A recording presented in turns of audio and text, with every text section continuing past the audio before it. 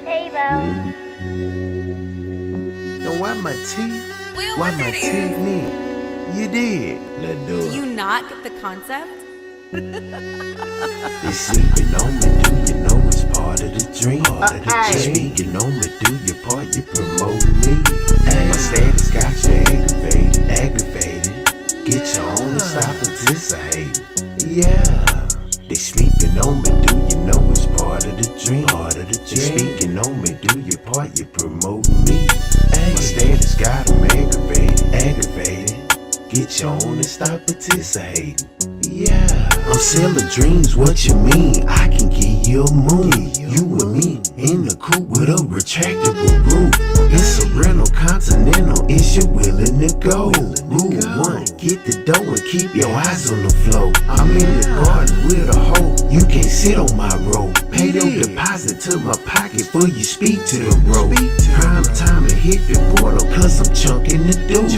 Trying to get away, Heisman, cause I got the juice. They think I'm playing chess, but these ain't regular moves. Not your ordinary guy, I'm an extrigular dude. I'm a Gemini, please don't try to alter my mood. You can try and be denied, and I don't mean to be rude. They sleeping on me, do you know it's part of the dream? Part of the dream. Speaking on me, do your part, you promoting me. My status got you aggravated. Get your own and stop participating. Yeah. They sleeping on me, do you know it's part of the dream? Part of the dream. Speaking on me, do your part, you promoting me. My status got them aggravated. Get your own and stop participating. Yeah.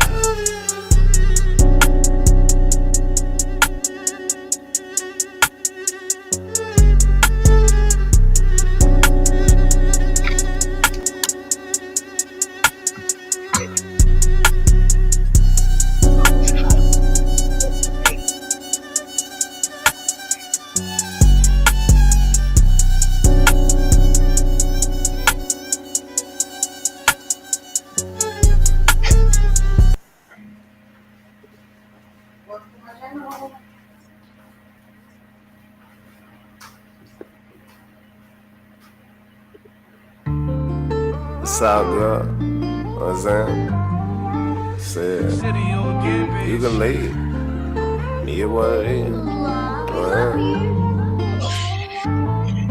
I don't take pain pills anyway. Yeah.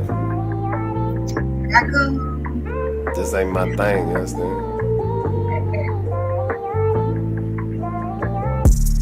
If you say you wanna leave, that ain't gon' change the tree. Seasons come and seasons leave. I'm still gon' grow when you leave.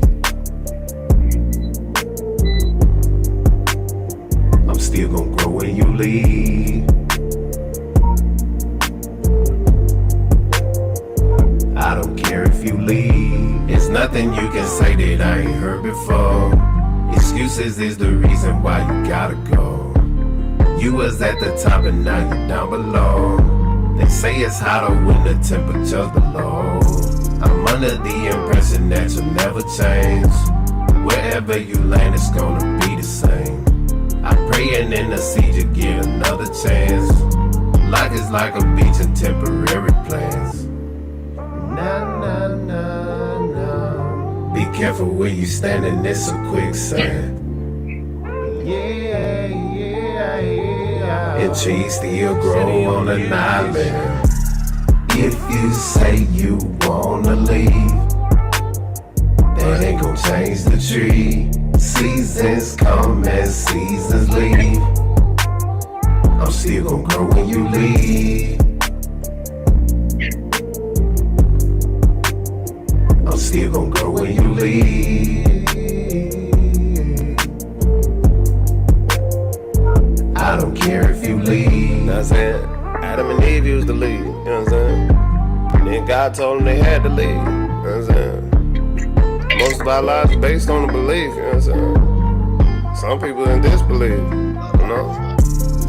But it is what it is. Cause you can't take it when you leave. You know what I'm saying? So leave it all behind. You know what I'm saying? understand? Is it in video mode? Yeah. Okay. Yeah, that's good. Yeah. I just imagine in my mind what's it gonna be like when you run out of time. No. Every second, every minute, every hour. You gotta stay focused. Ain't no wasting time. Leave it all behind. Get a peace of mind. Focus on your shine. Ain't no wasting time. Leave it all behind. Get a peace of mind. Focus on your shine. As a kid, I never dreamed of being at the top. What goes up comes down as the beat drops. Stop sleeping on your dream, let it flow out. God send me an angel, you know why. I'm so fresh at this angle, I'm so fly. Hate changes the anger and then lies. I'm a better ratio, I got my own pie. I got my own type of swag, I'm my own vibe. Rest in peace to Coolio, may you fly high. I'm getting weird, but I know I can't get tired. It's Friday, ain't it? Ain't it Friday? Tawanna. Oh, my bad. I was saying yours. I thought my mic was off. Okay, I mean, okay, you ready? It's Friday then. yes, Friday. Peace, people. Let Let me me present some progress and some positivity. positivity. Hold on, where my Pictionary at? Where Oh, my there it go. Pictionary at? Nonsense. God, that's cute. Nah, for real, man. Nah, for real, man. I'm from the PPP loan state. the You dig? PPP loan Nah, for state. real. Dig. Look out. 2116, man. Hey, You know what it is. I call her whole pink presser. She put her peach on my head. She put it in my palms. Now I'm a Pinks fan. Pink pressure. You heard what I said. Keep talking down. I put a peach on your head. Pink pressure. It's Pink Friday. Roll up that pink pressure. Let's make it a pink day. Pink pressure. I call that whole pink pressure. I'm like, Peter Piper picked the pepper, but I picked it better. Put up like a pepper if you playing with the paper. Players politicking, putting plays in position. Pack a pocket rocket, it's a positive prescription. People wanna pray but knock themselves out of position. Proper preparation with some patience and precision. Please, Mrs. President, let us get a pension. Procrastinating, putting it off, we gon' keep it pimping. We gonna keep it pimping. Welcome to Pink Friday, fuck nigga. Pink Friday. That says Pink Friday, Gorilla in the Mist, about to get your bitch. Fuck nigga. I call that whole pink pressure. What? What? BCB? What? Is but they be out here trolling. They ain't got nothing better to do. All funds are cashed out. Tap the profile icon on your cash app on Twitter. Select support something else. Then choose account so they can close account. Okay, boom. So What's up, Flame? go over here. Wolf that like bud. Thank you, Stormy. I like your vibe as well, my sister. My sister. Hello. Not to throw my food in the trash. I had too much steak.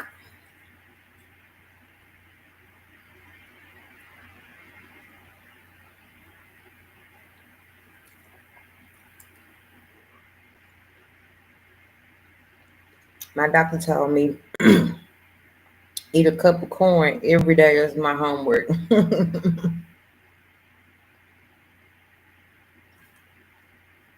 Eat a cup of corn a day.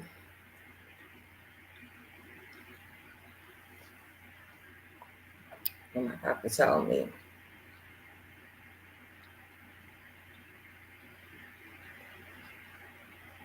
What are you saying? Hmm? Why you keep just putting dumb words on. You gonna get blocked. Ooh, Whoever on this live over here what live? on my live, we're saying dumb stuff. What's up, Flame? What live you on? YouTube. Oh, you got two lives going, so you got this one going. Oh, Oh, did you make me a managing mod on that page? I did. Remember? You did. Mm-hmm.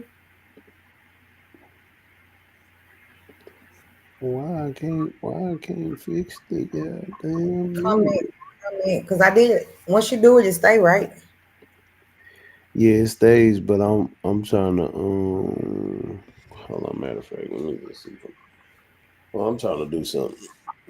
If you go to your settings, oh, well, never mind. You can change the setting of the chat to subscribers only. Uh, Just put on you just click it and it'll say subscribers only at the bottom. You see where it says uh-uh. different chats? Oh, I think I see. Yeah, you gotta find it and just put it on subscribers only. And because I'm trying to do something right now. Yeah, then I can change it back right. Yeah, that changes automatically back to, but you can change it. He trolling. Like, what the hell? What? Females get the most random trolls because you're actually going live through the app, so you're just getting random people following you on there.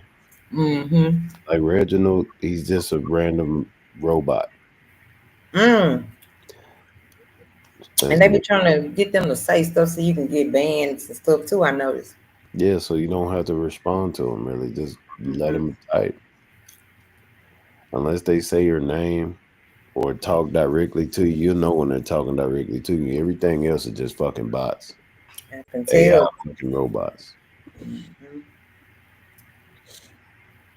Yeah, They just putting anything on here. I still don't understand this shit. This is so dumb. You know?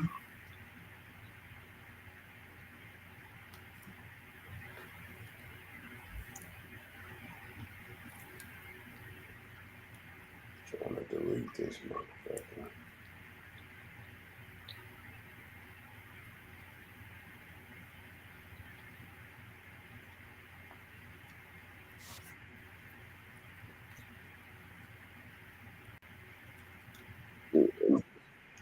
Trying to figure this shit out.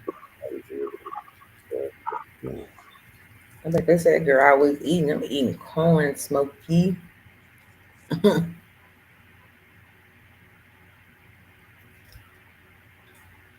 Eating corn. I don't even know my other phone yet. I really don't.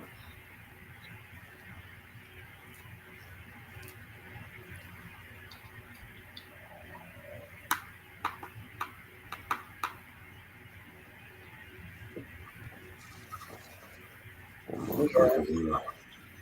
Mm, definitely a bot. privacy security.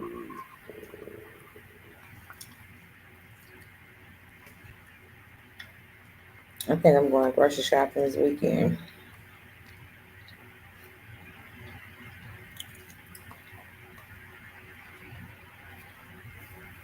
I think. Okay, something else. Cash app, pay cash app taxes. Hmm? What? Cash up Texas. No, I'm trying to get rid of this fucking business cash app. Oh, File, account management, account management. I'm so glad you're up and feeling better. Oh, yeah. I'm on here cussing these people out where Duke is and talking noise and mm-mm. Fuck them. This ain't Duke Channel. I'm leaving. Tell your bitch. Hey. TYBA.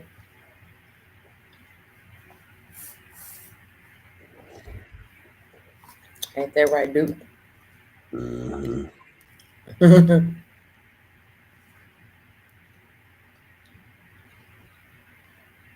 Fuck these motherfuckers.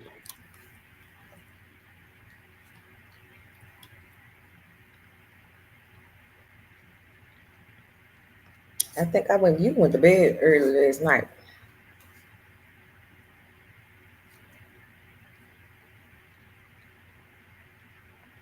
I was like, wake up.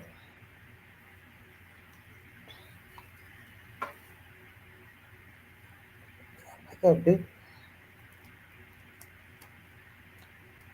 I did all the steps and I still can't delete this motherfucking cash app plan. Always. Always. I ate steak again today. It had so much fat in there. I was pissed off.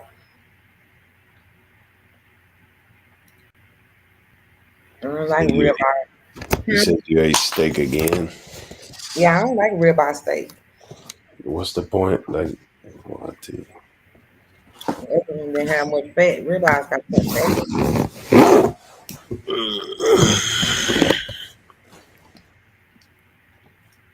Okay, close account.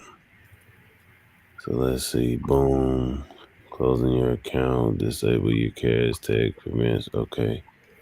Confirm. Okay, boom. That bitch is done, motherfucker. You motherfucker. And Prize Pick ain't gave my money yet. Uh, Prize Pick owe me some money and they ain't gave it to me. Owe me $125. I can't even get the money.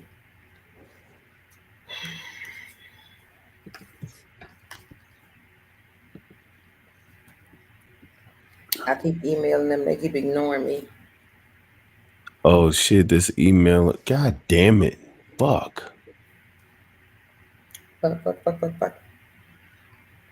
What? Man,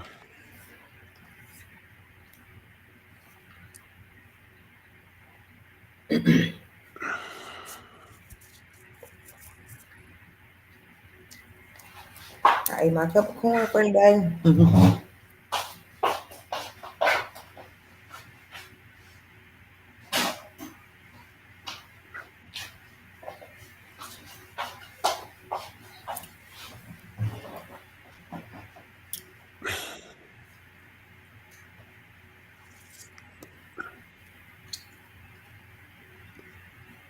I forgot I'm not even I need to get that email back.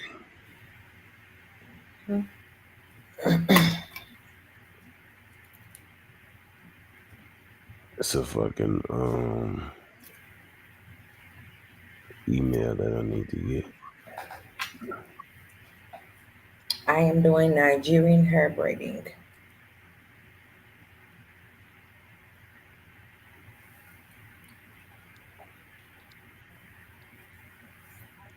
I don't like to waste time. That's why you see me with a bad bitch like Tommy applying pressure on my hobby. $15 up and go buy an outfit. Well, you seen 100 right there. That's a million seven. Just one ain't no option. I don't like to waste time. That's why you see me with a bad bitch like Tommy applying pressure on my hobby. What the fuck?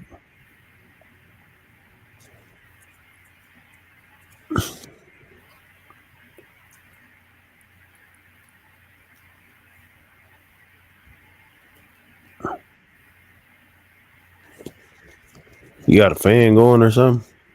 Like I said. Okay, there we go. No. All right, y'all. She doing her hair, so y'all we watching her do her hair, cause that's what we doing. Just sitting there looking at Class is in session. To make a lot of money. Fuck, I thought I had this email on this phone. Do I got it on this phone? Fuck no. Why is this email not on none of these phones? God damn it. Fuck, man.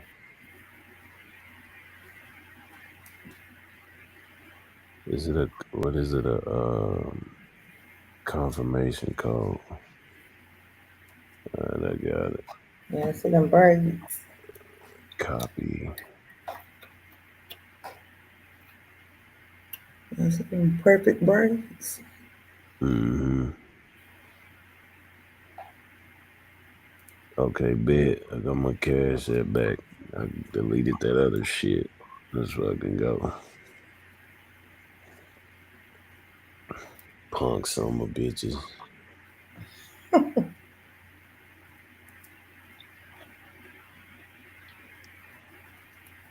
Boom. I'm broken to bits. Or yeah, I've been doing this since the tender age of 10 years old. I started doing other people 11, 12 years old. I'm making money for a long time. I end up with carpal tunnels. Watch this And woman's carpal tunnel, my hands look rough because I do hair. My hair so long. Oh, it's sore. It's gonna be so pretty.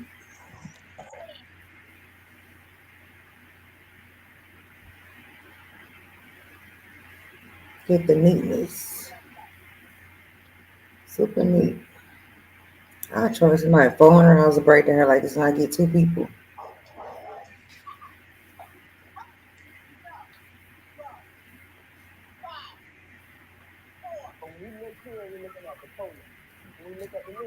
Part in the middle. Pour that thing, bam, ear to ear. And then this part of the section in the middle, go across, and then you'll part your back part.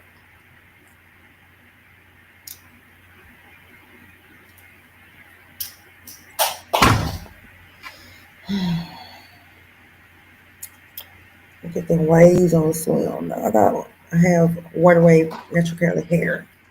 So what if you end up finishing this tonight? Oh no way. There's a no. How's it a no? It's impossible. They're too small. And my hair is thicker than what it looked. The back part is what take me the longest because my hair is super thick. I know it's nearly impossible. And they so small, you gotta braid them all the way down. So nah, I wish. I wish. I wish. I wish. That's crazy. 3 days to braid. Yeah. Nah, it's gonna take me 2 hours capping a little bit. It's gonna take me two.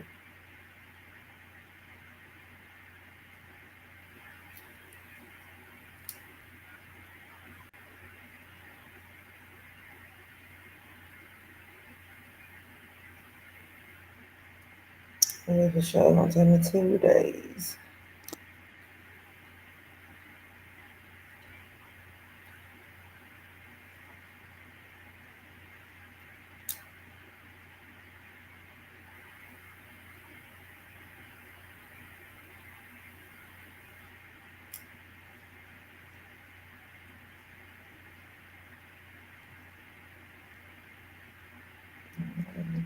I do something like nobody.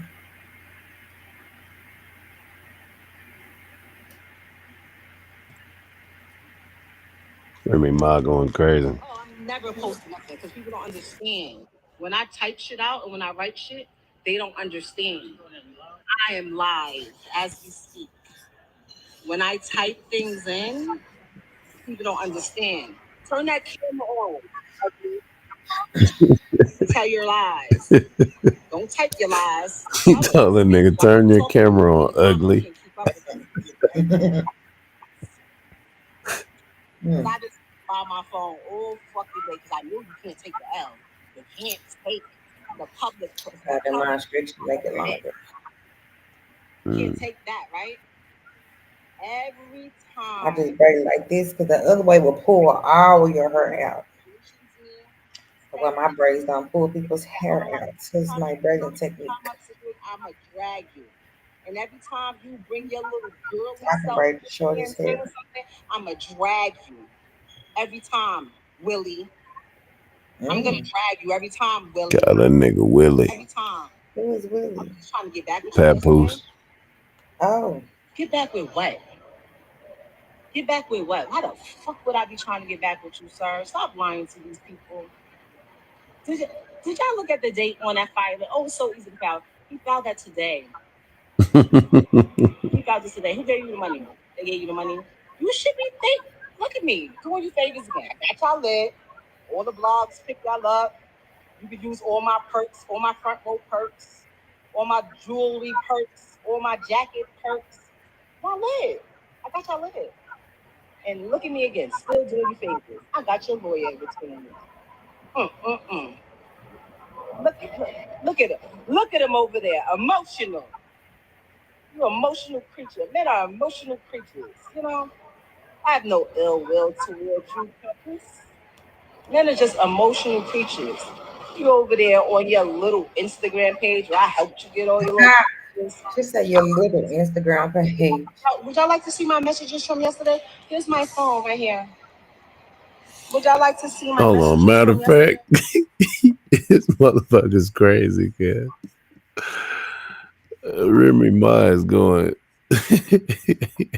What the messages say? Hold on, I'm finna get it right. Hold on. I'm gonna get a whole live in this place. We want to see too, shoot. I know right here. Mm-hmm.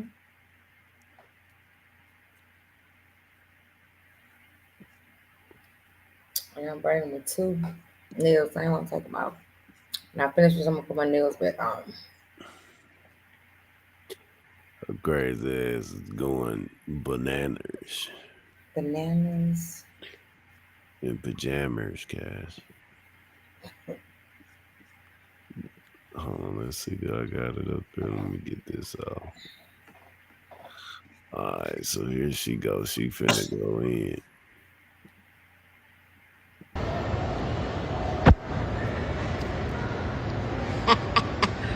Woo!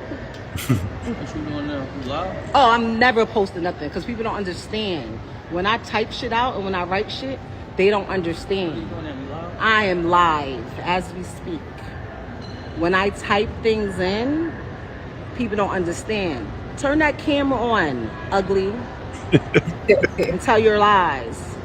Don't type your lies. Tell them. Speak. While people talking to you, you read the comments. You can't keep up with them if you do that, right? I'll wait. Because I've been sitting by my phone all fucking day because I know you can't take the L. You can't take the public people not on your dick. You can't take that, right? Every time you come up, mentions me, says anything or do anything that I don't like, every time your current come up situation, I'ma drag you. And every time you bring your little girly self on here and saying something, I'ma drag you. Every time, Willie. I'm gonna drag you every time, Willie. Every time. I was just trying to get back with you yesterday. Get back with what? Get back with what? Why the fuck would I be trying to get back with you, sir? Stop lying to these people. Did y'all look at the date on that file? Oh, it's so easy to file. He filed that today. He filed this today. Who gave you the money? They gave you the money. You should be thankful. Look at me, doing you favors again. I got y'all lit. All the blogs pick y'all up. You can use all my perks, all my front row perks, all my jewelry perks, all my jacket perks. Y'all lit. I got y'all lit. And look at me again, still doing you favors. I got your lawyer retained. Look at him. Look at him over there, emotional. You're an emotional creature. Men are emotional creatures, you know? I have no ill will towards you, Peppers. Men are just emotional creatures. You over there on your little Instagram page where I helped you get all your little followers. Oh, I was trying to get back. Y'all, would y'all like to see my messages from yesterday? Here's my phone right here. I missed them. Would y'all like to see my messages from yesterday? Let's go to my messages. Let's go. Let's flip this real quick. This is my messages. Look what he saved as. Bozo. Let's scroll down. Let's go to yesterday. This is yesterday. Let's go up. Look at him being my friend. Sending me pictures of the baby. My daughter's asleep. This is Tuesday. My daughter's asleep at 11:18. My daughter's asleep. She's asleep. This she sleep. This is the other day. This is the other day. Everything's fine, right? Ain't no issues. You ain't telling you sending those type of texts at 11 something at night, right? Mm-hmm. Okay, what I said, leave my baby alone. She should be thanking me. That's it. Everything he got. Yesterday at 10:59, can you send me your lawyer's name and number? Just call my lawyer again. Like I told you, you have not retained or paid her.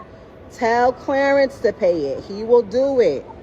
I'm on hold. We'll be speaking to my lawyer shortly. I have no clue who that is. Spoke to my lawyer. We are meeting Saturday. Then we'll be ready for mediation. My lawyer just spoke to the person you said was your lawyer, and she stated she still hasn't been retained and that you should reach out, that she'll reach out to you. I'm tired of y'all playing public image games with me, and I'm being the bigger person, not playing back. I tried to be nice, but you played in my face. Garbage day is tomorrow, which is today. All things not belonging to me and my daughter will be on. Definitely not chipmunk. Oh, somebody try to be funny to my chipmunk cheeks, and I'm Indian. On the curb tonight. I've been storing it for over 6 months. That's over 2. I spoke to my attorney again. She did not speak to your attorney since her and I spoke. We are meeting Saturday, which is the soonest her schedule allows. After that, we will be ready to proceed. The graduation is June 6th, right? No, it's June 5th. Stupid. Get back what you win. That's my favorite word. That's what. Stupid. Stop playing with me. Every time you say something, I'ma bomb you. That boy. Shall I scroll back to when you was in Africa and people was wishing they got their shots? Thank you. Shall I scroll back to then? Want me to scroll back to then? Play with me. That boy. Play with me. Play with me. And my daughter goes to bed at 9:30 at night. 10:30 on a bad night. So if he's telling you I was talking to calling my daughter, it's a lie. My daughter has her own phone. She has her own phone. Okay? Stop playing with me, sir. Oh, and you just filed that today. Look at the date. For anybody that just came in and just missed that, don't play with me, sir. Don't play with me. Nobody was trying to get you back. If I wanted to get you back, all I had to do was just listening to the cries and the pleading. I have that too. Want me to play the audio of you crying? Or do you want me to place the footage of you sleep on the couch? What happened? The last time that you was over there, and I was like, bro, this ain't it. Stop. You're never going to win this with me because I don't care anymore. Listen to me. Look at me. The woman that you knew, she is gone. You have successfully got rid of her. That lady that gave you grace, that saved face for you, that took the hit so that we both don't look crazy, even if it made me look crazy, because I feel like, oh, you know what, my celebrity could take it. Yours can't believe I could take the hit. She gone. She's gone. Now go explain that. Matter of fact, let's scroll down. Oh yeah, and there was no shots to go to Africa. It was pills. How do I know? Because the text came to my phone because he's still on my health insurance. He just didn't want you to go. Oh. That's all. So he could sit over there and call me every day about how being here just makes me think about everything. Don't play with me. Don't play with me. Not yesterday. I was laid up yesterday. Was I not laid up? Were we not laid up? Oh. What? Ew. I don't even like the cologne you wear. It's gross. Ew. Come on. And you got me blocked. Emotional. Why I'm blocked? Why I'm blocked? How you popping shit and try to talk shit about me and got me blocked? I can't even see it.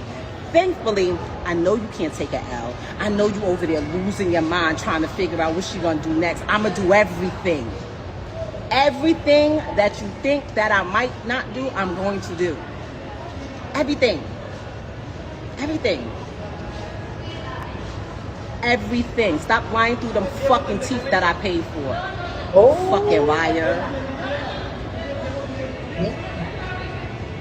And go ahead and say I ain't paid for it so I can call my daughter godmother and let her send a fucking receipt. Go ahead. Go ahead. Go ahead. It's not sad. It's not sad. It's not sad. What's sad is that a grown man, Mr. Breckland, Mr. Real Nigga, you sitting here like a girl posting on your page to make somebody that you just told me. I don't even know why y'all have a problem. I just met her. I don't even know why she's mad at you. I just met her. You doing all that. Like, stop playing with me. Secure your bag, bro. Secure your bag. Trying to get back with you. Are you crazy? No, Jew, don't add please nothing. Let her go. Go. Go. Go. Fuck out of here. What is you talking about? Y'all got me fucked up. My lips all dry and shit. I'm in the mall trying to be low. Trying to get me an outfit for tomorrow. And now this is when you want to come post. I've been waiting all day. I promise you. Promise you. By the way, my stepson called me. Want me to put him on my live? I'll put him on my live and let him go.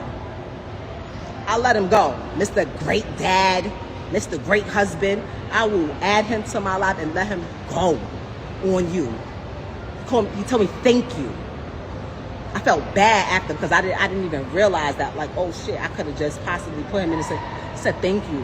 Thank you, Remy. You weirdo. I'm really saying try to, oh, you a girl. You a girl. Look at him, emotional. Stop playing with me, sir.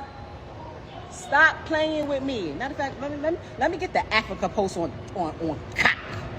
Hold up. And the only reason why, if anybody's wondering why is he still on my health insurance, because it's against the law in New Jersey while you're going through a divorce to take them off of your health insurance. So unfortunately, I can't.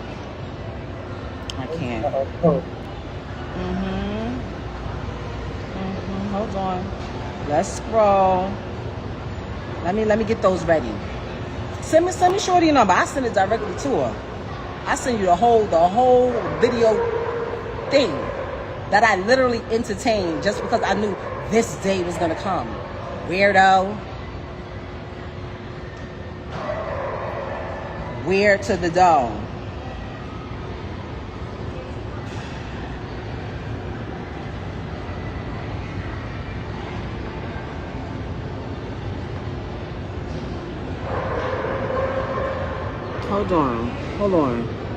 Hold on. We in Africa, right? I ain't go to Sierra Leone. Hold up. He called me later. He called me back, I'm busy. Hold on, sending me videos. Yo, right now it's 1 minute. I can't make this up if I wanted to. Why do I care what degrees is out there? Small talk. Videos of everything that's going on. Yo, how do they balance that? I'm not gonna lie, the molar carts is fire. It's only 92 degrees. I'm assuming it's supposed to rain. This and that's not. You already know when they give the temperature. Everything was fine. Look at me, you dressing like Brooklyn over there. You better get some kente cloth. I hate traveling with a bunch of stuff. Stop it. You have clothes. Look, I hate traveling with a bunch of stuff and I don't have any clothes anymore. I wear the same things all the time. Stop it. You have clothes. You just don't want to come get them. What are you talking about? What are you talking about?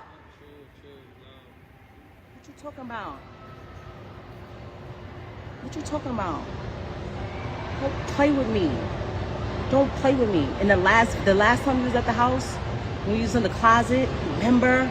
I recorded that too because you're a weirdo.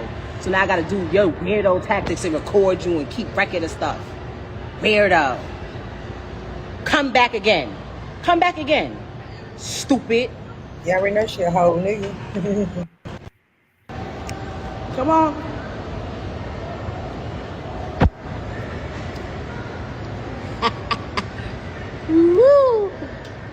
What you doing there? You live? Oh, I'm never posting nothing because people don't understand.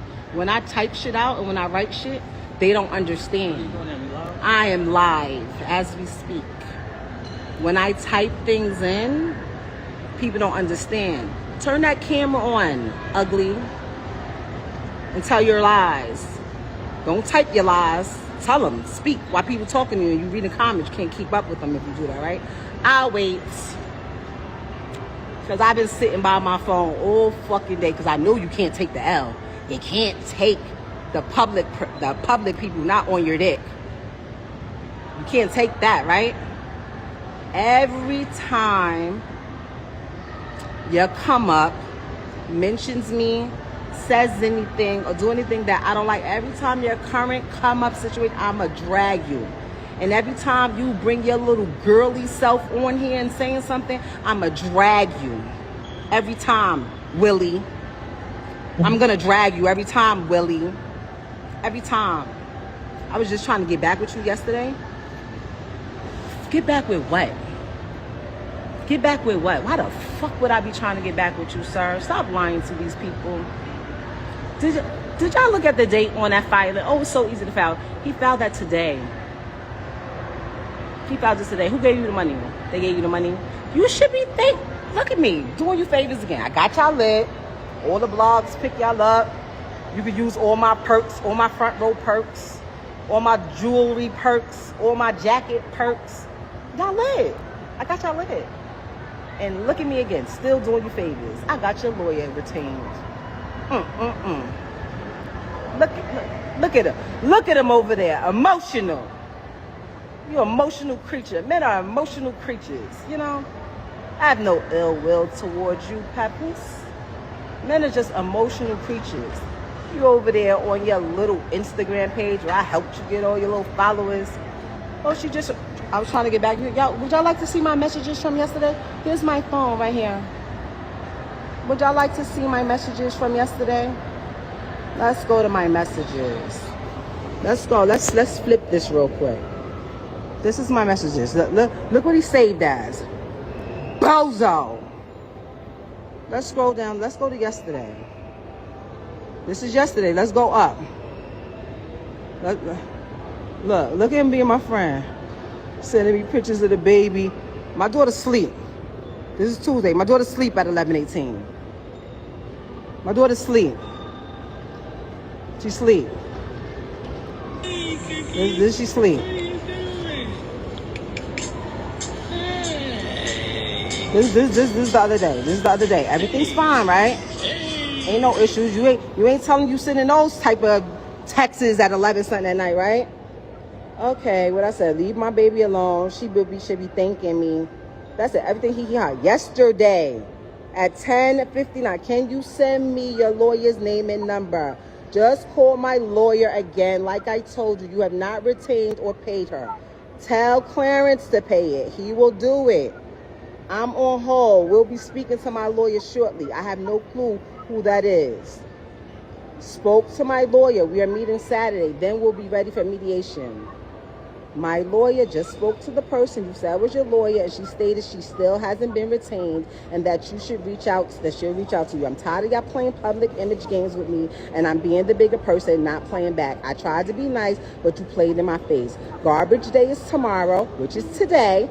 All things not belonging to me or my daughter will be on the curb tonight. I've been storing it for over 6 months. That's over 2. I spoke to my attorney again. She did not speak to your attorney since her and I spoke. We are meeting Saturday, which is the soonest her schedule allows. After that, we will be ready to proceed. The graduation is June 6th, right? No, it's June 5th. Stupid. Get back what you win. That's what. Stop playing with me. Every time you say something, I'ma bomb you. Shall I scroll back to when you was in Africa and people was wishing they got their shots? Shall I scroll back to then? Let me scroll back to then. Play with me. Play with me. Play with me. And my daughter goes to bed at 9:30 at night. 10:30 on a bad night. So if he's telling you I was talking to calling my daughter, it's a lie. My daughter has her own phone. She has her own phone. Okay? Stop playing with me, sir. Oh, and you just filed that today. Look at the date. For anybody that just came in and just missed that, don't play with me, sir. Don't play with me. Nobody was trying to get you back. If I wanted to get you back, all I had to do was just listening to the cries and the pleading. I have that too. You want me to play the audio of you crying? Or do you want me to place the footage of you sleep on the couch? What happened? The last time that you was over there, and I was like, bro, this ain't it. Stop.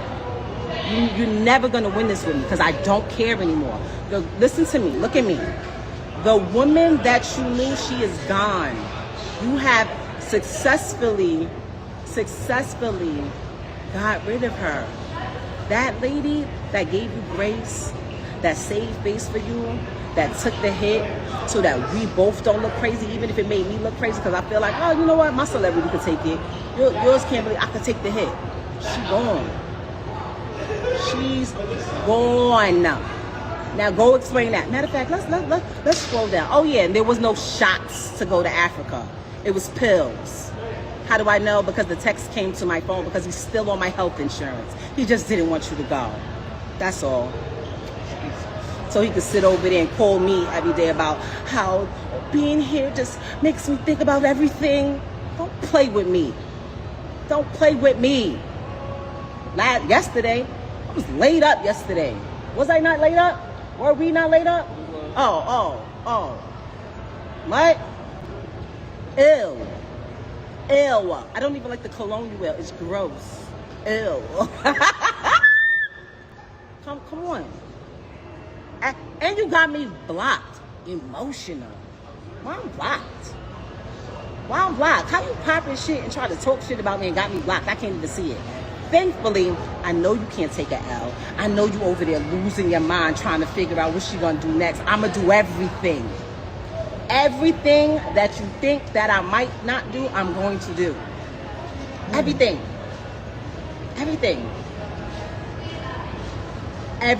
Stop lying through the fucking teeth that I paid for. Fucking liar. Hey, go ahead and say I ain't paid for it so I can call my daughter godmother and send a fucking receipt. Go ahead. It's not sad. It's not sad. What's sad is that a grown man, Mr. Brookland, Mr. Real Nigga, you sitting here like a girl posting on your page to make somebody that you just told me. I don't even know why y'all have a problem. I just met her. I don't even know why she's mad at you. I just met her. You doing all that. Like, stop playing with me. Secure your bag, bro. Secure your bag. Trying to get back with you. Are you crazy? No, Jew, don't add please nothing. Let her go. Go. Fuck out of here. What you talking about? Y'all got me fucked up. My lips all dry and shit. I'm in the mall trying to be low, trying to get me an outfit for tomorrow. And now this is when you want to come post. I've been waiting all day. I promise you. By the way, my stepson called me. Want me to put him on my live? I'll put him on my live and let him go. I'll let him go. Mr. Great Dad, Mr. Great Husband. I will add him to my live and let him go on you. He told me thank you. I felt bad after because I didn't even realize that, like, oh shit, I could have just possibly put him in and said thank you, Remy. You weirdo. I'm really seeing try to, oh, you a girl. Look at him, emotional. Stop playing with me, sir. Stop playing with me. Matter of fact, let me get the Africa post on cock. Hold up. And the only reason why, if anybody's wondering why is he still on my health insurance, because it's against the law in New Jersey while you're going through a divorce to take them off of your health insurance. So unfortunately, I can't.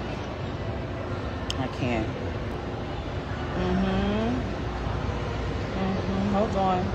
Let's scroll. Let me get those ready. Send me Shorty a number. I send it directly to her. I send you the whole video thing that I literally entertained just because I knew this day was gonna come. Weirdo. Where to the dome?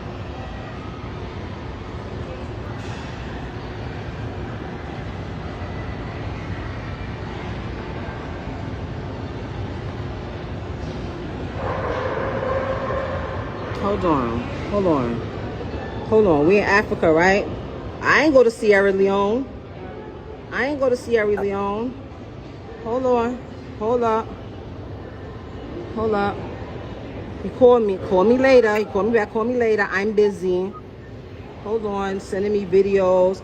Yo, right now it's 1 minute. I can't make this up if I wanted to. Why do I care what degrees is out there? Small talk. Videos of everything that's going on. Yo, how do they balance that? I'm not gonna lie, the molar carts is fire. It's only 92 degrees. I'm assuming it's supposed to rain. This and that's not. You already know when they give the temperature. Everything was fine. Look at me, you dressing like Brooklyn over there. You better get some kente cloth. I hate traveling with a bunch of stuff. Stop it. You have clothes. Look, I hate traveling with a bunch of stuff and I don't have any clothes anymore. I wear the same things all the time. Stop it. You have clothes. You just don't want to come get them. What are you talking about? What are you talking about? What you talking about? What you talking about? Don't play with me. Don't play with me. And the last time you was at the house, when you was in the closet, remember? I recorded that too because you're a weirdo. So now I gotta do your weirdo tactics and record you and keep record of stuff. Weirdo. Come back again. Stupid. Come on.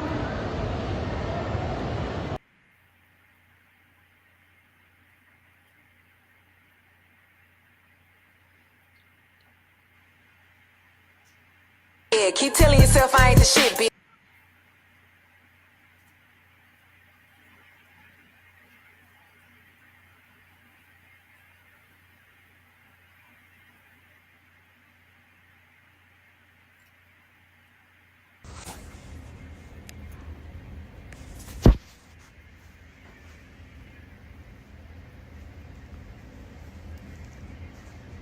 What's going on?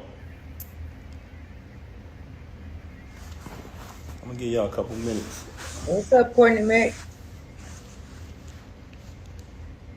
Who crazy? Remy, mine. Yeah, a couple minutes. It's the biggest Mac in the building.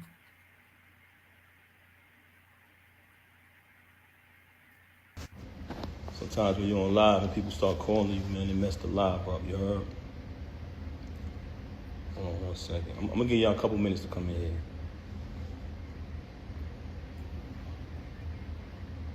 Courtney Mac, who crazy? Remy, me. All right, cool. First and foremost, everybody who know me, let's keep it 100. Everybody who know me, you know I don't do this. I don't do none of this corniness. Can y'all hear me? She crazy on me. All right, cool. Everybody who know me, y'all know my style. She came on here claiming that, oh, everybody, I don't do this. Yes, you do. This is exactly the only thing you do. You know what I mean? Normally, I wouldn't even entertain this, but the fact that you mentioned my children, I'm not letting that ride. Since this whole situation happened, everybody know I never said nothing. The only time I said something was the last time when she tried to clout chase with the whole fake thing she tried to put on Instagram before. But ever since this transpired, I never opened my mouth, never said nothing because that's not my style. And also, I would never want to disrespect her. You know what I mean? Actions speak way louder than words. Initially, when it transpired, which was 2022, when she started dealing with the lane. But that wasn't the first time I caught her cheating. I've caught her cheating numerous times since she's been home.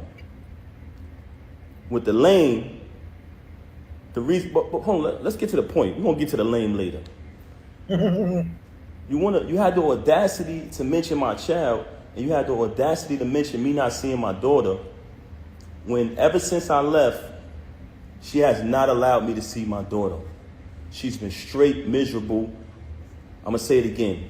All men out there who ever been through this type of situation, you know how it gets when you're dealing with a miserable individual. She did not allow me to see my daughter since this first transpired at the end of last year. Blatantly, I went to pick my daughter up from school. When I went to pick my daughter up from school, Diamond was picking my daughter up because that's who has my daughter all the time.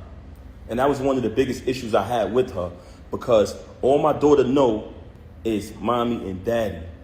She was raised with both parents. That's all she know from day one since the womb.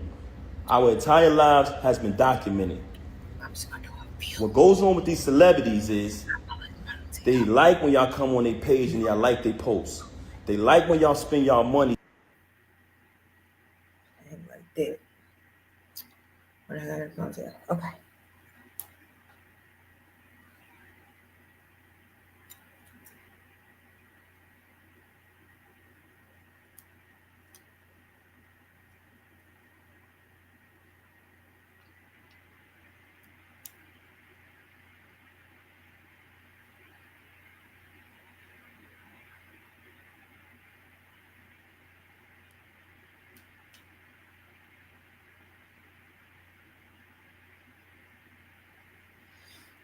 Courtney Mack, you still on her?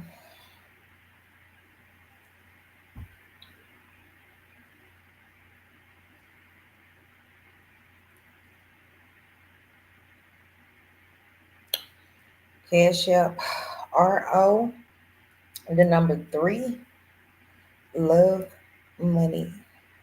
$ RO3 love money.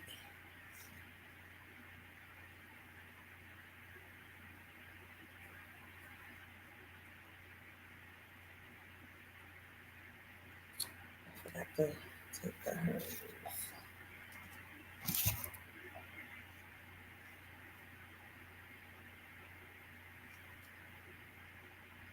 They tripping.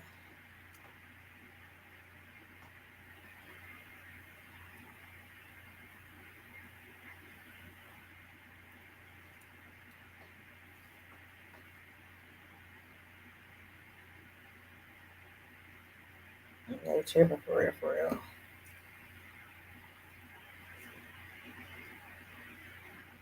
And I don't know what. Okay, this should be enough. My hair's so fine. I can't braid two small pieces. It'll break my hair off. So I like to braid my own hair. People see maybe complain it's too soft and okay.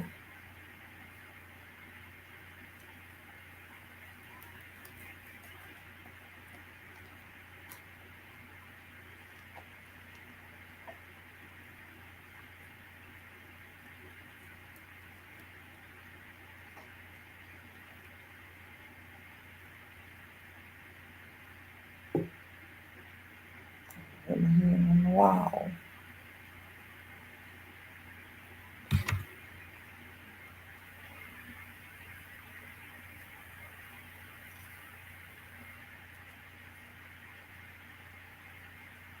What happened to the video, dude?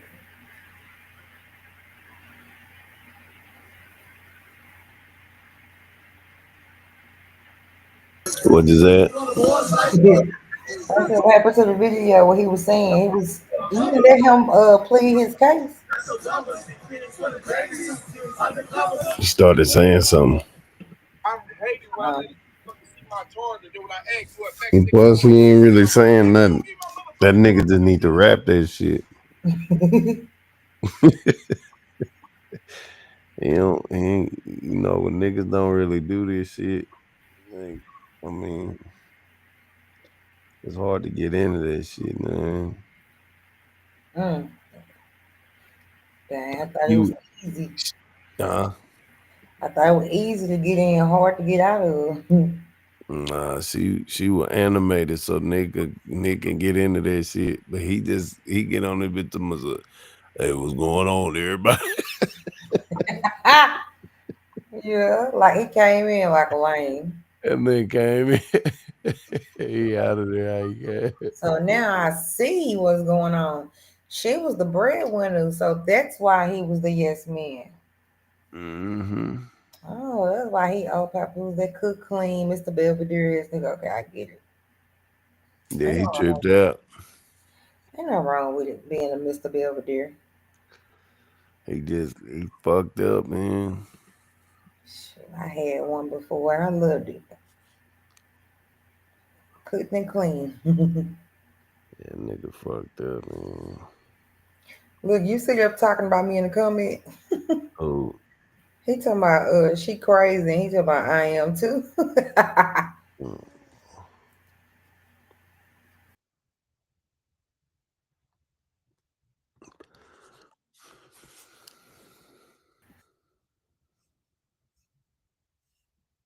dropped the I dropped a bag of frozen ground meat on his carpet. I mean not his carpet, on his concrete. oh, Courtney made that's why he called me crazy. I had some ground meat in the bag and I just dropped it on the floor to see if it was gonna break, and it never broke. He said, "This is crazy." I might be. I might be. Everybody call me crazy. I used to cut up. You know, I'm older now, so I don't act crazy like I used to.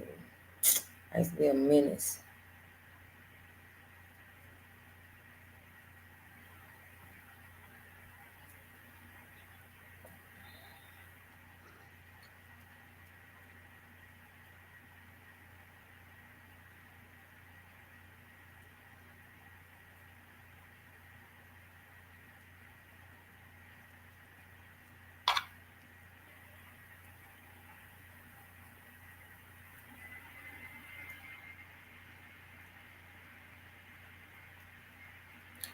Oh, my back. It's going to hurt. Oh, my back, my neck, and my back. So see, these braids gonna be fire. mm. You see it. See it.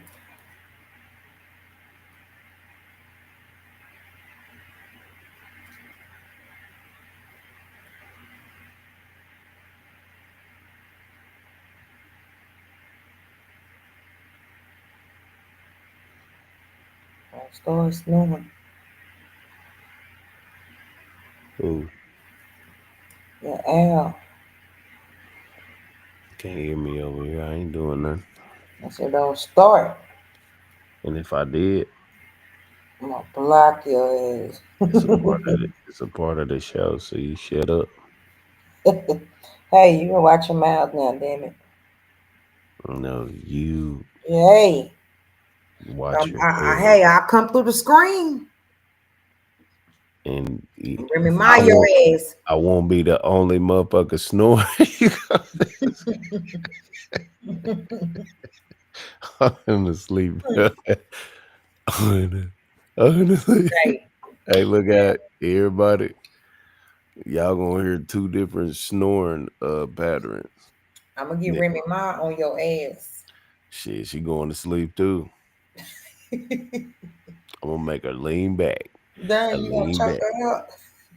Nah, hell nah. I'm serving them uppercuts. Oh, dang, you gonna uppercut me? Mean some of bitches. I'm talking about them Oreugans through the roof in the game. Hey, That's your cold. ass on level number 2. That's cold. Smooth. Oregon.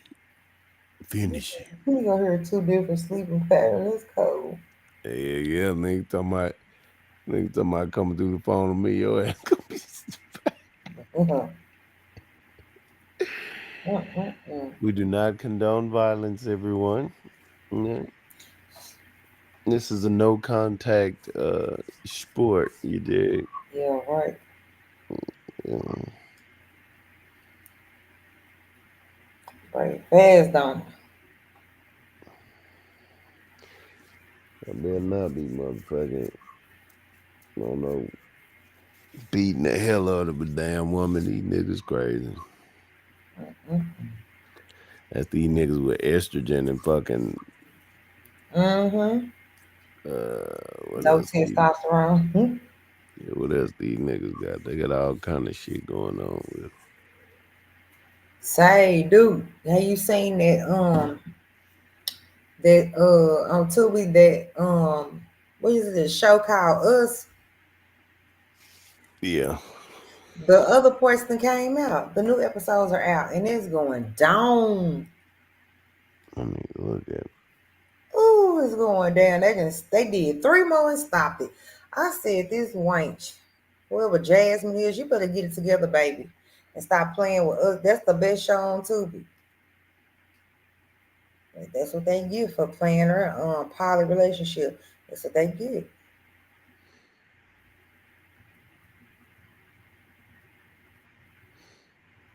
They crazy. She got pregnant by this woman husband. But I mean, they knew what could happen if they weren't scrapping up. Yeah. And, you know, you hitting both of them. You know, of course, a baby is gonna be involved.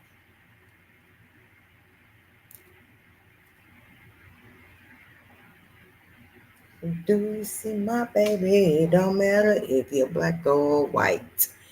Hee hee. Mm.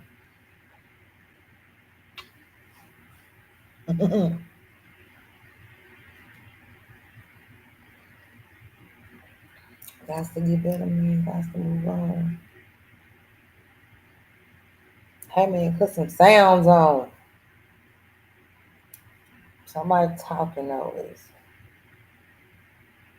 I got my candle burning. You supposed to be ASMR with the hair, guys. So, cuz You need the microphone on your shoulder blade. you ain't gonna be able to hear it. Let me see. If I had my rings on, I could add some more. Then you hear them go, click, click, click. You can hear the rings going back and forth.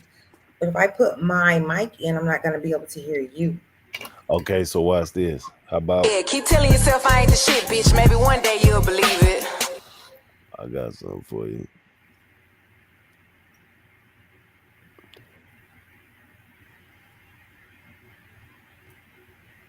I'm right-handed, so it'd be so hard pointing this side of my head, the left side of my head. So hard. So I'm right-handed, and it's so hard to part. Okay, so here we go right here. Oh, oh my God.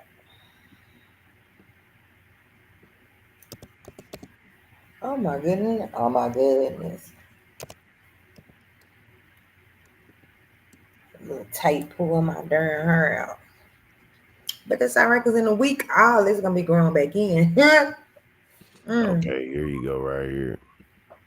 I got something for you. Now, y'all, this has never been done before, you know what I'm saying? So we finna see what happens. Seductive effigies are our masks, our Easter. As Europe's feudal system of government faded into the past, courtiers needed to get their way in court without the use of force. They learned the power to be gained by seducing their superiors and competitors through psychological games, soft words, a little coquetry. As culture became democratized, actors, dandies, and artists came to use the tactics of seduction as a way to charm and win over their audience and social milieu. In the 19th century, another great change occurred. Politicians like Napoleon consciously saw themselves as seducers on a grand scale.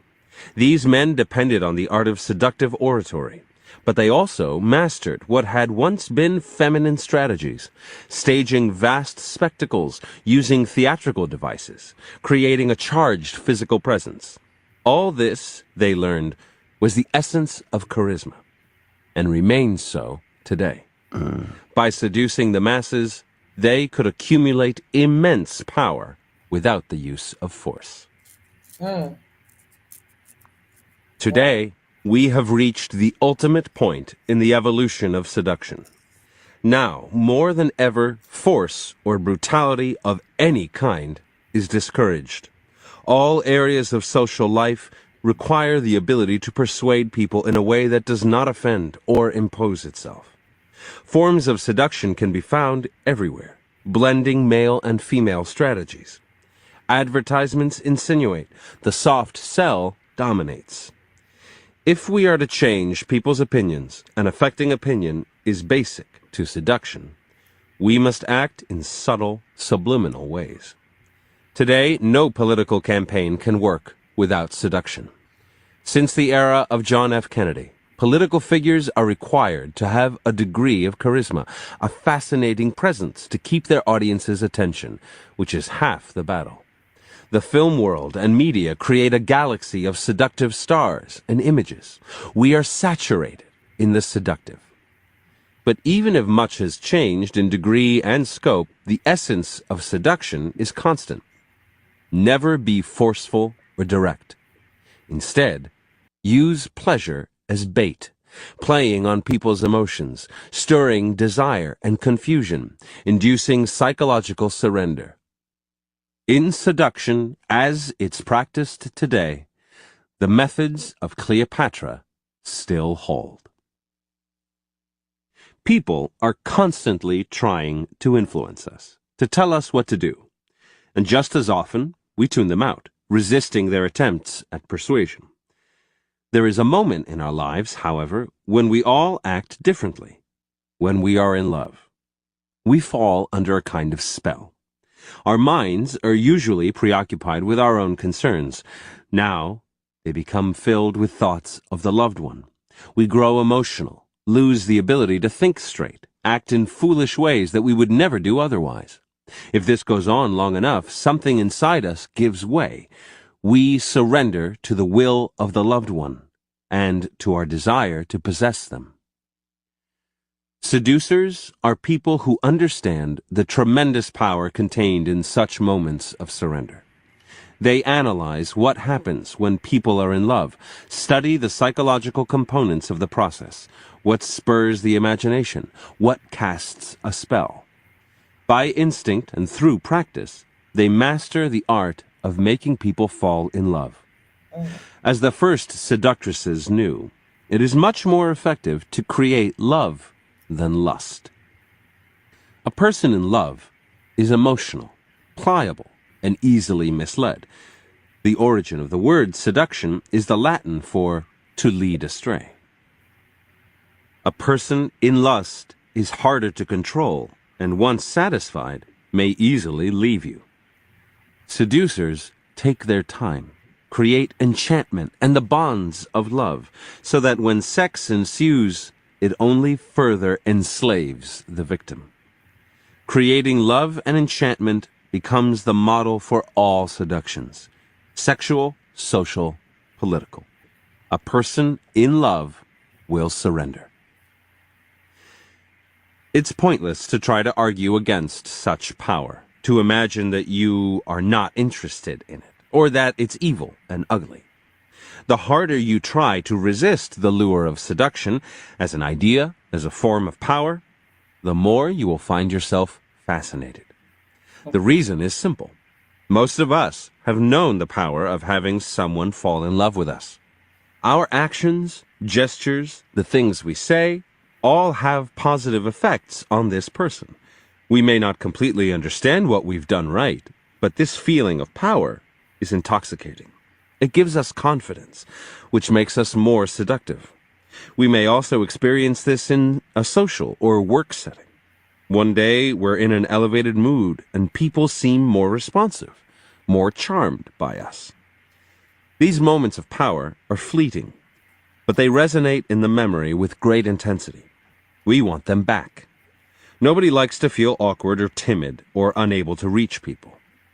The siren call of seduction is irresistible because power is irresistible, and nothing will bring you more power in the modern world than the ability to seduce.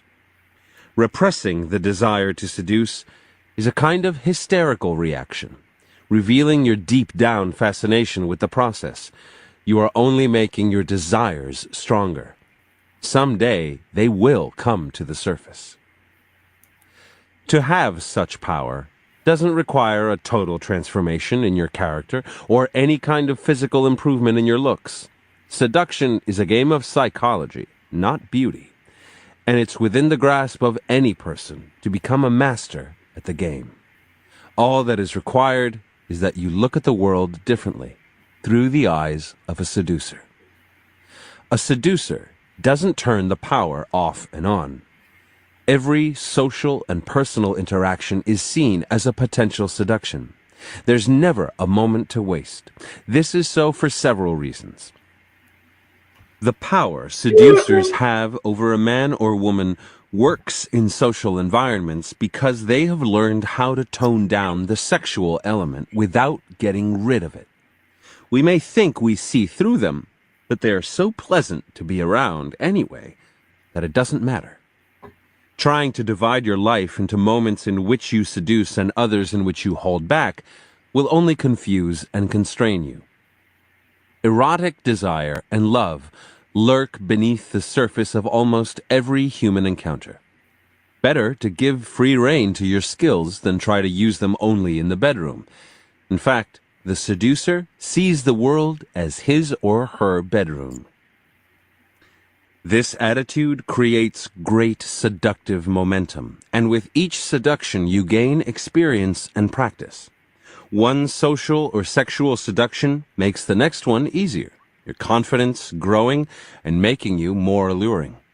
People are drawn to you in greater numbers as the seducer's aura descends upon you.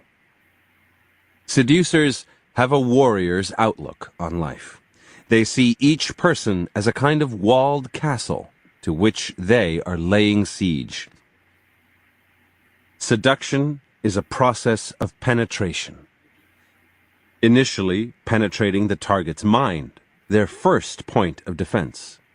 Once seducers have penetrated the mind, making the target fantasize about them, it's easy to lower resistance and create physical surrender. Seducers don't improvise. They don't leave this process to chance. Like any good general, they plan and strategize, aiming at the target's particular weaknesses. The main obstacle to becoming a seducer is this foolish prejudice we have of seeing love and romance as some kind of sacred magical realm where things just fall into place, if they are meant to. This might seem romantic and quaint, but it's really just a cover for our laziness. What will seduce a person is the effort we expend on their behalf, showing how much we care, how much they are worth. Leaving things to chance is a recipe for disaster, and reveals that we don't take love and romance very seriously.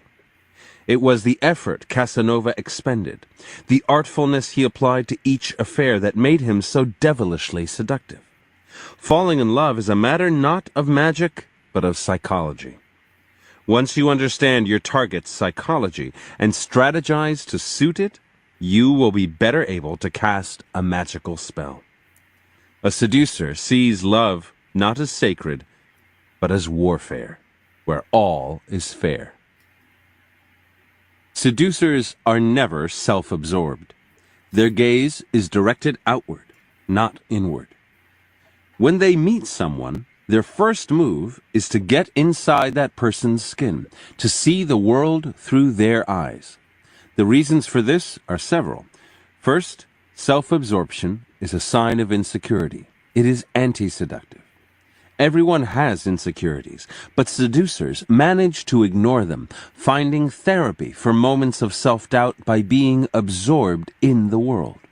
This gives them a buoyant spirit. We want to be around them.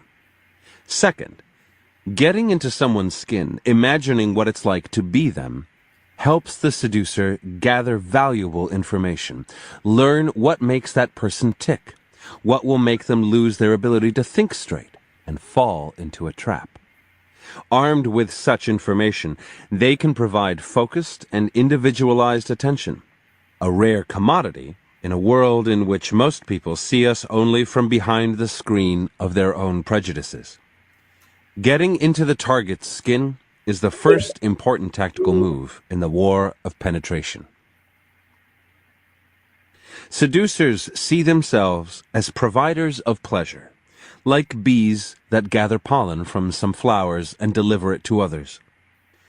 As children, we mostly devoted our lives to play and pleasure. Adults often have feelings of being cut off from this paradise, of being weighed down by responsibilities. The seducer knows that people are waiting for pleasure. They never get enough of it from friends and lovers, and they cannot get it by themselves. A person who enters their lives offering adventure and romance cannot be resisted. Pleasure is a feeling of being taken past our limits, of being overwhelmed by another person, by an experience. People are dying to be overwhelmed, to let go of their usual stubbornness. Sometimes their resistance to us is a way of saying, "Please seduce me." Seducers know that the possibility of pleasure will make a person follow them, and the experience of it will make someone open up, weak to the touch. They also train themselves to be sensitive to pleasure, knowing that feeling pleasure themselves will make it that much easier for them to infect the people around them. A seducer sees all of life as theater, everyone an actor. Most people feel they have constricted roles in life, which makes them unhappy. Seducers, on the other hand, can be anyone and can assume many roles. The archetype here is the god Zeus, insatiable seducer of young maidens, whose main weapon was the ability to assume the form of whatever person or animal would most appeal to his victim. Seducers take pleasure in performing and aren't weighed down by their identity or by some need to be themselves or to be natural. This freedom of theirs, this fluidity in body and spirit, is what makes them attractive. What people lack in life is not more reality, but illusion, fantasy, play. The clothes that seducers wear, the places they take you to, their words and actions are slightly heightened, not overly theatrical, but with a delightful edge of unreality, as if the two of you were living out a piece of fiction or were characters in a film. Seduction is a kind of theater in real life, the meeting of illusion and reality. Finally, seducers are completely amoral in their approach to life. It is all a game, an arena for play. Knowing that the moralists, the crabbed, repressed types who croak about the evils of the seducer, secretly envy their power. They do not concern themselves with other people's opinions. They don't deal in moral judgments. Nothing could be less seductive. Everything is pliant, fluid, like life itself. Seduction is a form of deception, but people want to be led astray. They yearn to be seduced. If they didn't, seducers wouldn't find so many willing victims. Get rid of any moralizing tendencies. Adopt the seducer's playful philosophy, and you will find the rest of the process easy and natural. The art of seduction is designed to arm you with weapons of persuasion and charm, so that those around you will slowly lose their ability to resist without knowing how or why it's happened. It is an art of war for delicate times. Every seduction has two elements that you must analyze and understand. First, yourself and what is seductive about you. And second, your target and the actions that will penetrate their defenses and create surrender. The two sides are equally important. If you strategize without paying attention to the parts of your character that draw people to you, you will be seen as a mechanical seducer, slimy and manipulative. If you rely on your seductive personality without paying attention to the other person, you will make terrible mistakes and limit your potential. Consequently, the art of seduction is divided into two parts. The first half, the seductive character, describes the 9 types of seducer, plus the anti-seducer. Studying these types will make you aware of what is inherently seductive in your character, the basic building block of any seduction. The second half, the seductive process, includes the 24 maneuvers and strategies that will instruct you on how to create a spell, break down people's resistance, give movement and force to your seduction, and induce surrender in your target. As a kind of bridge between the two parts, there is a chapter on the 18 types of victims of a seduction, each of them missing something from their lives, each cradling an emptiness you can fill. Knowing what type you are dealing with will help you put into practice the ideas in both sections. Ignore any part of this book, and you will be an incomplete seducer. The ideas and strategies in the art of seduction are based on the writings and historical accounts of the most successful seducers in history. The sources include the seducer's own memoirs by Casanova, Errol Flynn, Natalie Barney, Marilyn Monroe, biographies of Cleopatra, Josephine Bonaparte, John F. Kennedy, Duke Ellington, handbooks on the subject, most notably Ovid's Art of Love, and fictional accounts of seductions, Choderlos de Laclos' Dangerous Liaisons, Soren Kierkegaard's The Seducer's Diary, Murasaki Shikibu's The Tale of Genji. The heroes and heroines of these literary works are generally modeled on real-life seducers. The strategies they employ reveal the intimate connection between fiction and seduction, creating illusion and leading a person along. In putting the book's lessons into practice, you will be following in the path of the greatest masters of the art. Finally, the spirit that will make you a consummate seducer is the spirit in which you should read this book. The French writer Denis Diderot once wrote, "I give my mind the liberty to follow the first wise or foolish idea that presents itself, just as in the Avenue de Foix our dissolute youths follow close on the heels of some strumpet, then leave her to pursue another, attacking all of them and attaching themselves to none. My thoughts are my strumpets." He meant that he let himself be seduced by ideas, following whichever one caught his fancy until a better one came along, his thoughts infused with a kind of sexual excitement. Once you enter these pages, do as Diderot advised. Let yourself be lured by the stories and ideas, your mind open and your thoughts fluid. Slowly, you will find yourself absorbing the poison through the skin, and you will begin to see everything as a seduction, including the way you think and how you look at the world. A quotation by Choderlos de Laclos from On the Education of Women, translated by Lydia Davis in The Libertine Reader, edited by Michel Ferrer. Oppression and scorn, thus, were and must have been generally the share of women in emerging societies.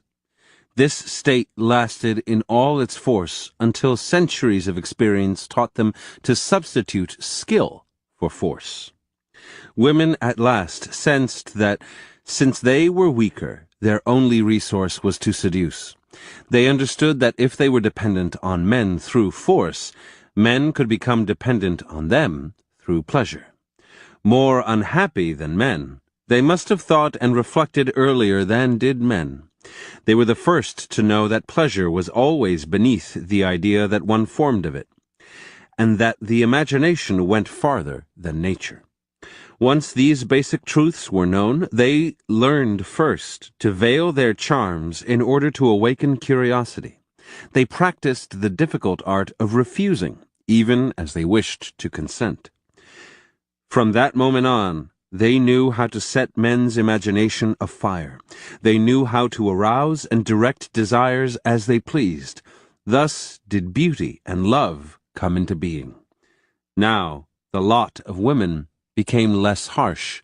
Not that they had managed to liberate themselves entirely from the state of oppression to which their weaknesses condemned them, but in the state of perpetual war that continues to exist between women and men, one has seen them, with the help of the caresses they have been able to invent, combat ceaselessly, sometimes vanquish, and often more skillfully take advantage of the forces directed against them. Sometimes, too, men have turned against women these weapons the women had forged to combat them, and their slavery has become all the harsher for it. Much more genius is needed to make love than to command armies. Ninon de l'Enclos. Hecuba, speaking about Helen of Troy in Euripides' The Trojan Women, translated by Neil Curry. Menelaus, if you are really going to kill her, then my blessing go with you, but you must do it now, before her looks so twist to the strings of your heart that they turn your mind, for her eyes are like armies, and where her glances fall, there cities burn, until the dust of their ashes is blown by her sighs. I know her, Menelaus, and so do you, and all those who know her suffer. No man hath it in his power to overrule the deceitfulness of a woman. Marguerite of Navarre.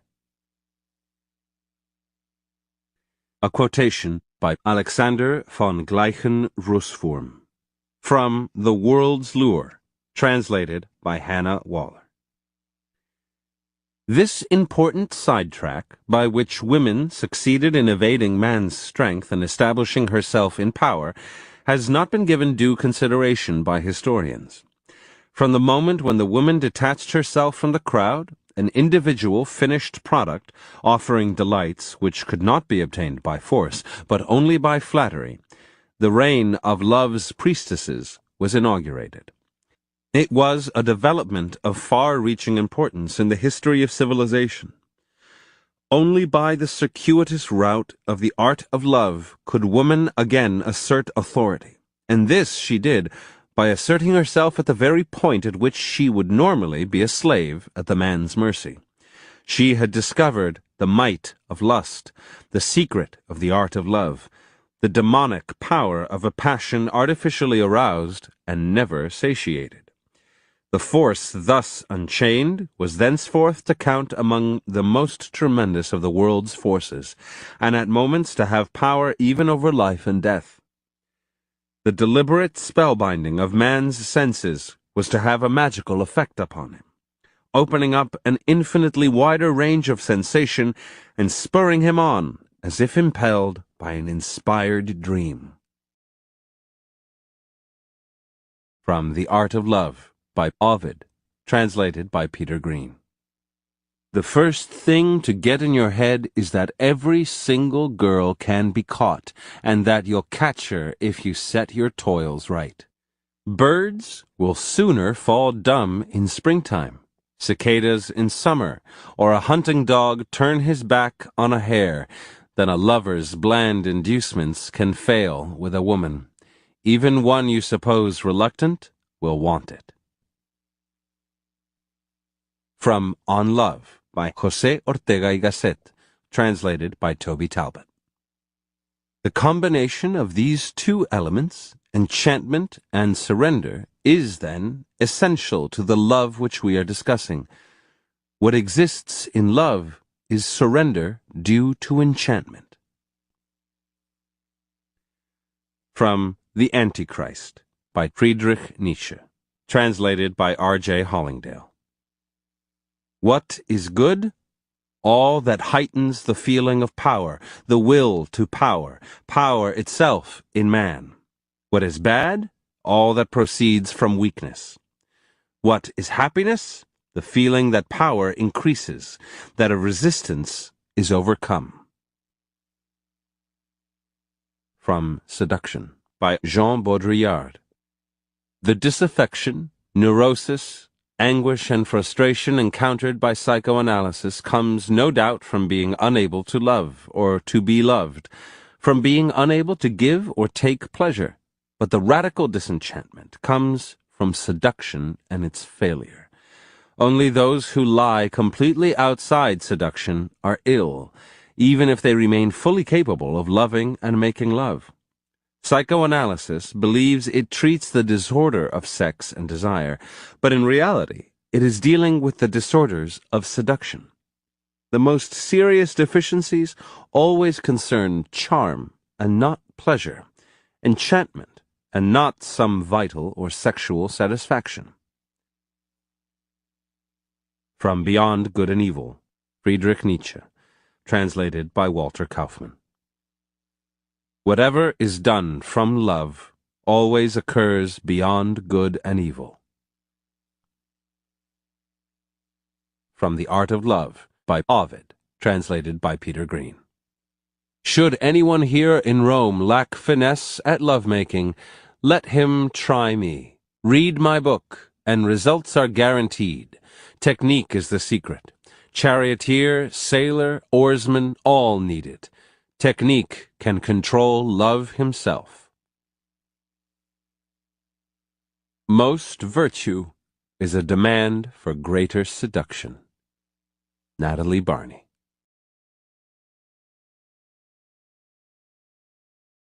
Part 1. The Seductive Character. We all have the power of attraction, the ability to draw people in and hold them in our thrall. Far from all of us, though, are aware of this inner potential, and we imagine attractiveness instead as a near mystical trait that a select few are born with, and the rest will never command. Yet all we need to do to realize our potential is understand what it is in a person's character that naturally excites people, and develop these latent qualities within us. Successful seductions rarely begin with an obvious maneuver or strategic device. That is certain to arouse suspicion.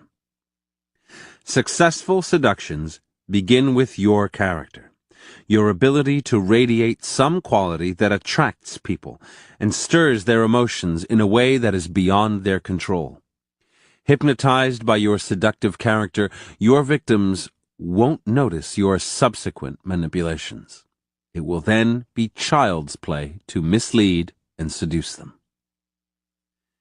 There are 9 seducer types in the world. Each type has a particular character trait that comes from deep within and creates a seductive pull. Sirens have an abundance of sexual energy and know how to use it.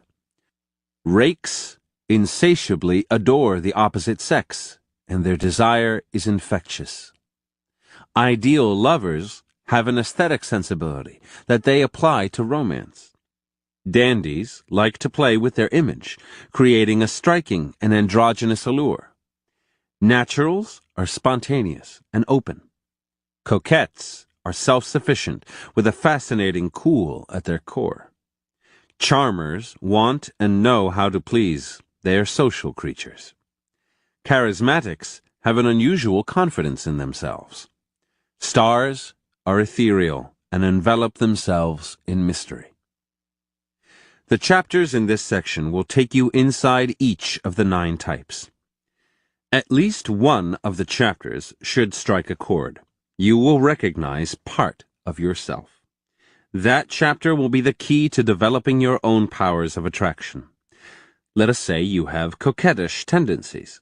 The coquette chapter will show you how to build upon your own self-sufficiency, alternating heat and coldness to ensnare your victims. It will show you how to take your natural qualities further, becoming a grand coquette, the type we fight over. There is no point in being timid with a seductive quality. We are charmed by an unabashed rake and excuse his excesses, but a half-hearted rake gets no respect. Once you have cultivated your dominant character trait, adding some art to what nature has given you, you can then develop a second or third trait, adding depth and mystery to your persona. Finally, the section's 10th chapter on the anti-seducer will make you aware of the opposite potential within you, the power of repulsion. At all cost, you must root out any anti-seductive tendencies you may have. Think of the 9 types as shadows, silhouettes. Only by stepping into one of them and letting it grow inside you can you begin to develop the seductive character that will bring you limitless power.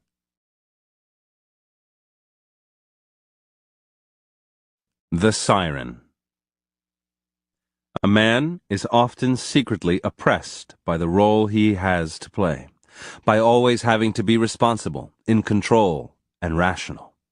The siren is the ultimate male fantasy figure because she offers a total release from the limitations of his life. In her presence, which is always heightened and sexually charged, the male feels transported to a world of pure pleasure. She is dangerous, and in pursuing her energetically, the man can lose control over himself, something he yearns to do. The siren is a mirage. She lures men by cultivating a particular appearance and manner. In a world where women are often too timid to project such an image, learn to take control of the male libido by embodying his fantasy. The Spectacular Siren. In the year 48 BC, Ptolemy XIV of Egypt managed to depose and exile his sister and wife, Queen Cleopatra. He secured the country's borders against her return and began to rule on his own. Later that year, Julius Caesar came to Alexandria to ensure that despite the local power struggles, Egypt would remain loyal to Rome. One night, Caesar was meeting with his generals in the Egyptian palace, discussing strategy, when a guard entered to report that a Greek merchant was at the door bearing a large and valuable gift for the Roman leader.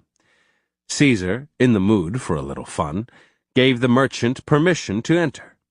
The man came in, carrying on his shoulders a large, rolled-up carpet. He undid the rope around the bundle, and with a snap of his wrists unfurled it, revealing the young Cleopatra, who had been hidden inside and who rose up half-clothed before Caesar and his guests, like Venus emerging from the waves. Everyone was dazzled at the sight of the beautiful young queen, only 21 at the time, appearing before them suddenly, as if in a dream. They were astounded at her daring and theatricality, smuggled into the harbor at night with only one man to protect her, risking everything on a bold move. No one was more enchanted than Caesar.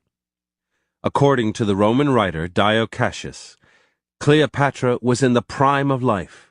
She had a delightful voice which could not fail to cast a spell over all who heard it. Such was the charm of her person and her speech that they drew the coldest and most determined misogynist into her toils. Caesar was spellbound as soon as he set eyes on her, and she opened her mouth to speak. That same evening, Cleopatra became Caesar's lover.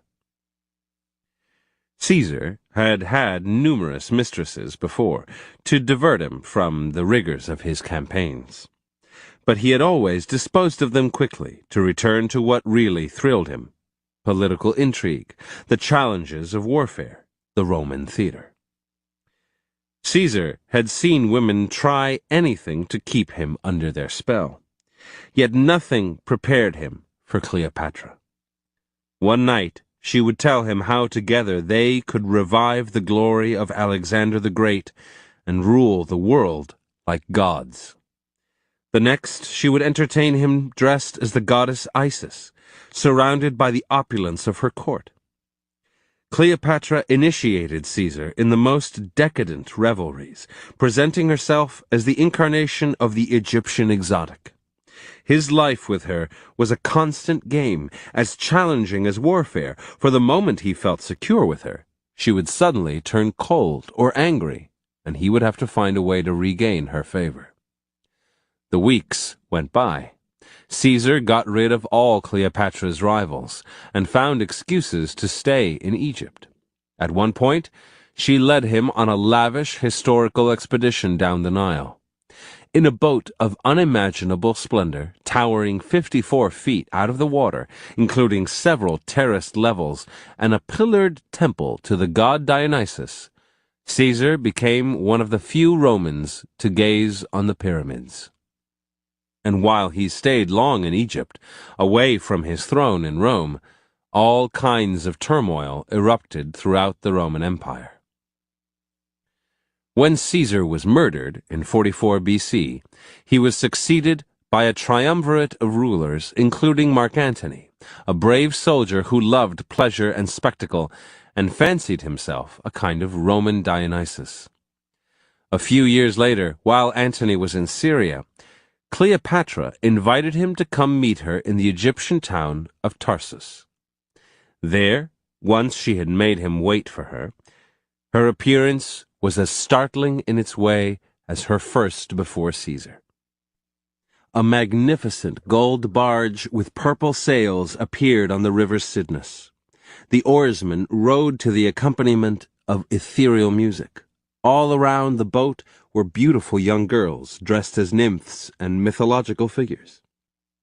Cleopatra sat on deck, surrounded and fanned by cupids, and posed as the goddess Aphrodite, whose name the crowd chanted enthusiastically.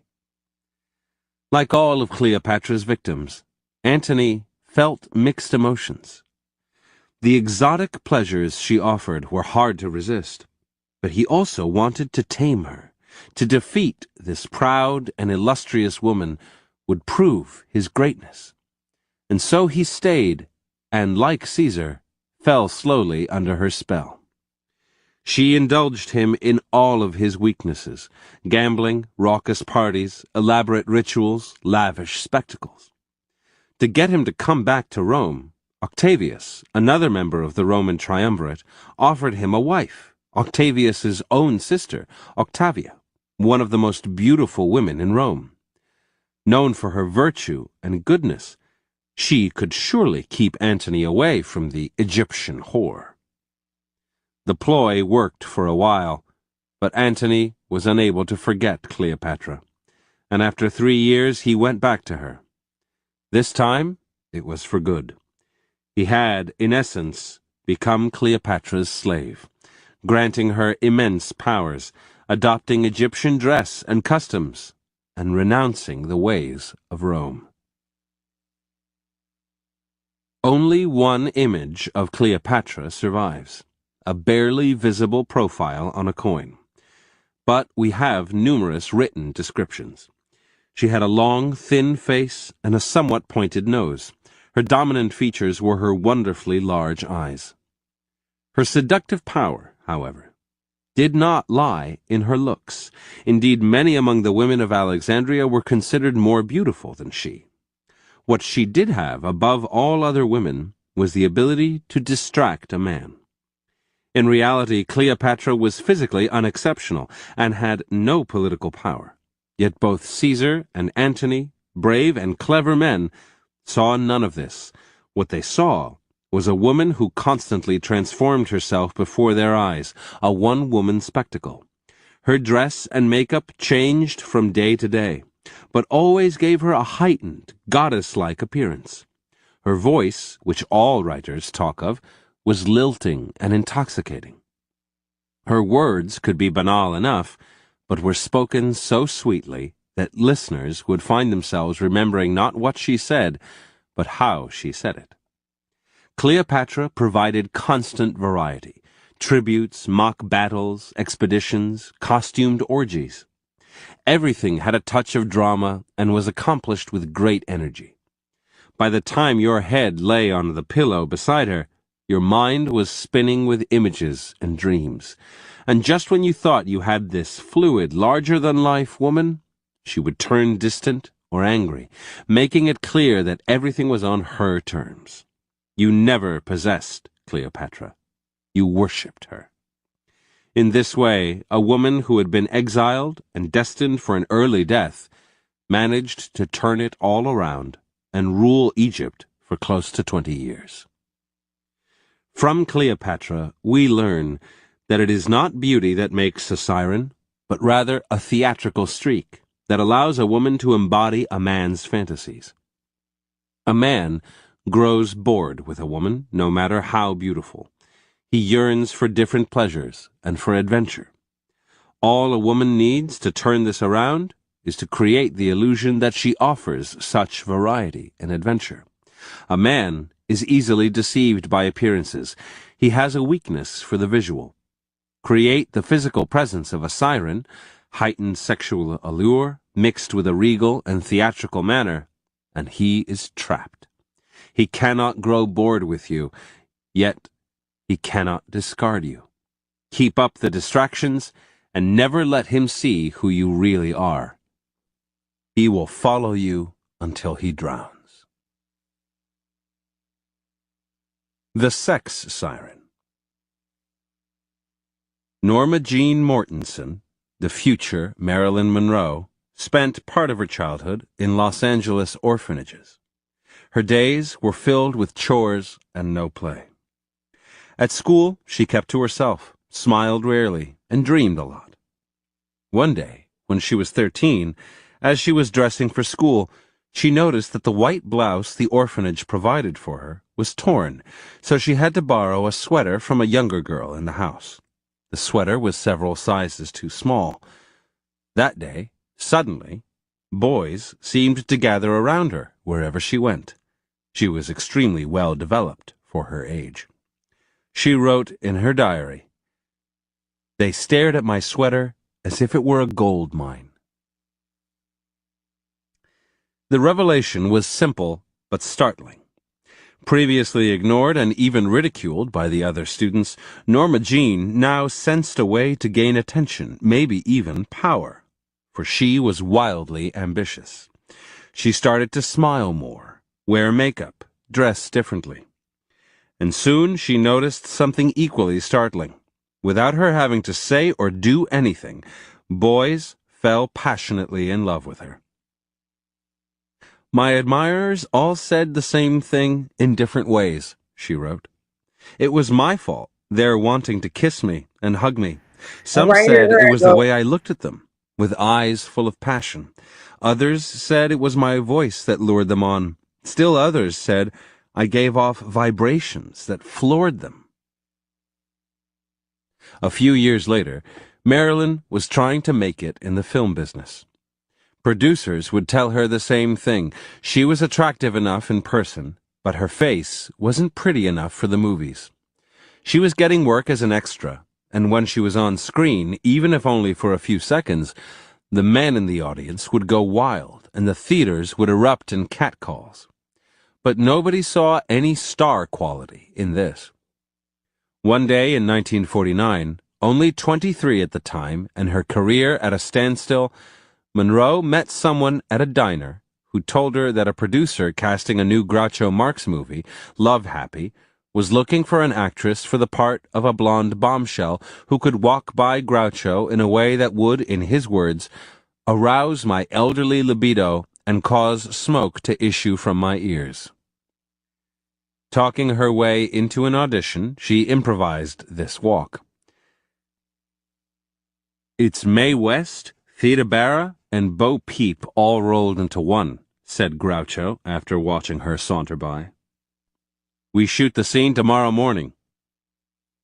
And so, Marilyn created her infamous walk, a walk that was hardly natural, but offered a strange mix of innocence and sex. Over the next few years, Marilyn taught herself, through trial and error, how to heighten the effect she had on men. Her voice had always been attractive. It was the voice of a little girl. But on film, it had limitations until someone finally taught her to lower it, giving it the deep, breathy tones that became her seductive trademark, a mix of the little girl and the vixen. Before appearing on set or even at a party, Marilyn would spend hours before the mirror. Most people assumed this was vanity. She was in love with her image. The truth was, that image took hours to create. Marilyn spent years studying and practicing the art of makeup. The voice, the walk, the face and look were all constructions, an act. At the height of her fame, she would get a thrill by going into bars in New York City without her makeup or glamorous clothes and passing unnoticed. Success finally came, but with it came something deeply annoying to her. The studios would only cast her as the blonde bombshell. She wanted serious roles, but no one took her seriously for those parts, no matter how hard she downplayed the siren qualities she had built up. One day, while she was rehearsing a scene from The Cherry Orchard, her acting instructor, Michael Chekhov, asked her, "Were you thinking of sex while we played the scene?"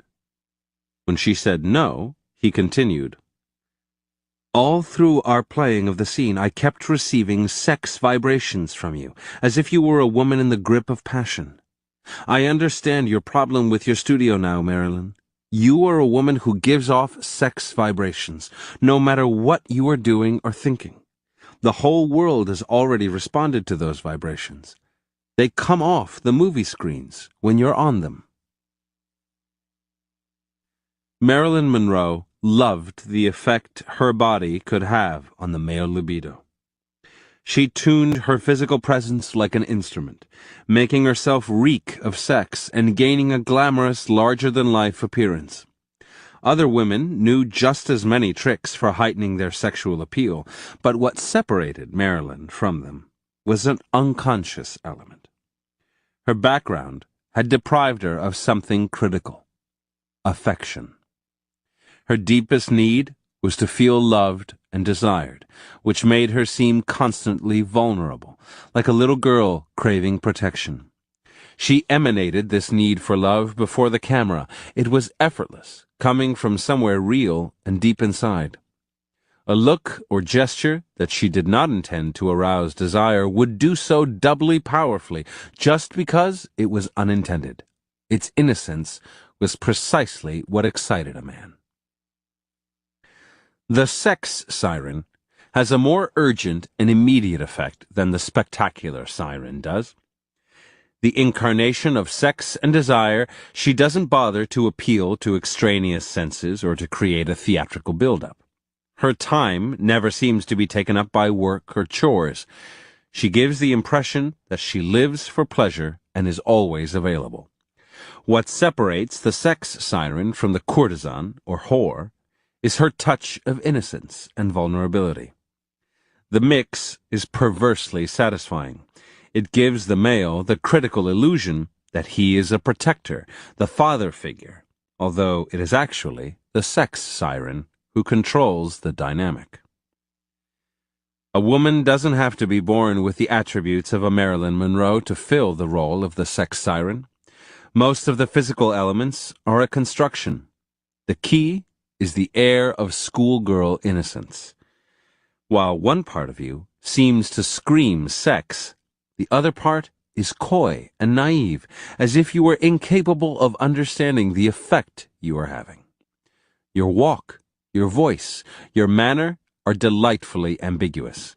You are both the experienced, desiring woman and the innocent gamine. Your next encounter will be with the sirens, who bewitch every man that approaches them. For with the music of their song the sirens cast their spell upon him, as they sit there in a meadow piled high with the mouldering skeletons of men, whose withered skin still hangs upon their bones. Circe to Odysseus, in The Odyssey, Book 12. Keys to the character. The siren is the most ancient seductress of them all. Her prototype is the goddess Aphrodite. It is her nature to have a mythic quality about her, but don't imagine she is a thing of the past or of legend and history. She represents a powerful male fantasy of a highly sexual, supremely confident, alluring female, offering endless pleasure and a bit of danger. In today's world, this fantasy can only appeal the more strongly to the male psyche, for now, more than ever, he lives in a world that circumscribes his aggressive instincts by making everything safe and secure, a world that offers less chance for adventure and risk than ever before.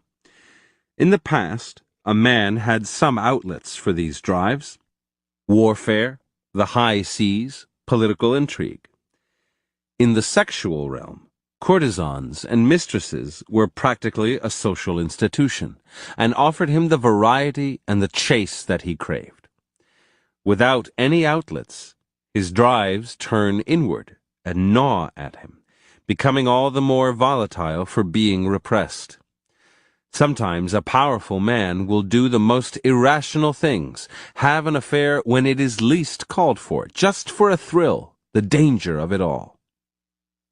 The irrational can prove immensely seductive, even more so for men, who must always seem so reasonable. If it is seductive power you are after, the siren is the most potent of all. She operates on a man's most basic emotions, and if she plays her role properly, she can transform a normally strong and responsible male into a childish slave. The siren operates well on the rigid masculine type, the soldier or hero, just as Cleopatra overwhelmed Mark Antony, and Marilyn Monroe Joe DiMaggio.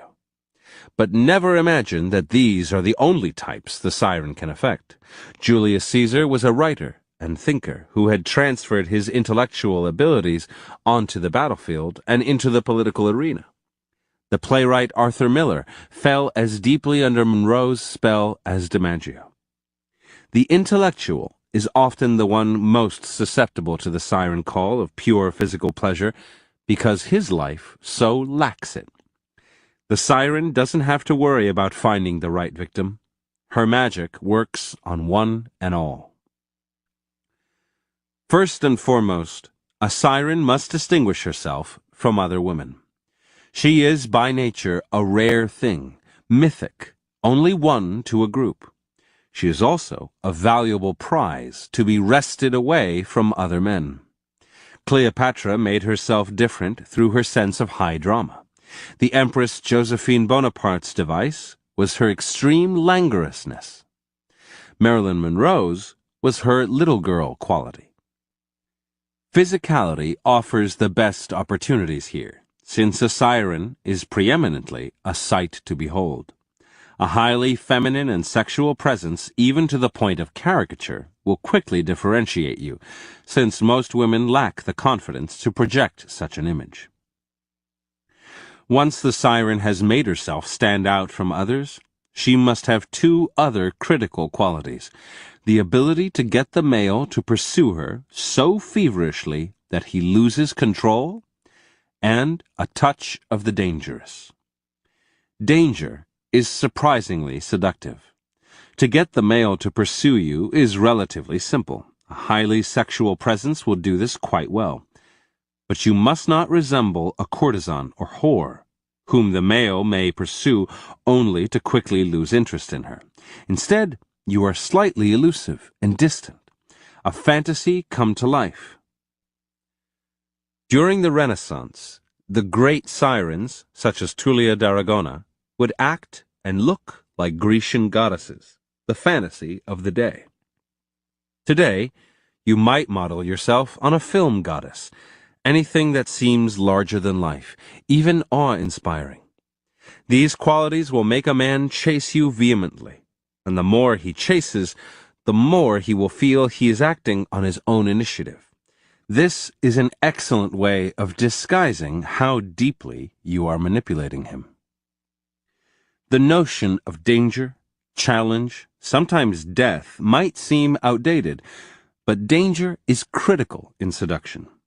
It adds emotional spice and is particularly appealing to men today who are normally so rational and repressed.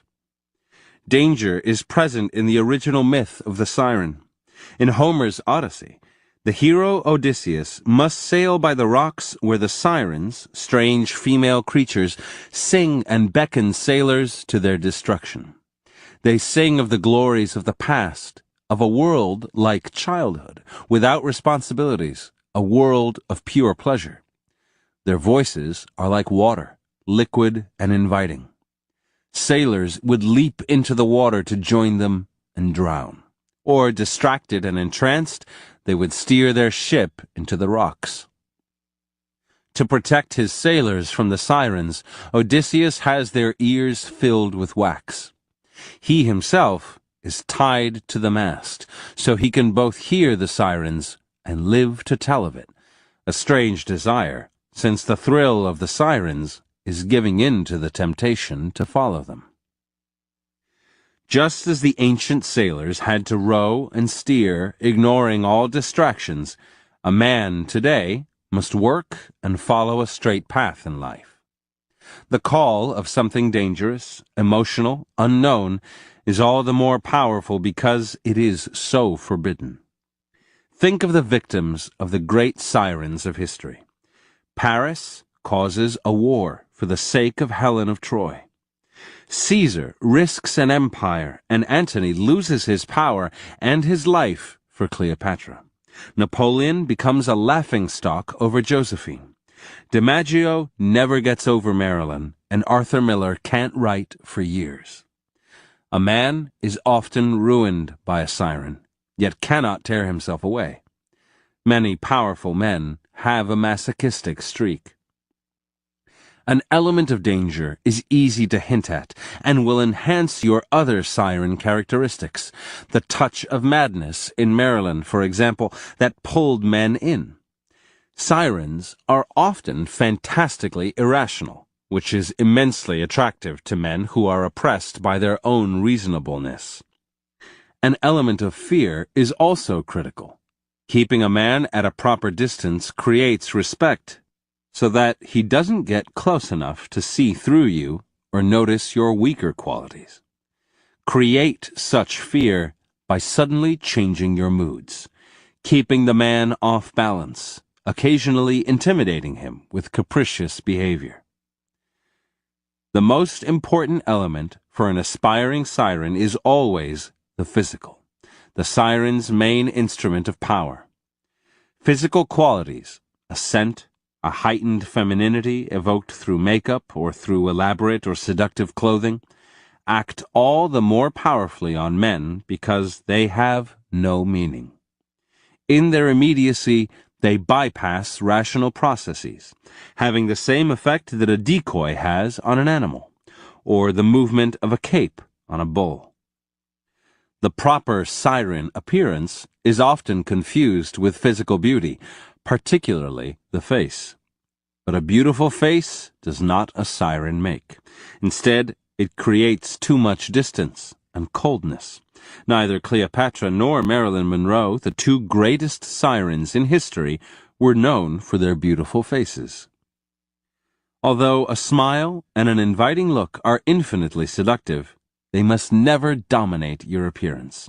They are too obvious and direct.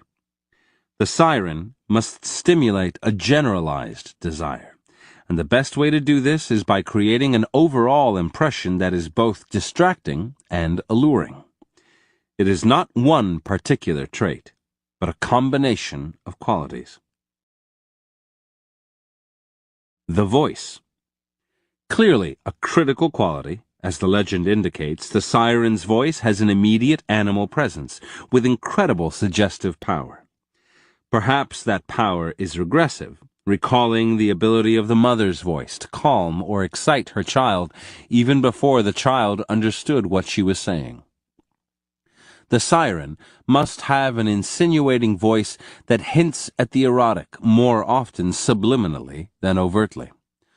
Almost everyone who met Cleopatra commented on her delightful, sweet-sounding voice, which had a mesmerizing quality. The Empress Josephine, one of the great seductresses of the late 18th century, had a languorous voice that men found exotic and suggestive of her Creole origins. Marilyn Monroe was born with her breathy, childlike voice, but she learned to lower it, to make it truly seductive. Lauren Bacall's voice is naturally low, Its seductive power comes from its slow, suggestive delivery. The siren never speaks quickly, aggressively, or at a high pitch. Her voice is calm and unhurried, as if she had never quite woken up or left her bed. Body and adornment. If the voice must lull, the body and its adornment must dazzle.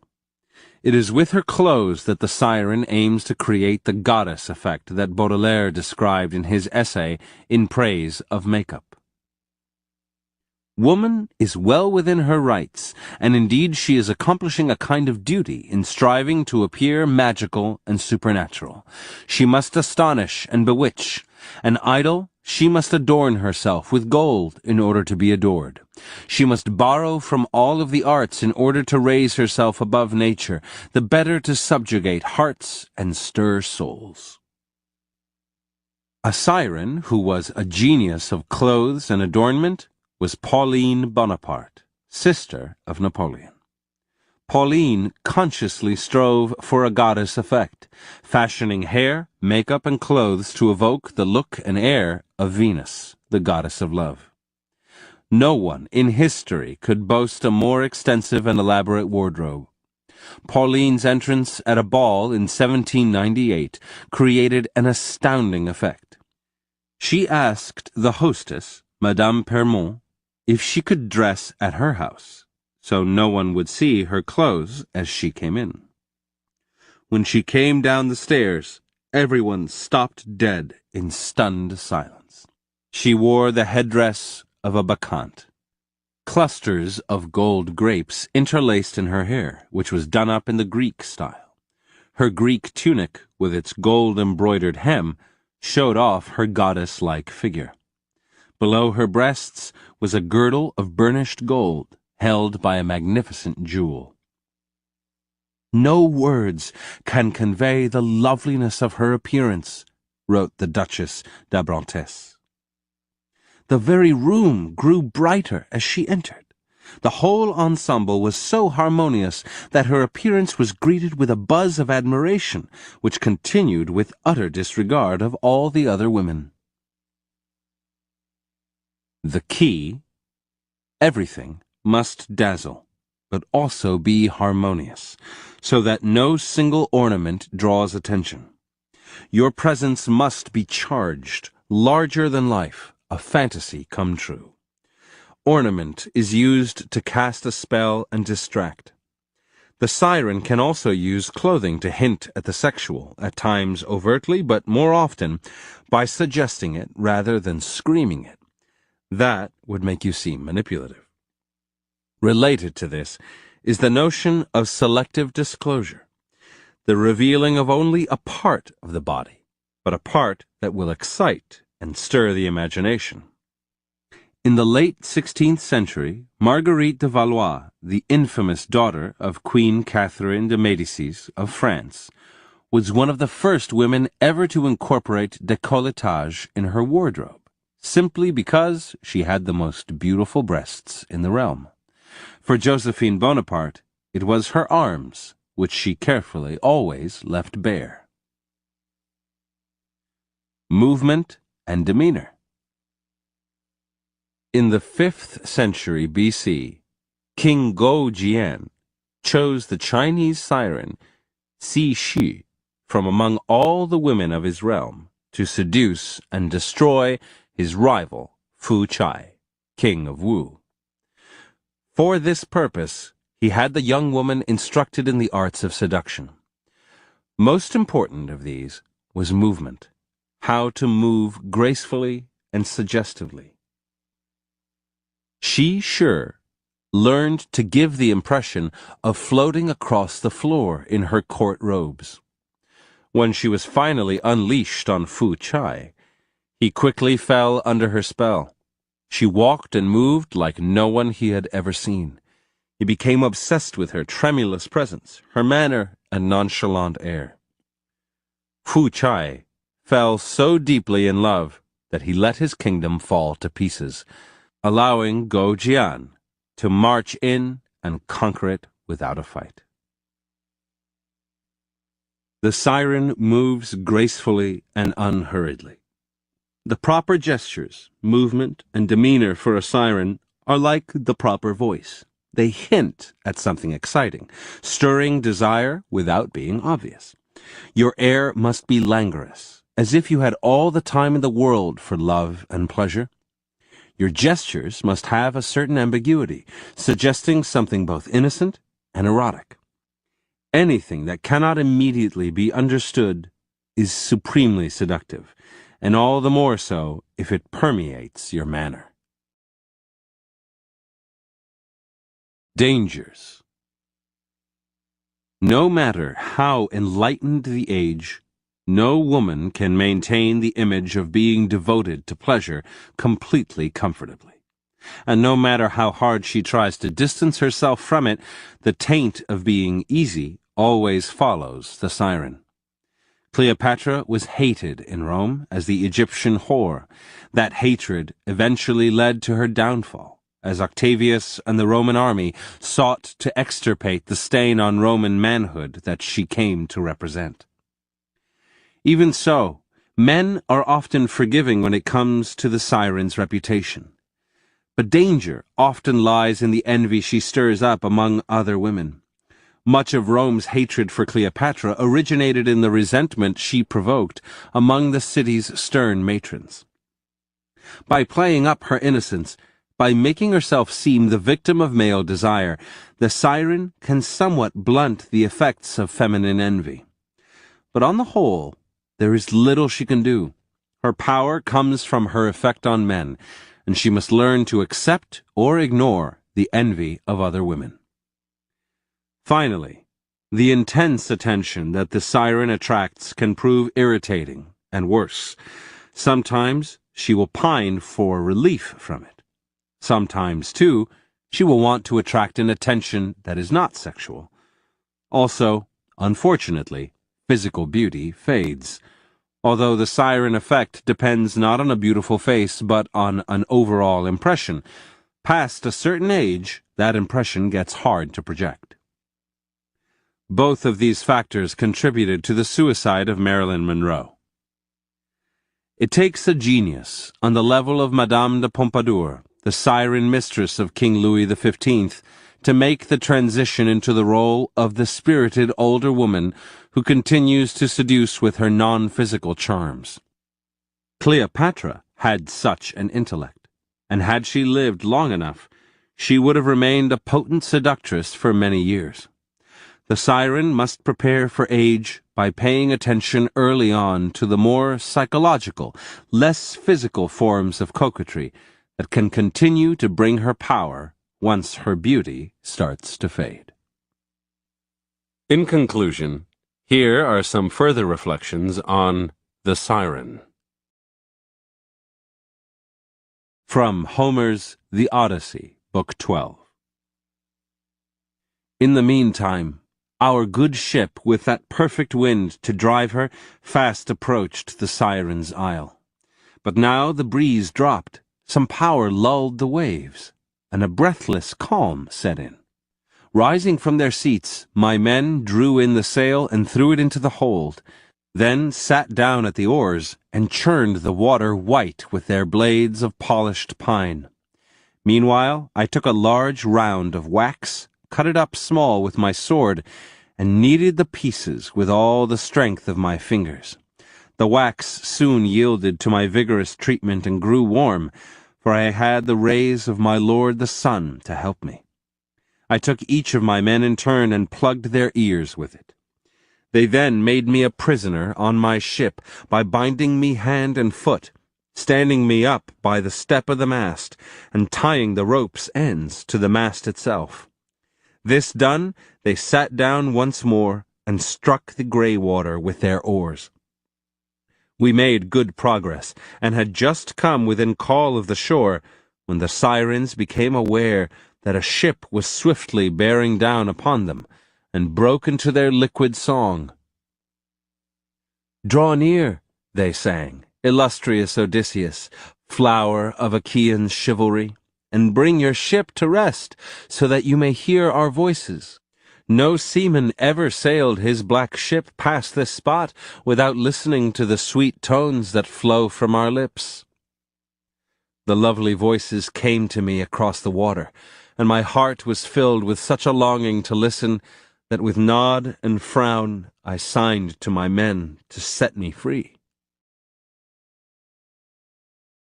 From Plutarch's Makers of Rome. The charm of Cleopatra's presence was irresistible, and there was an attraction in her person and talk, together with a peculiar force of character, which pervaded her every word and action, and laid all who associated with her under its spell.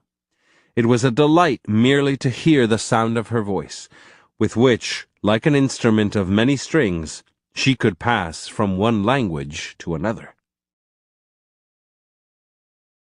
From Jean Baudrillard's De la Séduction. The immediate attraction of a song, a voice, or scent. The attraction of the panther with his perfumed scent. According to the ancients, the panther is the only animal who emits a perfumed odor. It uses this scent to draw and capture its victims. But what is it that seduces in a scent? What is it in the song of the sirens that seduces us, or in the beauty of a face, in the depths of an abyss? Seduction lies in the annulment of signs and their meaning, in pure appearance.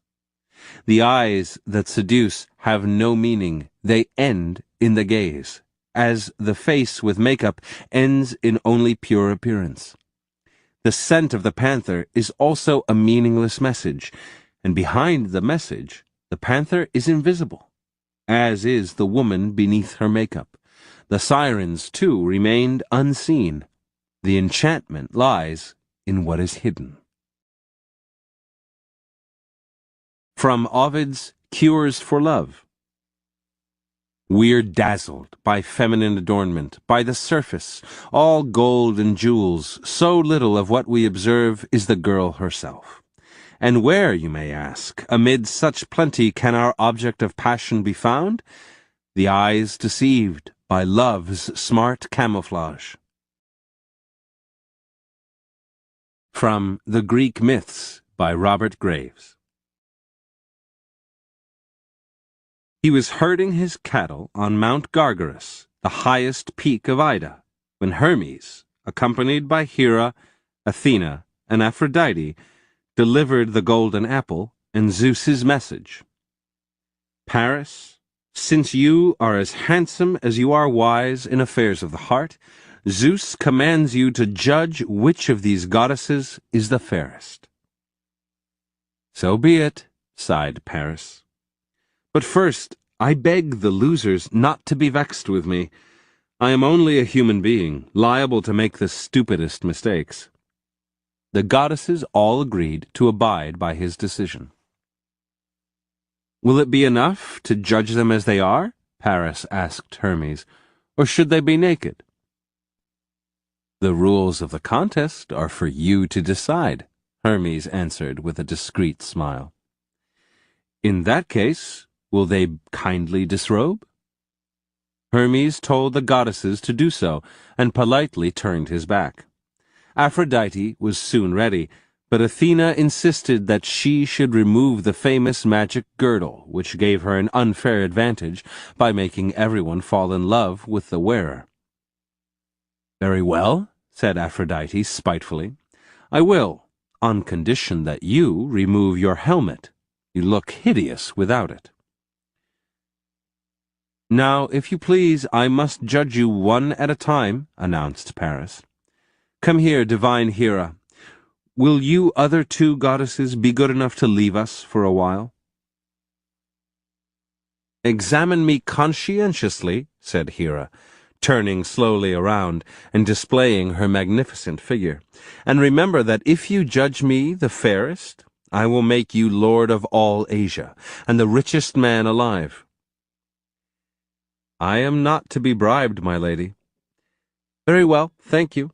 Now I have seen all that I need to see. Come, divine Athena. Here I am, said Athena, striding purposefully forward. Listen, Paris. If you have enough common sense to award me the prize, I will make you victorious in all your battles, as well as the handsomest and wisest man in the world. I am a humble herdsman, not a soldier, said Paris. But I promise to consider fairly your claim to the apple. Now you are at liberty to put on your clothes and helmet again. Is Aphrodite ready? Aphrodite sidled up to him, and Paris blushed because she came so close that they were almost touching. Look carefully, please. Pass nothing over. By the way, as soon as I saw you, I said to myself, upon my word, there goes the handsomest young man in Phrygia. Why does he waste himself here in the wilderness, herding stupid cattle? Well, why do you, Paris? Why not move into a city and lead a civilized life? What have you to lose by marrying someone like Helen of Sparta, who is as beautiful as I am and no less passionate? I suggest now that you tour Greece with my son Eros as your guide. Once you reach Sparta, he and I will see that Helen falls head over heels in love with you. Would you swear to that? Paris asked excitedly. Aphrodite uttered a solemn oath, and Paris, without a second thought, awarded her the golden apple. From Gottfried von Strasbourg's Tristan. To whom can I compare the lovely girl, so blessed by fortune, if not to the sirens, who with their lodestone draw the ships towards them? Thus, I imagine, did Isolde attract many thoughts and hearts that deemed themselves safe from love's disquietude. And indeed, these two, anchorless ships and stray thoughts, provide a good comparison. They are both so seldom on a straight course, lie so often in unsure havens, pitching and tossing and heaving to and fro. Just so, in the same way, do aimless desire and random love-longing drift like an anchorless ship. This charming young princess, discreet and courteous Isolde, drew thoughts from the hearts that enshrined them as a lodestone draws in ships to the sound of the siren's song. She sang openly and secretly, in through ears and eyes to where many a heart was stirred. The song which she sang openly in this and other places was her own sweet singing and soft sounding of strings that echoed for all to hear through the kingdom of the ears, deep down into the heart. But her secret song was her wondrous beauty that stole with its rapturous music, hidden and unseen through the windows of the eyes, into many noble hearts, and smoothed on the magic which took thoughts prisoner suddenly, and taking them, fettered them with desire. From Lives of the Courtesans, by Lynn Lohner. Falling in love with statues and paintings, even making love to them, is an ancient fantasy, one of which the Renaissance was keenly aware. Giorgio Vasari, writing in the introductory section of the Lives about art in antiquity, tells how men violated the laws, going into the temples at night and making love with statues of Venus. In the morning, priests would enter the sanctuaries to find stains on the marble figures.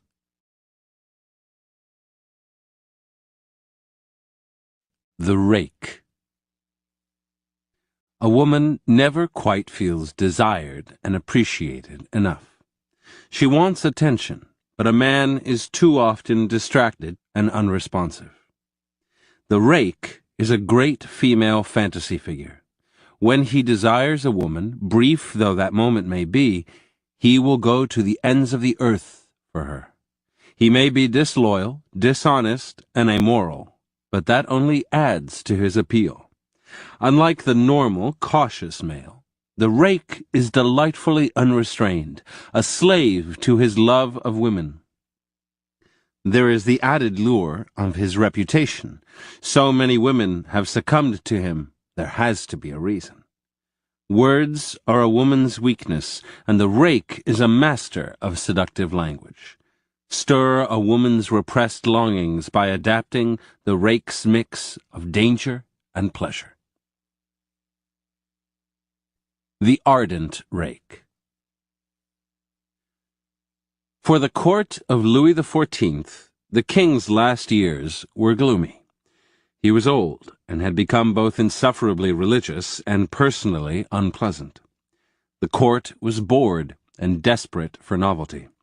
So in 1710, the arrival of a 15-year-old lad who was both devilishly handsome and charming had a particularly strong effect on the ladies.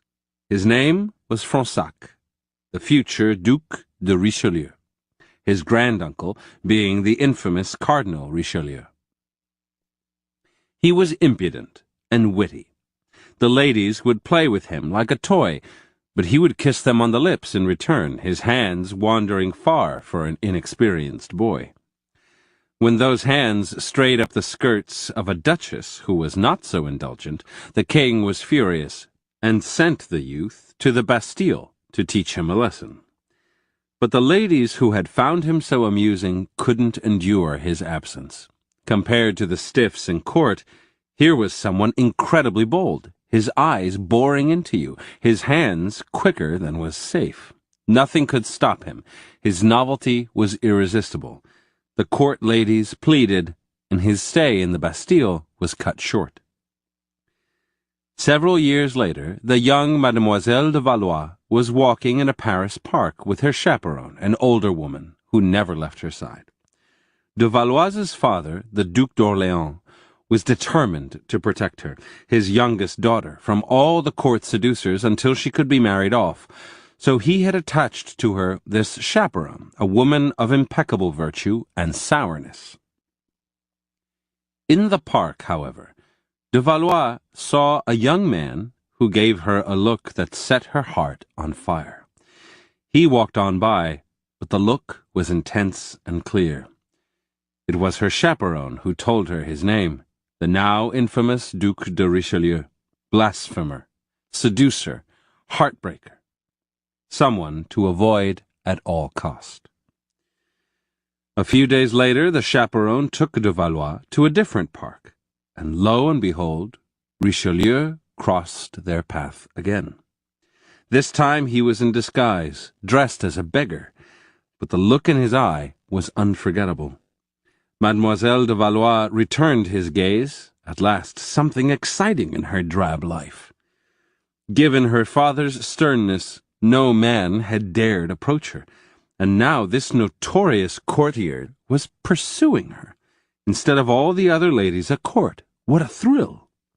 Soon he was smuggling beautifully written notes to her, expressing his uncontrollable desire for her. She responded timidly, but soon the notes were all she was living for. In one of them, he promised to arrange everything if she would spend the night with him. Imagining it was impossible to bring such a thing to pass, she didn't mind playing along and agreeing to his bold proposal. Mademoiselle de Valois had a chambermaid named Angelique, who dressed her for bed and slept in an adjoining room. One night, as the chaperone was knitting, de Valois looked up from the book she was reading to see Angelique carrying her mistress's nightclothes to her room. But for some strange reason, Angelique looked back at her and smiled. It was Richelieu, expertly dressed as the maid. De Valois nearly gasped from fright, but caught herself, realizing the danger she was in. If she said anything, her family would find out about the notes and about her part in the whole affair. What could she do? She decided to go to her room and talk the young Duke out of his ridiculously dangerous maneuver. She said good night to her chaperone, but once she was in her bedroom, the words she had planned were useless. When she tried to reason with Richelieu, he responded with that look in his eye, and then with his arms around her. She could not yell, but now she was unsure what to do. His impetuous words, his caresses, the danger of it all. Her head was whirling. She was lost.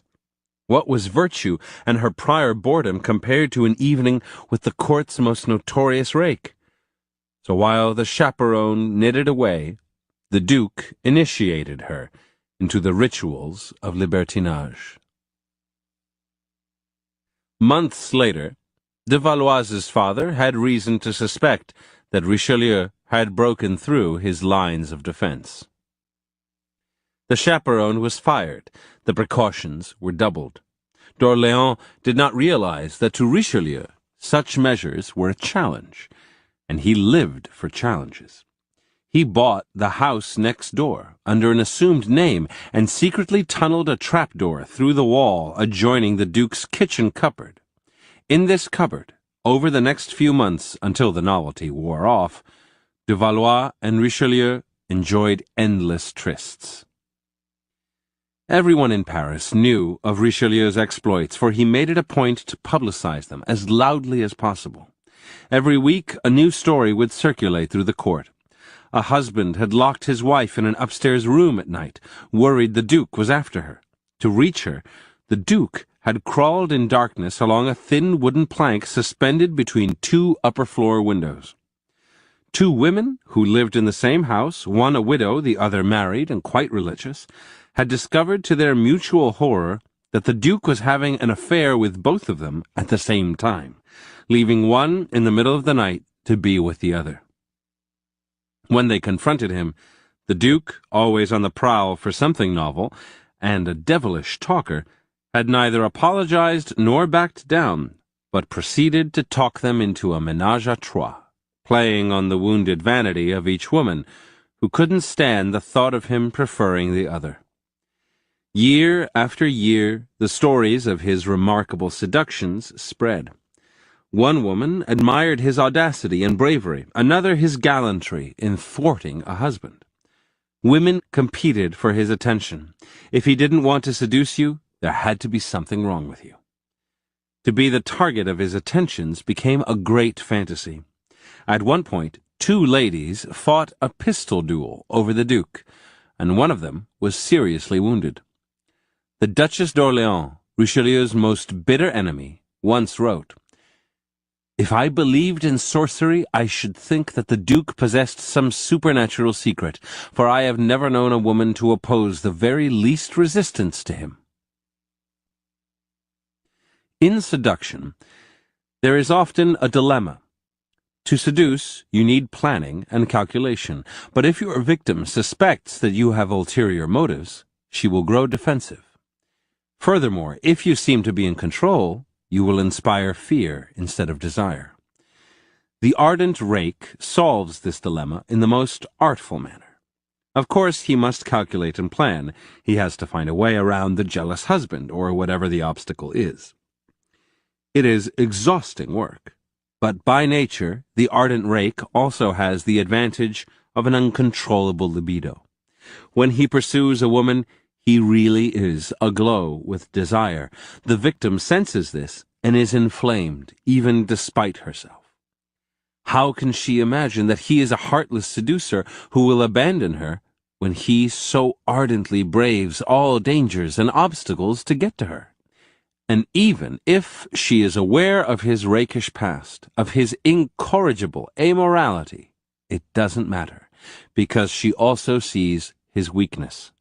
He cannot control himself. He actually is a slave to all women.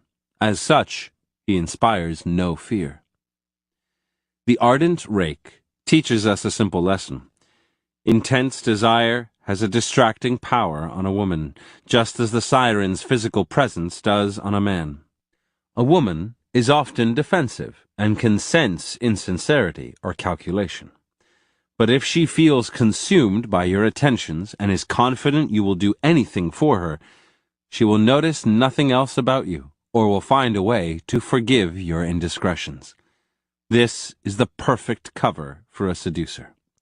The key is to show no hesitation, to abandon all restraint, to let yourself go, to show that you cannot control yourself and are fundamentally weak. Don't worry about inspiring mistrust. As long as you are the slave to her charms, she will not think of the aftermath. The demonic rake. In the early 1880s, members of Roman high society began to talk of a young journalist who had arrived on the scene, a certain Gabriele D'Annunzio.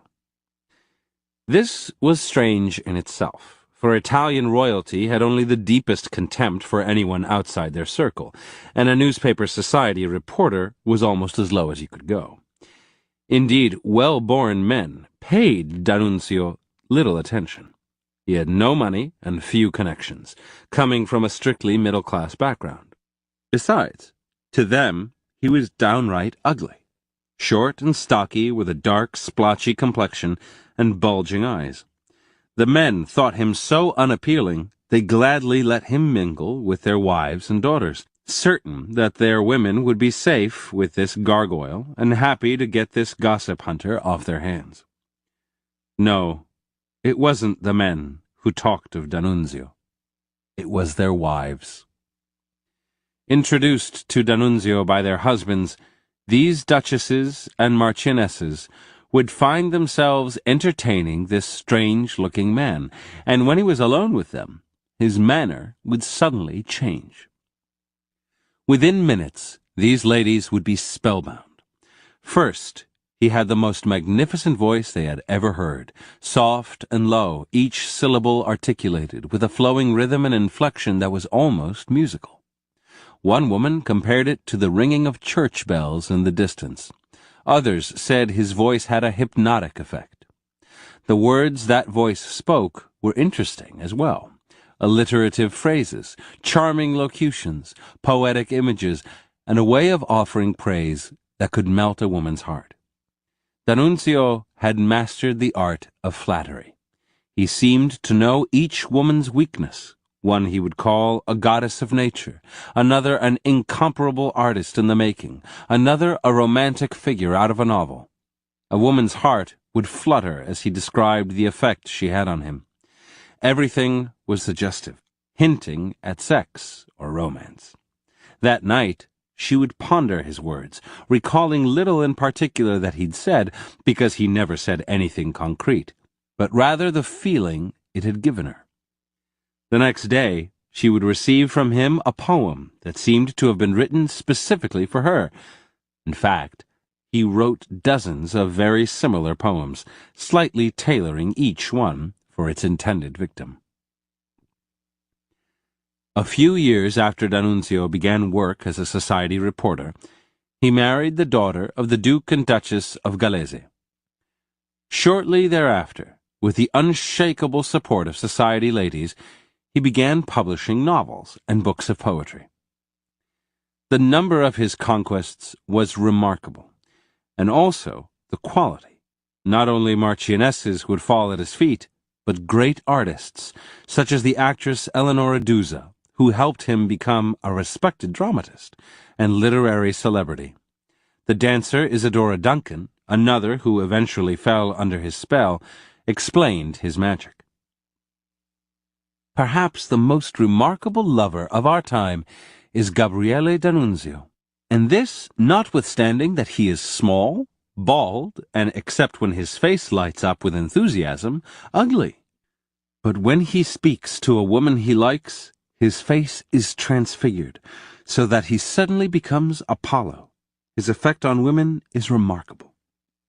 The lady he is talking to suddenly feels that her very soul and being are lifted. At the outbreak of World War I, the 52-year-old D'Annunzio joined the army. Although he had no military experience, he had a flair for the dramatic and a burning desire to prove his bravery. He learned to fly and led dangerous but highly effective missions. By the end of the war, he was Italy's most decorated hero. His exploits made him a beloved national figure, and after the war, crowds would gather outside his hotel, wherever in Italy he went. He would address them from a balcony, discussing politics, railing against the current Italian government. A witness of one of these speeches, the American writer Walter Starkey, was initially disappointed at the appearance of the famous D'Annunzio on a balcony in Venice. He was short and looked grotesque. Little by little, however, I began to sink under the fascination of the voice, which penetrated into my consciousness. Never a hurried, jerky gesture. He played upon the emotions of the crowd as a supreme violinist does upon a Stradivarius. The eyes of the thousands were fixed upon him as though hypnotized by his power. Once again, it was the sound of the voice and the poetic connotations of the words that seduced the masses. Arguing that modern Italy should reclaim the greatness of the Roman Empire, D'Annunzio would craft slogans for the audience to repeat, or would ask emotionally loaded questions for them to answer. He flattered the crowd, made them feel they were part of some drama. Everything was vague and suggestive. The issue of the day was the ownership of the city of Fiume, just across the border in neighboring Yugoslavia. Many Italians believed that Italy's reward for siding with the Allies in the recent war should be the annexation of Fiume. D'Annunzio championed this cause, and because of his status as a war hero, the army was ready to side with him, although the government opposed any action. In September of 1919, with soldiers rallying around him, D'Annunzio led his infamous march on Fiume. When an Italian general stopped him along the way and threatened to shoot him, D'Annunzio opened his coat to show his medals and said in his magnetic voice, "If you must kill me, fire first on this." The general stood there stunned, then broke into tears. He joined up with D'Annunzio. When D'Annunzio entered Fiume, he was greeted as a liberator. The next day he was declared leader of the Free State of Fiume. Soon he was giving daily speeches from a balcony overlooking the town's main square, holding tens of thousands of people spellbound without benefit of loudspeakers.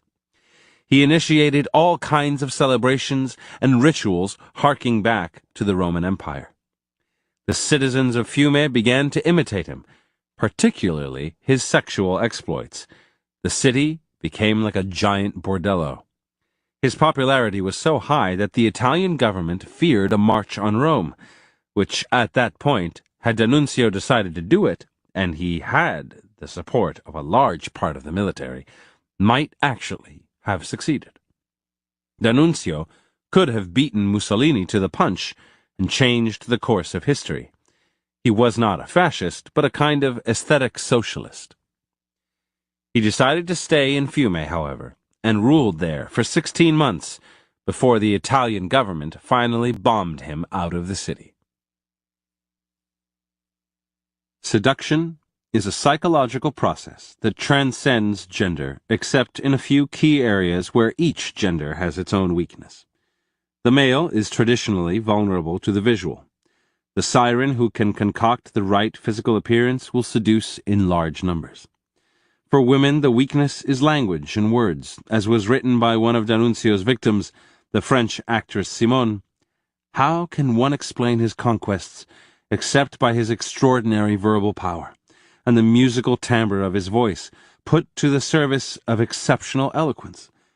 For my sex is susceptible to words, bewitched by them, longing to be dominated by them. The rake is as promiscuous with words as he is with women. He chooses words for their ability to suggest, insinuate, hypnotize, elevate, infect. The words of the rake are the equivalent of the bodily adornment of the siren, a powerful sensual distraction, a narcotic. The rake's use of language is demonic because it is designed not to communicate or convey information, but to persuade, flatter, stir emotional turmoil, much as the serpent in the Garden of Eden used words to lead Eve into temptation. The example of D'Annunzio reveals the link between the erotic rake, who seduces women, and the political rake, who seduces the masses. Both depend on words. Adapt the character of the rake, and you will find that the use of words as a subtle poison has infinite applications. Remember, it is the form that matters, not the content. The less your targets focus on what you say, and the more on how it makes them feel, the more seductive your effect. Give your words a lofty, spiritual, literary flavor, the better to insinuate desire in your unwitting victims. Keys to the character. At first, it may seem strange that a man who is clearly dishonest, disloyal, and has no interest in marriage would have any appeal to a woman.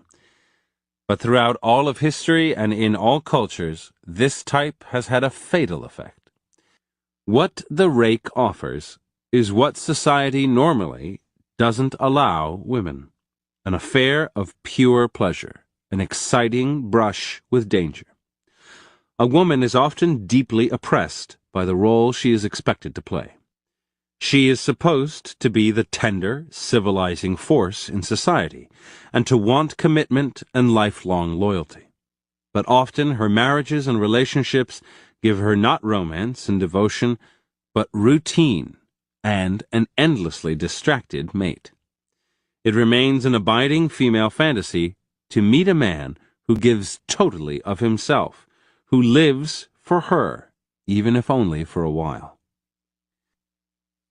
This dark, repressed side of female desire found expression in the legend of Don Juan.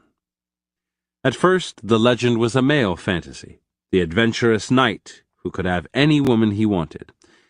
But in the 17th and 18th centuries, Don Juan slowly evolved from the masculine adventurer to a more feminized version, a man who lived only for women. This evolution came from women's interest in the story and was a result of their frustrated desires. Marriage, for them, was a form of indentured servitude. But Don Juan offered pleasure for its own sake, desire with no strings attached. For the time he crossed your path, you were all he thought about. His desire for you was so powerful that he gave you no time to think or to worry about the consequences. He would come in the night, give you an unforgettable moment, and then vanish. He might have conquered 1,000 women before you, but that only made him more interesting. Better to be abandoned than undesired by such a man. The great seducers do not offer the mild pleasures that society condones. They touch a person's unconscious, those repressed desires that cry out for liberation. Don't imagine that women are the tender creatures that some people would like them to be. Like men, they are deeply attracted to the forbidden, the dangerous, even the slightly evil. Don Juan ends by going to hell, and the word rake comes from rake hell, a man who rakes the coals of hell. The devilish component clearly is an important part of the fantasy. Always remember, if you are to play the rake, you must convey a sense of risk and darkness, suggesting to your victim that she is participating in something rare and thrilling, a chance to play out her own rakish desires. To play the rake, the most obvious requirement is the ability to let yourself go, to draw a woman into the kind of purely sensual moment in which past and future lose meaning. You must be able to abandon yourself to the moment. When the rake Valmont, a character modeled after the Duc de Richelieu in Laclose's 18th century novel Dangerous Liaisons, writes letters that are obviously calculated to have a certain effect on his chosen victim, Madame de Tourvel, she sees right through them. But when his letters really do burn with passion, she begins to relent. An added benefit of this quality is that it makes you seem unable to control yourself, a display of weakness that a woman enjoys. By abandoning yourself to the seduced, you make them feel that you exist for them alone, a feeling reflecting a truth, though a temporary one. Of the hundreds of women that Pablo Picasso, consummate rake, seduced over the years, most of them had the feeling that they were the only one he truly loved. The rake never worries about a woman's resistance to him, or for that matter, about any other obstacle in his path, a husband, a physical barrier. Resistance is only the spur to his desire, inflaming him all the more. When Picasso was seducing Françoise Gillot, in fact, he begged her to resist. He needed resistance to add to the thrill. In any case, an obstacle in your way gives you the opportunity to prove yourself and the creativity you bring to matters of love. In the 11th century Japanese novel The Tale of Genji by the court lady Murasaki Shikibu, the rake, Prince Neo, is not disturbed by the sudden disappearance of Ukifune, the woman he loves. She has fled because, although she is interested in the prince, she is in love with another man. But her absence allows the prince to go to extreme lengths to track her down. His sudden appearance to whisk her away to a house deep in the woods, and the gallantry he displays in doing so overwhelm her. Remember, if no resistances or obstacles face you, you must create them. No seduction can proceed without them. The rake is an extreme personality. Impudent, sarcastic, and bitingly witty, he cares nothing for what anyone thinks. Paradoxically, this only makes him more seductive.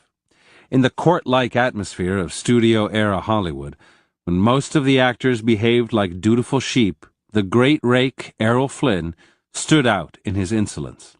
He defied the studio chiefs, engaged in the most extreme pranks, reveled in his reputation as Hollywood's supreme seducer, all of which enhanced his popularity. The rake needs a backdrop of convention, a stultified court, a humdrum marriage, a conservative culture, to shine, to be appreciated for the breath of fresh air he provides. Never worry about going too far. The rake's essence is that he goes further than anyone else. When the Earl of Rochester, 17th century England's most notorious rake and poet, abducted Elizabeth Mallet, one of the most sought-after young ladies of the court, he was duly punished. But lo and behold, a few years later, young Elizabeth, though wooed by the most eligible bachelors in the country, chose Rochester to be her husband. In demonstrating his audacious desire, he made himself stand out from the crowd.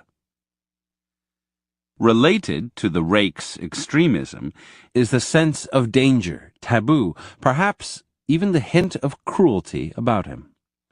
This was the appeal of another poet-rake, one of the greatest in history, Lord Byron. Byron disliked any kind of convention and happily played this up. When he had an affair with his half-sister, who bore a child by him, he made sure that all of England knew about it.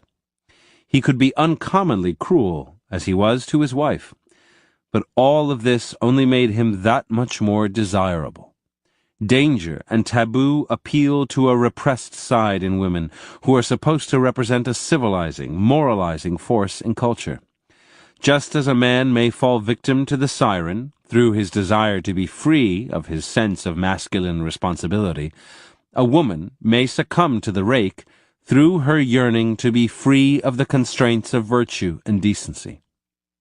Indeed, it is often the most virtuous woman who falls most deeply in love with the rake. Among the rake's most seductive qualities is his ability to make women want to reform him. How many thought they would be the one to tame Lord Byron? How many of Picasso's women thought they would finally be the one with whom he would spend the rest of his life? You must exploit this tendency to the fullest. When caught red-handed in rakishness, fall back on your weakness, your desire to change, and your inability to do so. With so many women at your feet, what can you do? You are the one who is the victim. You need help. Women will jump at this opportunity. They are uncommonly indulgent of the rake, for he is such a pleasant, dashing figure. The desire to reform him disguises the true nature of their desire, the secret thrill they get from him. When President Bill Clinton was clearly caught out as a rake, it was women who rushed to his defense, finding every possible excuse for him. The fact that the rake is so devoted to women in his own strange way makes him lovable and seductive to them. Finally, a rake's greatest asset is his reputation. Never downplay your bad name or seem to apologize for it. Instead, embrace it, enhance it. It is what draws women to you. There are several things you must be known for: your irresistible attractiveness to women, your uncontrollable devotion to pleasure. This will make you seem weak, but also exciting to be around. Your disdain for convention, a rebellious streak that makes you seem dangerous. This last element can be slightly hidden. On the surface, be polite and civil, while letting it be known that behind the scenes, you are incorrigible. The Duc de Richelieu made his conquests as public as possible, exciting other women's competitive desire to join the club of the seduced. It was by reputation that Lord Byron attracted his willing victims. A woman may feel ambivalent about President Clinton's reputation, but beneath that ambivalence is an underlying interest. Don't leave your reputation to chance or gossip. It is your life's artwork. You must craft it, hone it, and display it with the care of an artist. Dangers. Like the siren, the rake faces the most danger from members of his own sex, who are far less indulgent than women are of his constant skirt-chasing. In the old days, a rake was often an aristocrat, and no matter how many people he offended or even killed, in the end he would go unpunished. Today, only stars and the very wealthy can play the rake with impunity. The rest of us need to be careful. Elvis Presley had been a shy young man. Attaining early stardom and seeing the power it gave him over women, he went berserk, becoming a rake almost overnight. Like many rakes, Elvis had a predilection for women who were already taken. He found himself cornered by an angry husband or boyfriend on numerous occasions and came away with a few cuts and bruises. This might seem to suggest that you should step lightly around husbands and boyfriends, especially early on in your career. But the charm of the rake is that such dangers don't matter to them. You cannot be a rake by being fearful and prudent. The occasional pummeling is part of the game. Later on, in any case, at the height of Elvis's fame, no husband would dare touch him. The greater danger for the rake comes not from the violently offended husband, but from those insecure men who feel threatened by the Don Juan figure. Although they won't admit it, they envy the rake's life of pleasure, and like everyone envious, they will attack in hidden ways, often masking their persecutions as morality. The rake may find his career endangered by such men, or by the occasional woman who is equally insecure and who feels hurt because the rake does not want her. There is little the rake can do to avoid envy. If everyone was as successful in seduction, society would not function. So accept envy as a badge of honor. Don't be naive. Be aware. When attacked by a moralist persecutor, don't be taken in by their crusade. It's motivated by envy, pure and simple. You can blunt it by being less of a rake, asking forgiveness, claiming to have reformed, but this will damage your reputation, making you seem less lovably rakish. In the end, it's better to suffer attacks with dignity and keep on seducing. Seduction is the source of your power, and you can always count on the infinite indulgence of women. In conclusion, here are some further reflections on the rake. From Tirso de Molina's play, The Playboy of Seville. After an accident at sea, Don Juan finds himself washed up on a beach, where he's discovered by a young woman. Tisbea. Wake up, handsomest of all men, and be yourself again. Don Juan. If the sea gives me death, you give me life. But the sea really saved me, only to be killed by you. Oh, the sea tosses me from one torment to the other, for I no sooner pulled myself from the water than I met this siren, yourself. Why fill my ears with wax, since you kill me with your eyes? I was dying in the sea, but from today I shall die of love. Tisbea, you have abundant breath for a man almost drowned. You suffered much, but who knows what suffering you were preparing for me? I found you at my feet all water, and now you are all fire. If you burn when you are so wet, what will you do when you're dry again? You promise a scorching flame. I hope to God you're not lying. Don Juan. Dear girl, God should have drowned me before I could be charred by you. Perhaps love was wise to drench me before I felt your scalding touch. But your fire is such that even in water I burn. Tisbea. So cold and yet burning? Don Juan. So much fire is in you. Tisbea. How well you talk. Don Juan. How well you understand. Tisbea.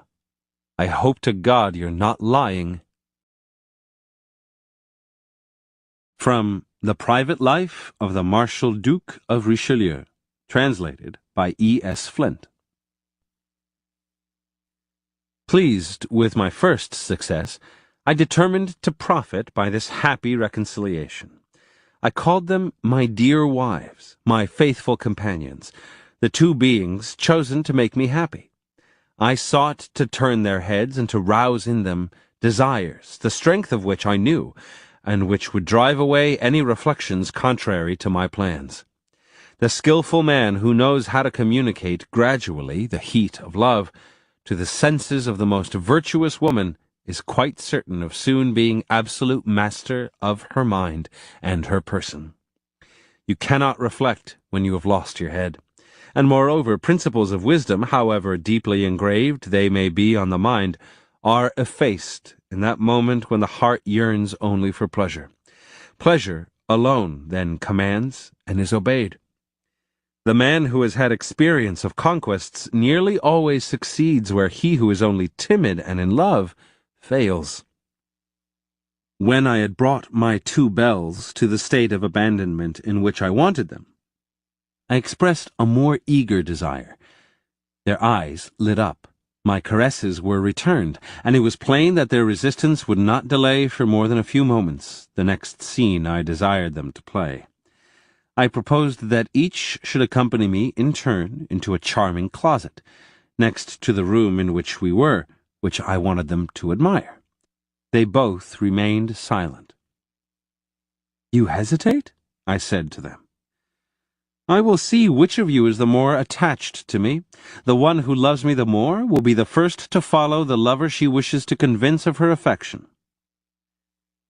I knew my Puritan, and I was well aware that after a few struggles she gave herself up completely to the present moment. This one appeared to be as agreeable to her as the others we had previously spent together. She forgot that she was sharing me with Madame Renaud. When her term came, Madame Renaud responded with a transport that proved her contentment, and she left the sitting only after having repeated continually, "What a man! What a man! He is astonishing! How often you could be happy with him if he were only faithful." From Philippe Julien's Prince of Esthétes, Count Robert de Montesquieu. His very successes in love, even more than the marvelous voice of this little, bald seducer with a nose like Punch, swept along in his train a whole procession of enamored women, both opulent and tormented. D'Annunzio had successfully revived the Byronic legend, as he passed by full-breasted women, standing in his way as Boldoni would paint them, strings of pearls anchoring them to life, princesses and actresses, great Russian ladies, and even middle-class Bordeaux housewives. They would offer themselves up to him. from Moliere's Don John or The Libertine.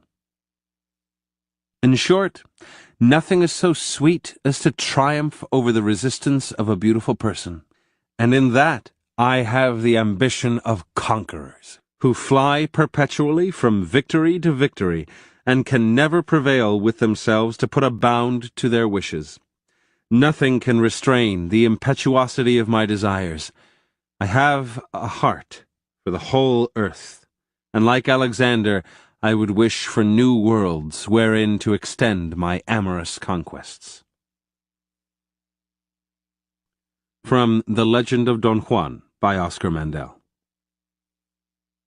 Among the many modes of handling Don Juan's effect on women, the motif of the irresistible hero is worth singling out, for it illustrates a curious change in our sensibility.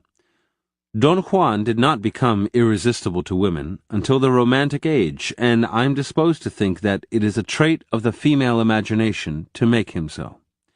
When the female voice began to assert itself, and even perhaps to dominate in literature, Don Juan evolved to become the woman's rather than the man's ideal.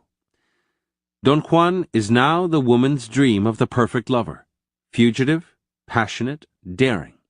He gives her the one unforgettable moment, the magnificent exaltation of the flesh which is too often denied her by the real husband, who thinks that men are gross and women spiritual. To be the fatal Don Juan may be the dream of a few men, but to meet him is the dream of many women.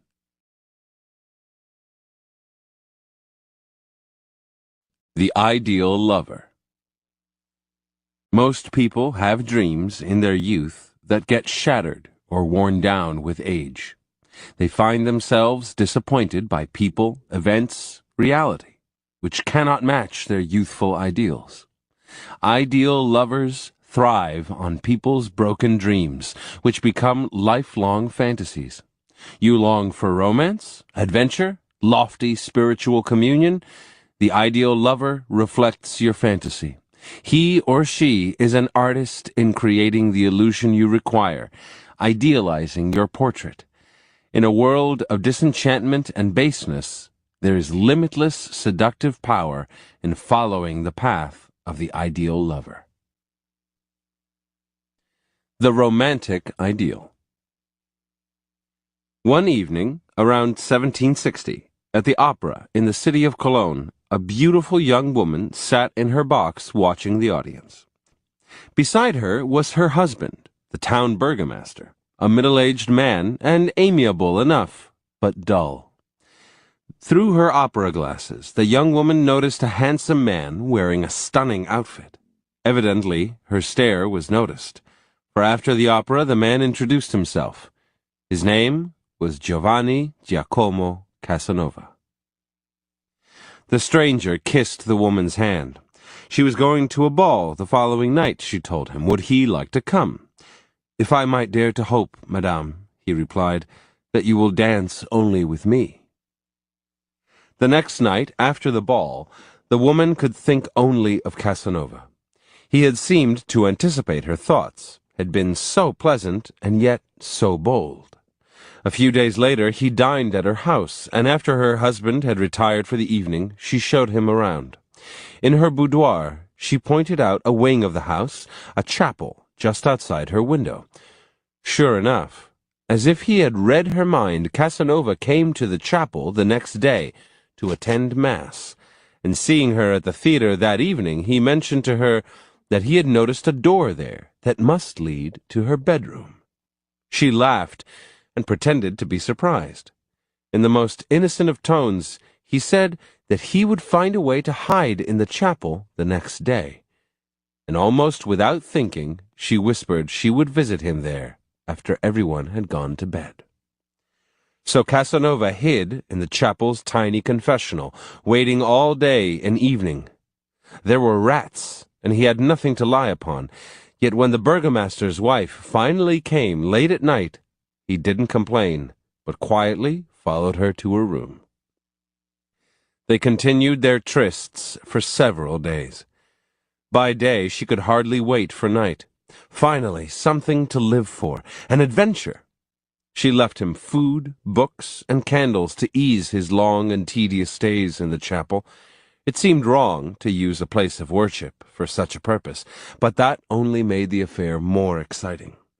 A few days later, however, she had to take a journey with her husband.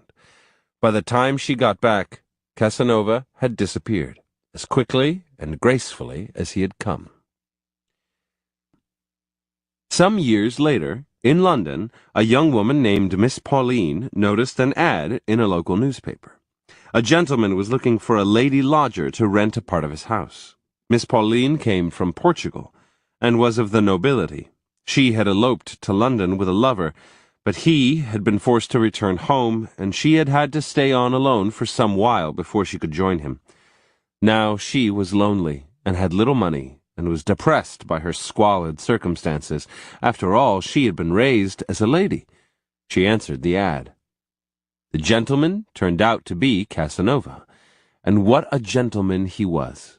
The room he offered was nice, and the rent was low. He asked only for occasional companionship. Miss Pauline moved in. They played chess, went riding, discussed literature. He was so well-bred, polite, and generous. A serious and high-minded girl, she came to depend on their friendship. Here was a man she could talk to for hours. Then, one day, Casanova seemed changed, upset, excited. He confessed that he was in love with her. She was going back to Portugal soon, to rejoin her lover, and this was not what she wanted to hear. She told him he should go riding to calm down. Later that evening she received news. He had fallen from his horse. Feeling responsible for his accident, she rushed to him, found him in bed, and fell into his arms, unable to control herself.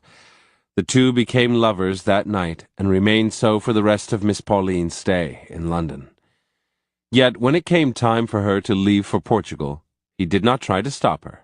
Instead, he comforted her, reasoning that each of them had offered the other the perfect temporary antidote to their loneliness, and that they would be friends for life. Some years later, in a small Spanish town, a young and beautiful girl named Ignacia was leaving church after confession. She was approached by Casanova.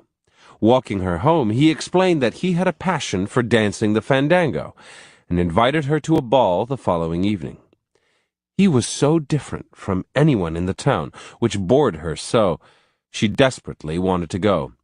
Her parents were against the arrangement, but she persuaded her mother to act as a chaperone. After an unforgettable evening of dancing, and he danced the fandango remarkably well for a foreigner, Casanova confessed that he was madly in love with her. She replied, very sadly, though, that she already had a fiancé.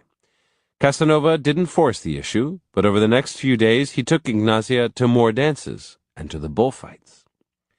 On one of these occasions he introduced her to a friend of his, a duchess, who flirted with him brazenly. Ignacia was terribly jealous. By now she was desperately in love with Casanova, but her sense of duty and religion forbade such thoughts. Finally, after days of torment, Ignacia sought out Casanova and took his hand. "My confessor tried to make me promise to never be alone with you again," she said. "And as I couldn't, he refused to give me absolution. It is the first time in my life such a thing has happened to me. I have to put myself in God's hands. I have made up my mind, so long as you are here, to do all you wish. When, to my sorrow, you leave Spain, I shall find another confessor. My fancy for you is, after all, only a passing madness." Casanova was perhaps the most successful seducer in history. Few women could resist him. His method was simple. On meeting a woman, he would study her, go along with her moods, find out what was missing in her life, and provide it. He made himself the ideal lover. The bored burgomaster's wife needed adventure and romance. She wanted someone who would sacrifice time and comfort to have her. For Miss Pauline, what was missing was friendship, lofty ideals, serious conversation. She wanted a man of breeding and generosity who would treat her like a lady. For Ignatia, what was missing was suffering and torment. Her life was too easy. To feel truly alive and to have something real to confess, she needed to sin. In each case, Casanova adapted himself to the woman's ideals, brought her fantasy to life. Once she had fallen under his spell, a little ruse or calculation would seal the romance. A day among rats, a contrived fall from a horse, an encounter with another woman to make Ignatia jealous. The ideal lover is rare in the modern world, for the role takes effort. You will have to focus intensely on the other person, fathom what she is missing, what he is disappointed by. People will often reveal this in subtle ways, through gesture, tone of voice, a look in the eye. By seeming to be what they lack, you will fit their ideal. To create this effect requires patience and attention to detail. Most people are so wrapped up in their own desires, so impatient, they are incapable of the ideal lover role. Let that be a source of infinite opportunity.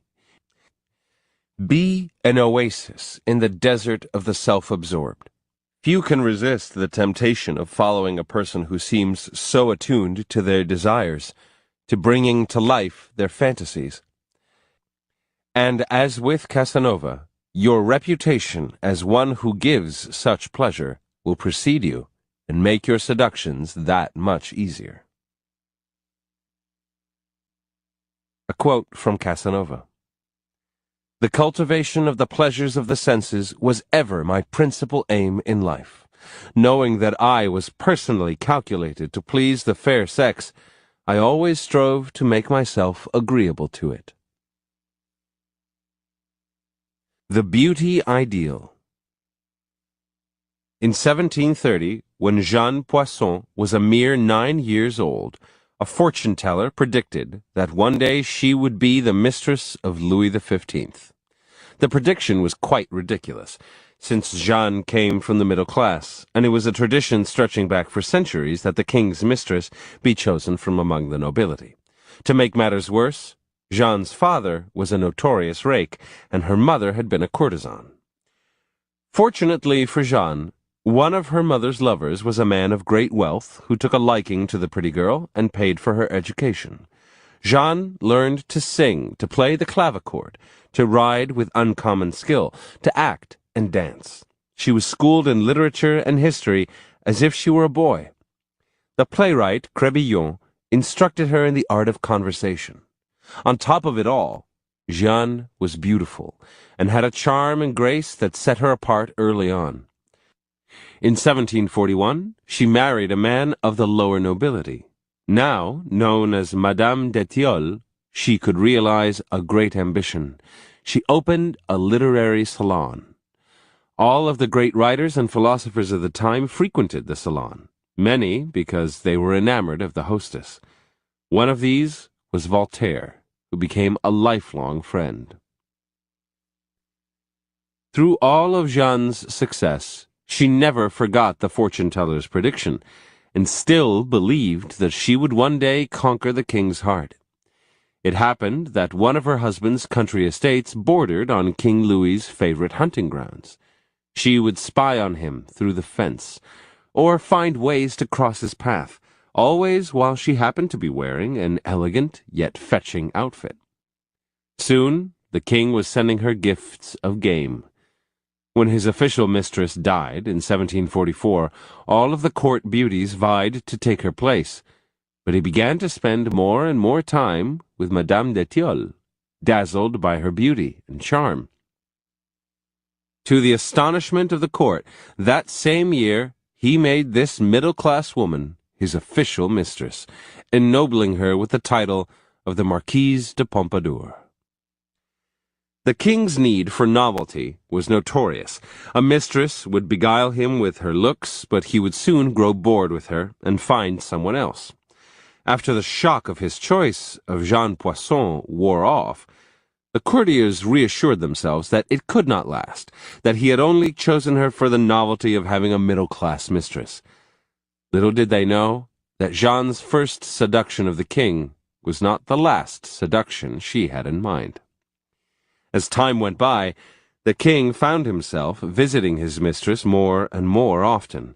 As he ascended the hidden stair that led from his quarters to hers in the Palace of Versailles, anticipation of the delights that awaited him at the top would begin to turn in his head.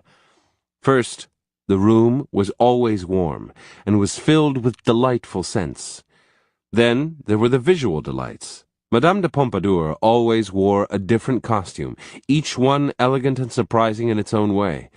She loved beautiful objects, fine porcelain, Chinese fans, golden flower pots, and every time he visited, there would be something new and enchanting to see. Her manner was always light-hearted. She was never defensive or resentful. Everything for pleasure. Then there was her conversation. He had never been really able to talk with a woman before, or to laugh, but the Marquise could discourse skillfully on any subject, and her voice was a pleasure to hear. And if the conversation waned, she would move to the piano, play a tune, and sing wonderfully. If ever the king seemed bored or sad, Madame de Pompadour would propose some project, perhaps the building of a new country house. He would have to advise in the design, the layout of the gardens, the decor. Back at Versailles, Madame de Pompadour put herself in charge of the palace amusements, building a private theater for weekly performances under her direction. Actors were chosen from among the courtiers, but the female lead was always played by Madame de Pompadour, who was one of the finest amateur actresses in France. The king became obsessed with this theater. He could barely wait for its performances. Along with this interest came an increasing expenditure of money on the arts and an involvement in philosophy and literature. A man who had cared only for hunting and gambling was spending less and less time with his male companions and becoming a great patron of the arts. Indeed, he stamped a whole era with an aesthetic style which became known as Louis XV, rivaling the style associated with his illustrious predecessor, Louis XIV. Lo and behold, year after year went by without Louis tiring of his mistress. In fact, he made her a duchess, and her power and influence extended well beyond culture into politics.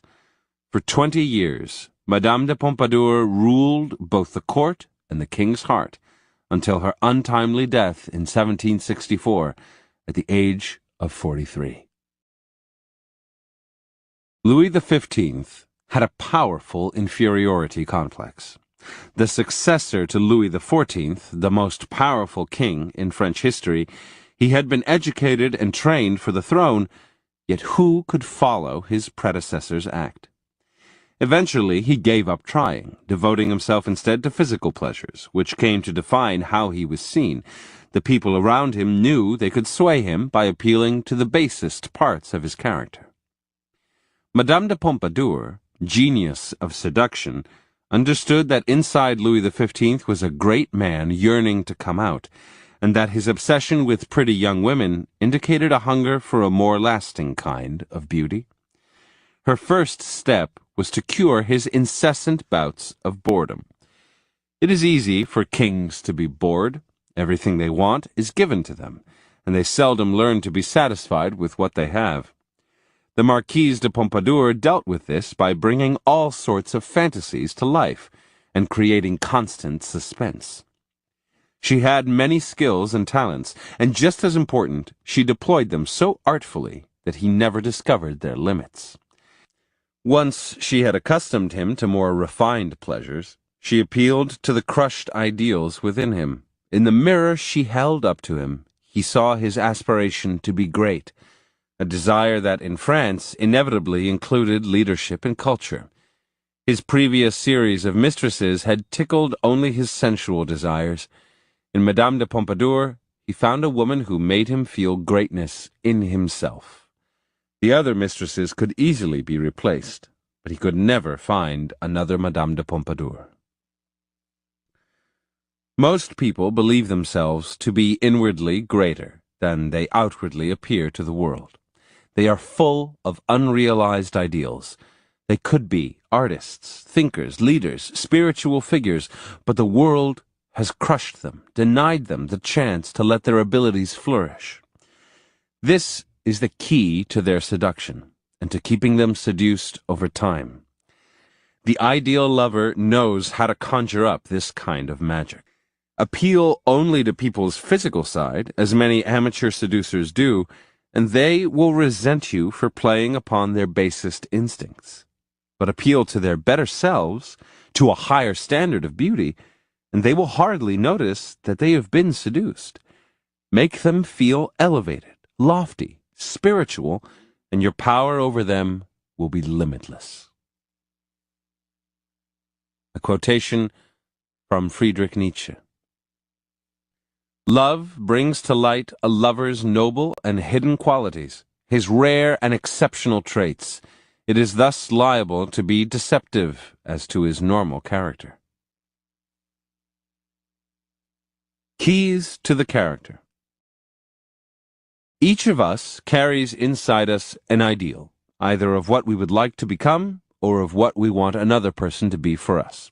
This ideal goes back to our earliest years, to what we once felt was missing in our lives, what others didn't give to us, what we couldn't give to ourselves. Maybe we were smothered in comfort and we long for danger and rebellion. If we want danger but it frightens us, perhaps we look for someone who seems at home with it, or perhaps our ideal is more elevated. We want to be more creative, nobler, and kinder than we ever managed to be. Our ideal is something we feel is missing inside us. Our ideal may be buried in disappointment, but it lurks underneath, waiting to be sparked. If another person seems to have that ideal quality, or to have the ability to bring it out in us, we fall in love. That is the response to ideal lovers. Attuned to what is missing inside you, to the fantasy that will stir you, they reflect your ideal, and you do the rest, projecting onto them your deepest desires and yearnings. Casanova and Madame de Pompadour didn't merely seduce their targets into a sexual affair, they made them fall in love. The key to following the path of the ideal lover is the ability to observe. Ignore your target's words and conscious behavior. Focus on the tone of their voice, a blush here, a look there, those signs that betray what their words won't say. Often the ideal is expressed in contradiction.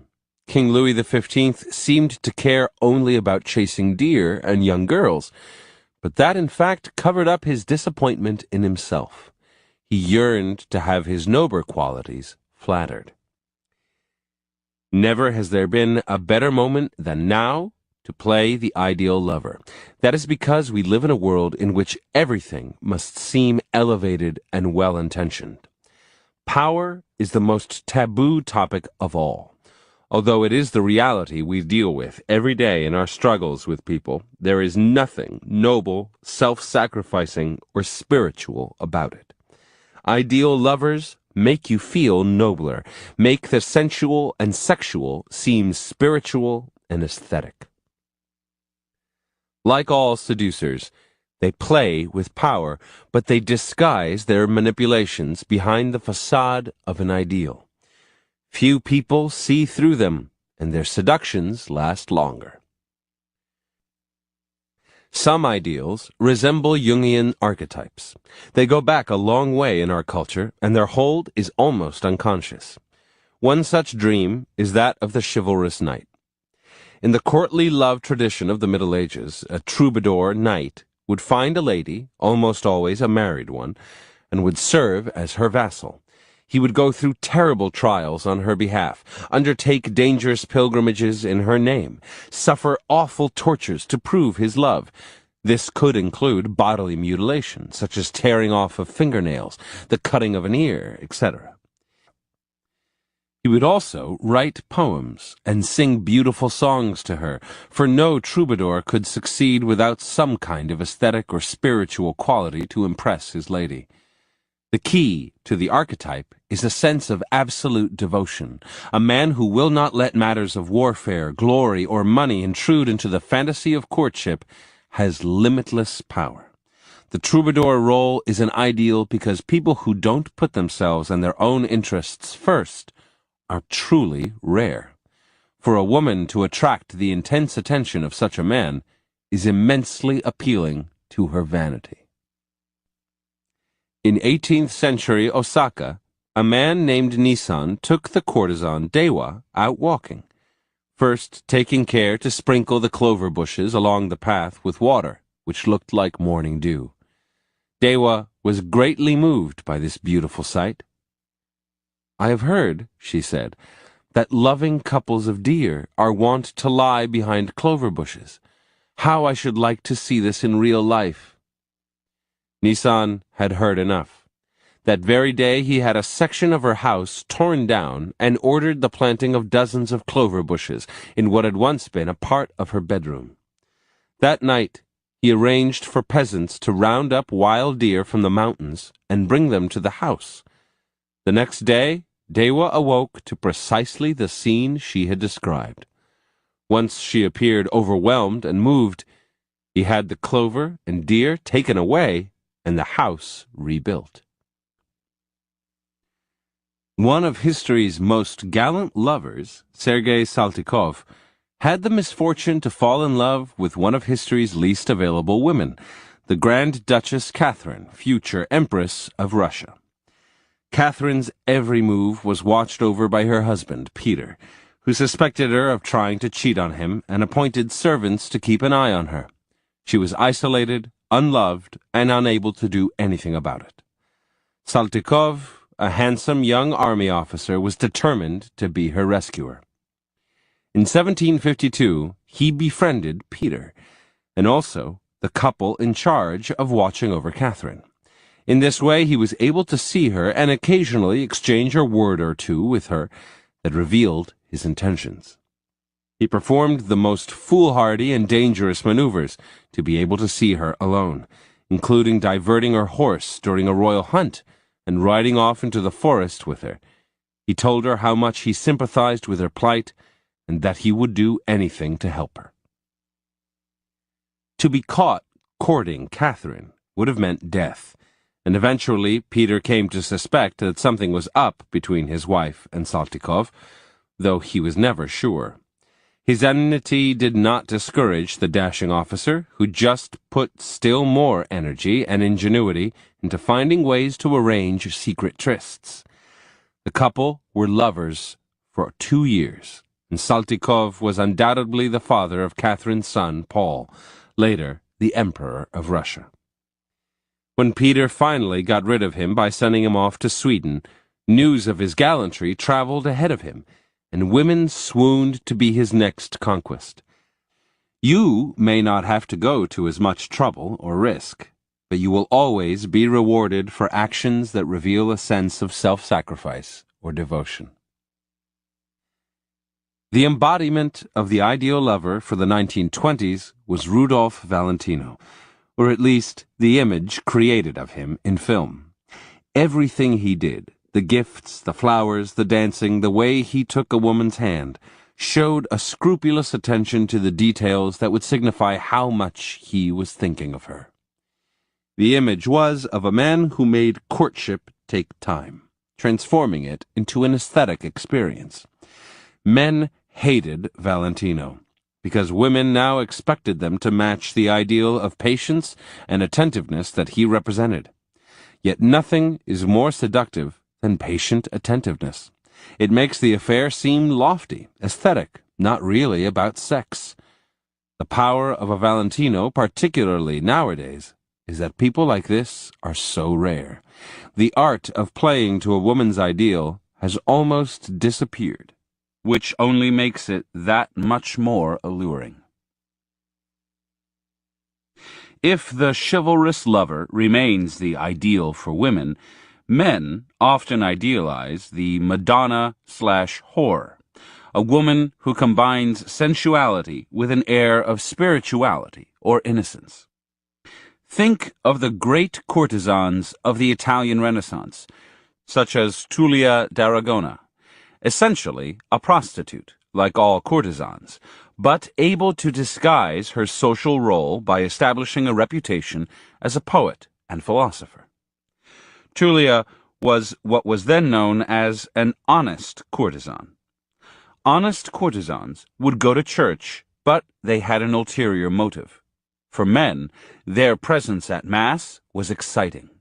Their houses were pleasure palaces, but what made these homes so visually delightful was their artworks and shelves full of books, volumes of Petrarch and Dante.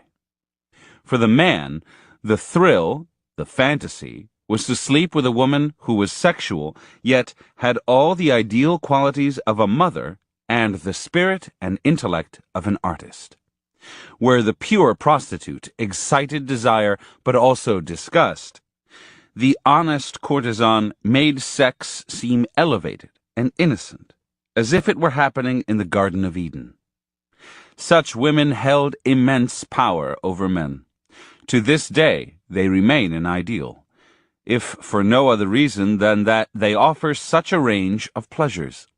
The key is ambiguity, to combine the appearance of sensitivity to the pleasures of the flesh with an air of innocence, spirituality, a poetic sensibility. This mix of the high and the low is immensely seductive. The dynamics of the ideal lover have limitless possibilities, not all of them erotic. In politics, Talleyrand essentially played the role of the ideal lover with Napoleon, whose ideal in both a cabinet minister and a friend was a man who was aristocratic, smooth with the ladies, all the things that Napoleon himself was not. In 1798, when Talleyrand was the French foreign minister, he hosted a party in Napoleon's honor after the great general's dazzling military victories in Italy. To the day Napoleon died, he remembered this party as the best he had ever attended. It was a lavish affair, and Talleyrand wove a subtle message into it by placing Roman busts around the house, and by talking to Napoleon of reviving the imperial glories of ancient Rome. This sparked a glint in the leader's eye, and indeed, a few years later, Napoleon gave himself the title of emperor, a move that only made Talleyrand more powerful. The key to Talleyrand's power was his ability to fathom Napoleon's secret ideal, his desire to be an emperor, a dictator. Talleyrand simply held up a mirror to Napoleon and let him glimpse that possibility. People are always vulnerable to insinuations like this, which stroke their vanity, almost everyone's weak spot. Hint at something for them to aspire to, reveal your faith in some untapped potential you see in them, and you will soon have them eating out of your hand. If ideal lovers are masters at seducing people by appealing to their higher selves, to something lost from their childhood, politicians can benefit by applying this skill on a mass scale to an entire electorate. This was what John F. Kennedy quite deliberately did with the American public, most obviously in creating the Camelot aura around himself. The word Camelot was applied to his presidency only after his death, but the romance he consciously projected through his youth and good looks was fully functioning during his lifetime. More subtly, he also played with America's images of its own greatness and lost ideals. Many Americans felt that with the wealth and comfort of the late 1950s had come great losses. Ease and conformity had buried the country's pioneer spirit. Kennedy appealed to those lost ideals through the imagery of the new frontier, which was exemplified by the space race. The American instinct for adventure could find outlets here, even if most of them were symbolic. And there were other calls for public service, such as the creation of the Peace Corps. Through appeals like these, Kennedy re-sparked the uniting sense of mission that had gone missing in America during the years since World War II. He also attracted to himself a more emotional response than presidents commonly got. People literally fell in love with him and the image.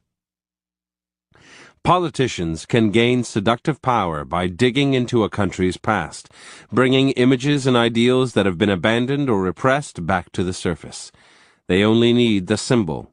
They don't really have to worry about recreating the reality behind it. The good feelings they stir up are enough to ensure a positive response. Dangers. The main dangers in the role of the ideal lover are the consequences that arise if you let reality creep in. You are creating a fantasy that involves an idealization of your own character, and this is a precarious task, for you are human and imperfect. If your faults are ugly enough or intrusive enough, they will burst the bubble you've blown, and your target will revile you.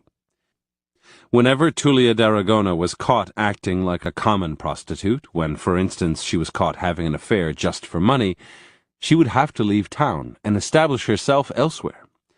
The fantasy of her as a spiritual figure was broken. Casanova, too, faced this danger, but was usually able to surmount it by finding a clever way to break off the relationship before the woman realized that he was not what she had imagined. He would find some excuse to leave town, or better still, he would choose a victim who was herself leaving town soon, and whose awareness that the affair would be short-lived would make her idealizing of him all the more intense. Reality and long, intimate exposure have a way of dulling a person's perfection.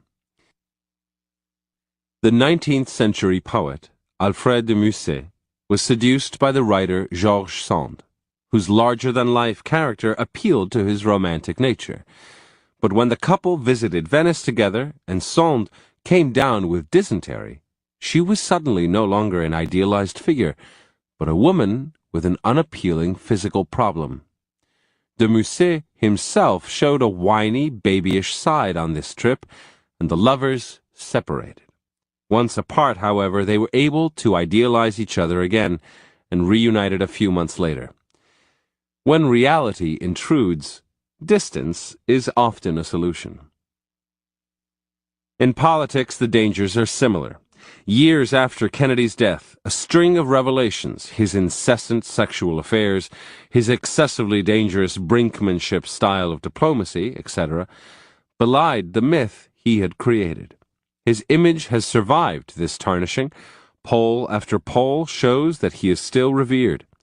Kennedy is a special case, perhaps, in that his assassination made him a martyr, reinforcing the process of idealization that he had already set in motion.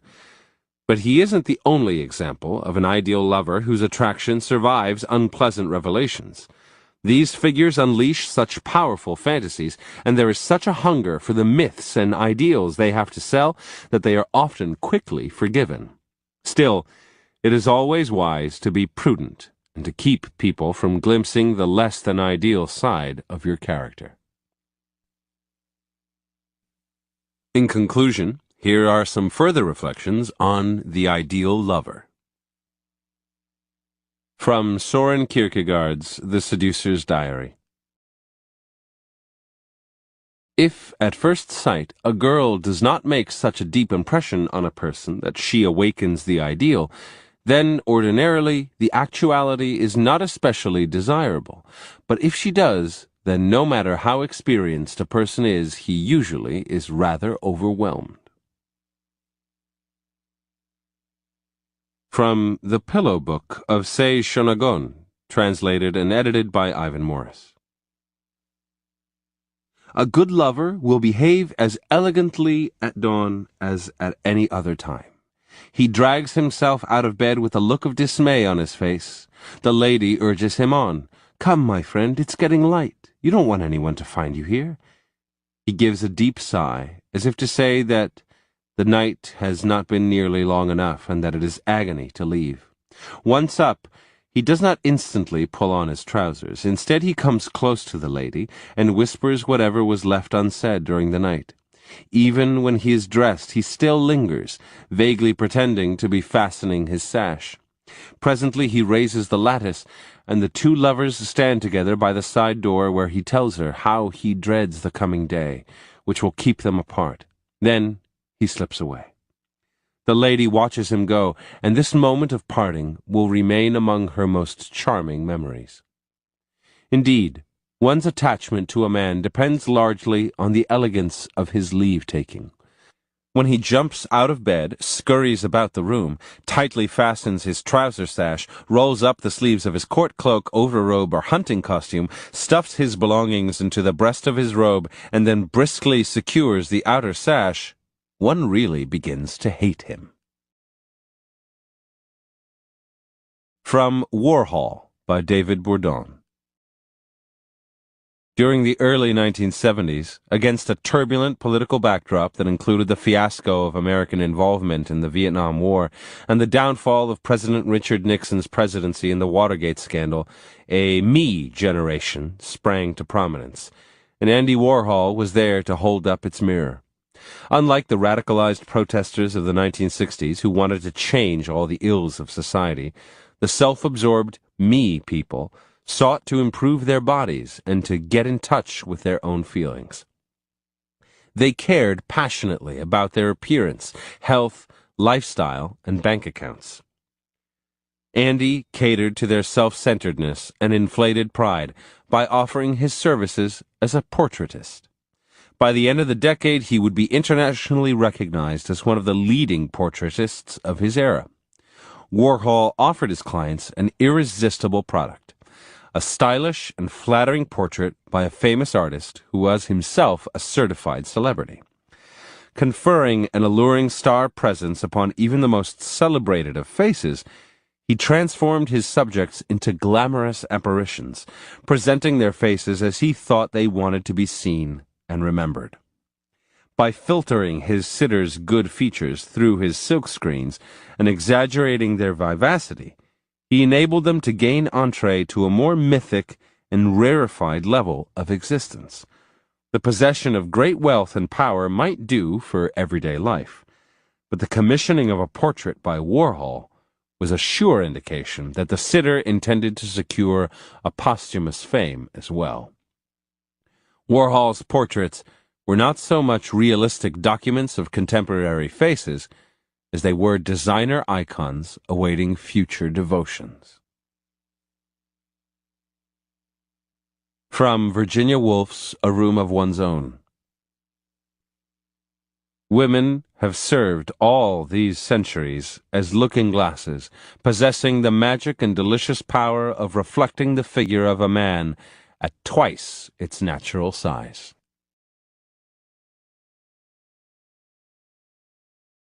The Dandy. Most of us feel trapped within the limited roles that the world expects us to play. We are instantly attracted to those who are more fluid, more ambiguous than we are, those who create their own persona.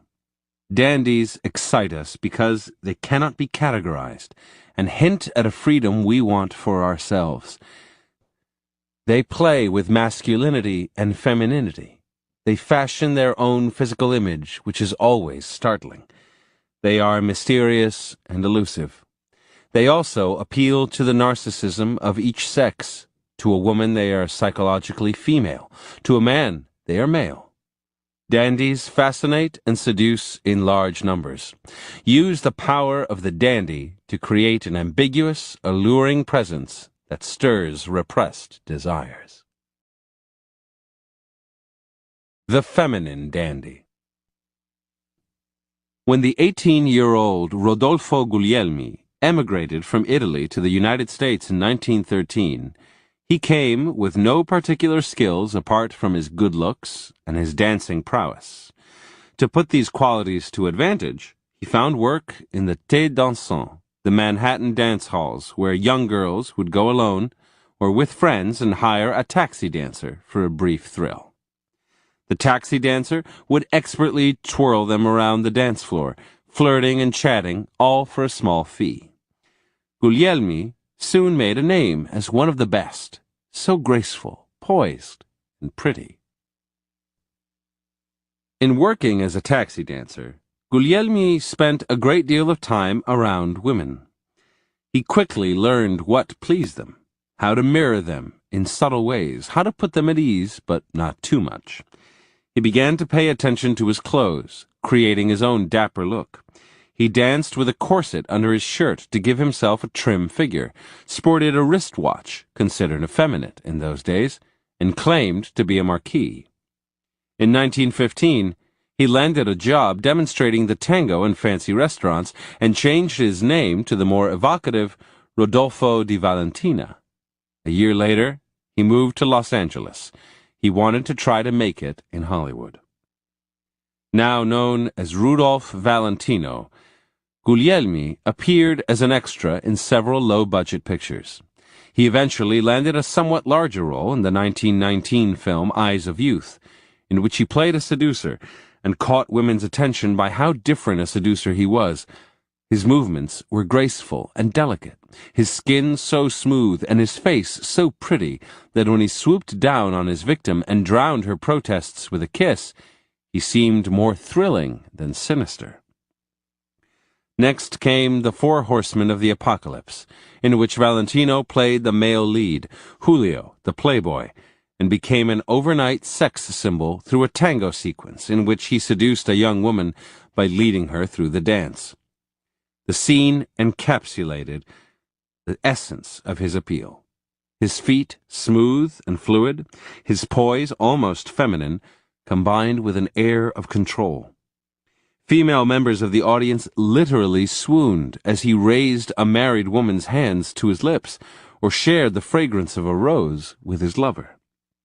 He seemed so much more attentive to women than other men did, but mixed in with this delicacy was a hint of cruelty and menace that drove women wild. In his most famous film, The Sheik, Valentino played an Arab prince, later revealed to be a Scottish lord abandoned in the Sahara as a baby, who rescues a proud English lady in the desert, then conquers her in a manner that borders on rape. When she asks, "Why have you brought me here?" he replies, "Are you not woman enough to know?" Yet she ends up falling in love with him, as indeed women did in movie audiences all over the world, thrilling at his strange blend of the feminine and the masculine. In one scene in The Sheik, the English lady points a gun at Valentino. His response is to point a delicate cigarette holder back at her. She wears pants. He wears long, flowing robes and abundant eye makeup. Later films would include scenes of Valentino dressing and undressing, a kind of striptease showing glimpses of his trim body. In almost all of his films, he played some exotic period character, a Spanish bullfighter, an Indian Raja, an Arab sheik, a French nobleman, and he seemed to delight in dressing up in jewels and tight uniforms. In the 1920s, women were beginning to play with a new sexual freedom. Instead of waiting for a man to be interested in them, they wanted to be able to initiate the affair, but they still wanted the man to end up sweeping them off their feet. Valentino understood this perfectly. His off-screen life corresponded to his movie image. He wore bracelets on his arm, dressed impeccably, and reportedly was cruel to his wife and hit her. His adoring public carefully ignored his 2 failed marriages and his apparently non-existent sex life. When he suddenly died in New York in August 1926 at the age of 31 from complications after surgery for an ulcer, the response was unprecedented. More than 100,000 people filed by his coffin. Many female mourners became hysterical, and the whole nation was spellbound. Nothing like this had happened before for a mere actor.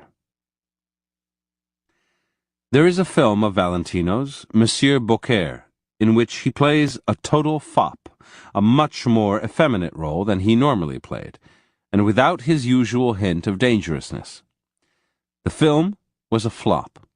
Women did not respond to Valentino as a swish. They were thrilled by the ambiguity of a man who shared many of their own feminine traits, yet remained a man. Valentino dressed and played with his physicality like a woman, but his image was masculine.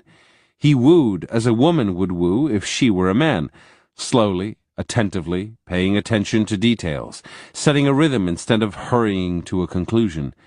Yet when the time came for boldness and conquest, his timing was impeccable, overwhelming his victim and giving her no chance to protest. In his movies, Valentino practiced the same gigolo's art of leading a woman on that he had mastered as a teenager on the dance floor, chatting, flirting, pleasing, but always in control.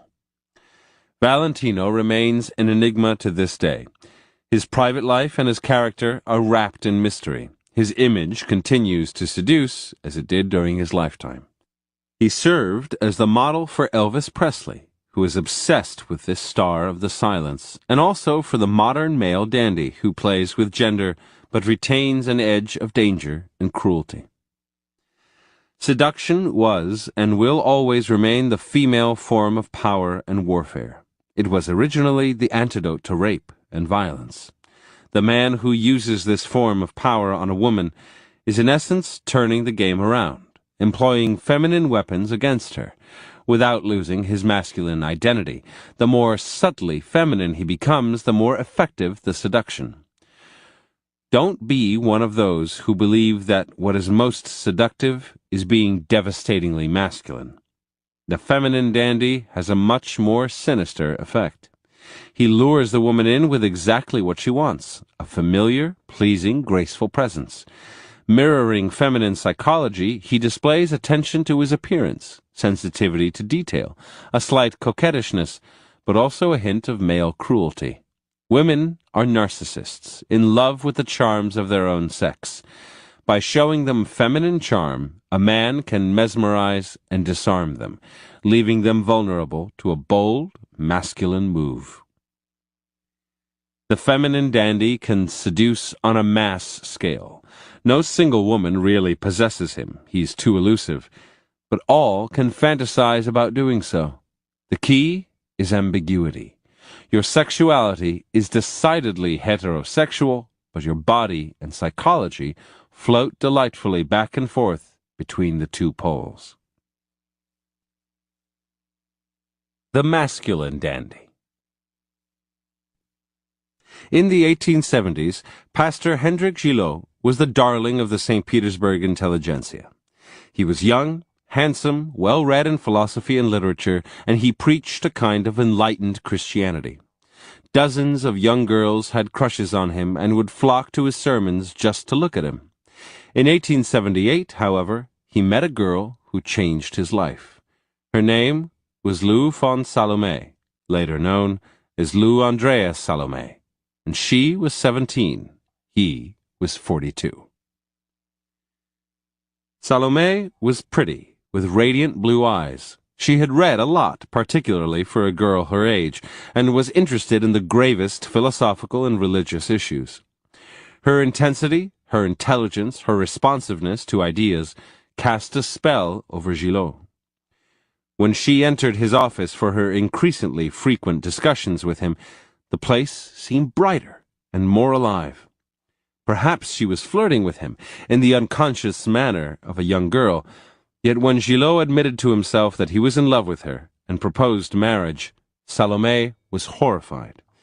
The confused pastor never quite got over Lou von Salome, becoming the first of a long string of famous men to be the victim of a lifelong, unfulfilled infatuation with her.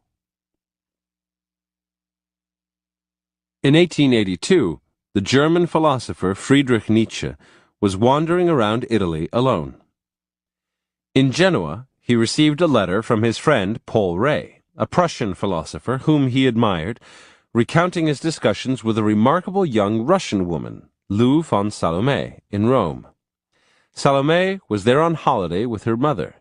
Rée had managed to accompany her on long walks through the city, unchaperoned, and they had had many conversations. Her ideas on God and Christianity were quite similar to Nietzsche's, and when Rée had told her that the famous philosopher was a friend of his, she had insisted that he invite Nietzsche to join them. In subsequent letters, Rée described how mysteriously captivating Salome was, and how anxious she was to meet Nietzsche. The philosopher soon went to Rome. When Nietzsche finally met Salome, he was overwhelmed. She had the most beautiful eyes he had ever seen, and during their first long talk, those eyes lit up so intensely that he couldn't help feeling there was something erotic about her excitement. Yet he was also confused. Salome kept her distance and didn't respond to his compliments. What a devilish young woman. A few days later, she read him a poem of hers, and he cried. Her ideas about life were so like his own. Deciding to seize the moment, Nietzsche proposed marriage. He did not know that Ray had done so as well. Salome declined. She was interested in philosophy, life, adventure, not marriage.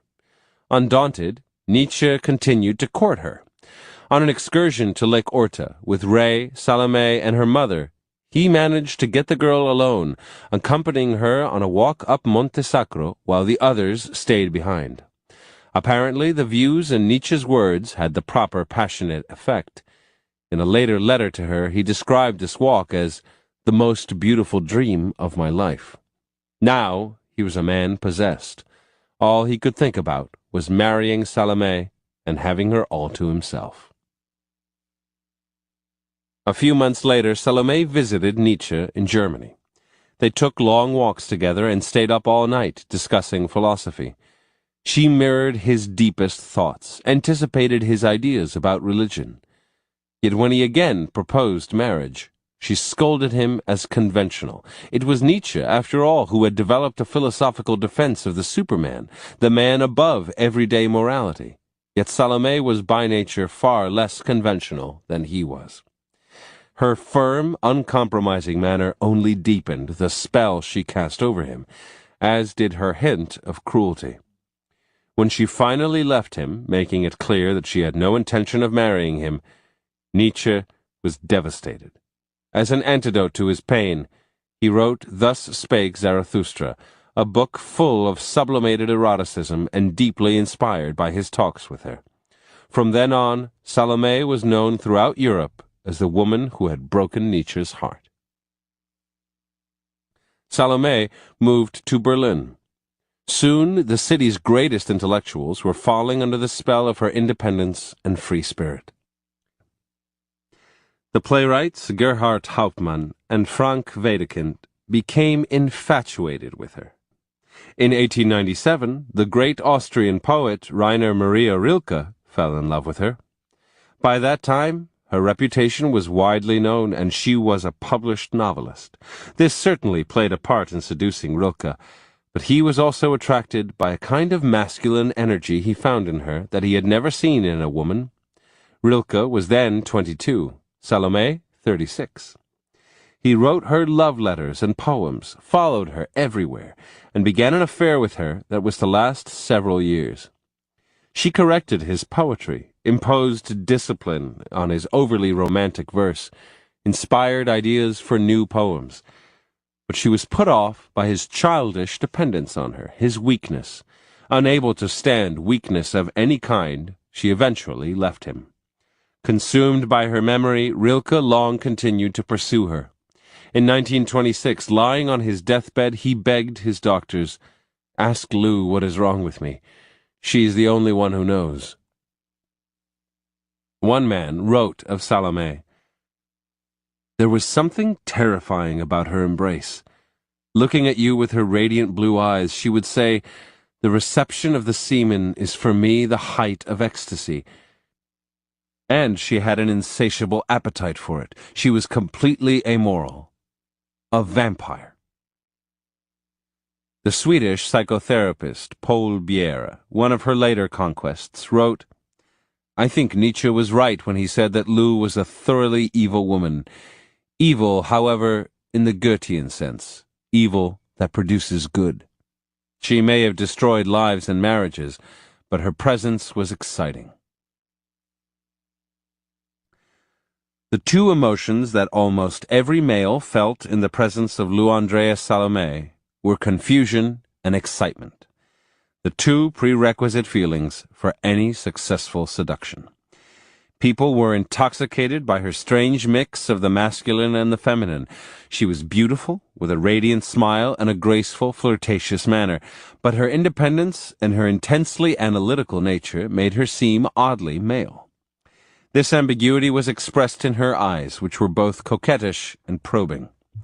It was confusion that kept men interested and curious. No other woman was like this. They wanted to know more. The excitement stemmed from her ability to stir up repressed desires. She was a complete nonconformist, and to be involved with her was to break all kinds of taboos. Her masculinity made the relationship seem vaguely homosexual. Her slightly cruel, slightly domineering streak could stir up masochistic yearnings, as it did in Nietzsche. Salome radiated a forbidden sexuality. Her powerful effect on men, the lifelong infatuations, the suicides, there were several, the periods of intense creativity, the descriptions of her as a vampire or a devil, attest to the obscure depths of the psyche she was able to reach and disturb. The masculine dandy succeeds by reversing the normal pattern of male superiority in matters of love and seduction. A man's apparent independence, his capacity for detachment, often seems to give him the upper hand in the dynamic between men and women. A purely feminine woman will arouse desire but is always vulnerable to the man's capricious loss of interest. A purely masculine woman, on the other hand, will not arouse that interest at all. Follow the path of the masculine dandy, however, and you neutralize all a man's powers. Never give completely of yourself. While you are passionate and sexual, always retain an air of independence and self-possession. You might move on to the next man, or so he will think. You have other, more important matters to concern yourself with, such as your work. Men do not know how to fight women who use their own weapons against them. They are intrigued, aroused, and disarmed. Few men can resist the taboo pleasures offered up to them by the masculine dandy. Keys to the character. Many of us today imagine that sexual freedom has progressed in recent years, that everything has changed for better or worse. This is mostly an illusion. A reading of history reveals periods of licentiousness, Imperial Rome, late 17th century England, the floating world of 18th century Japan, far in excess of what we are currently experiencing.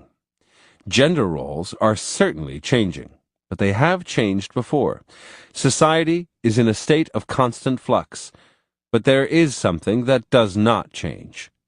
The vast majority of people conform to whatever is normal for the time.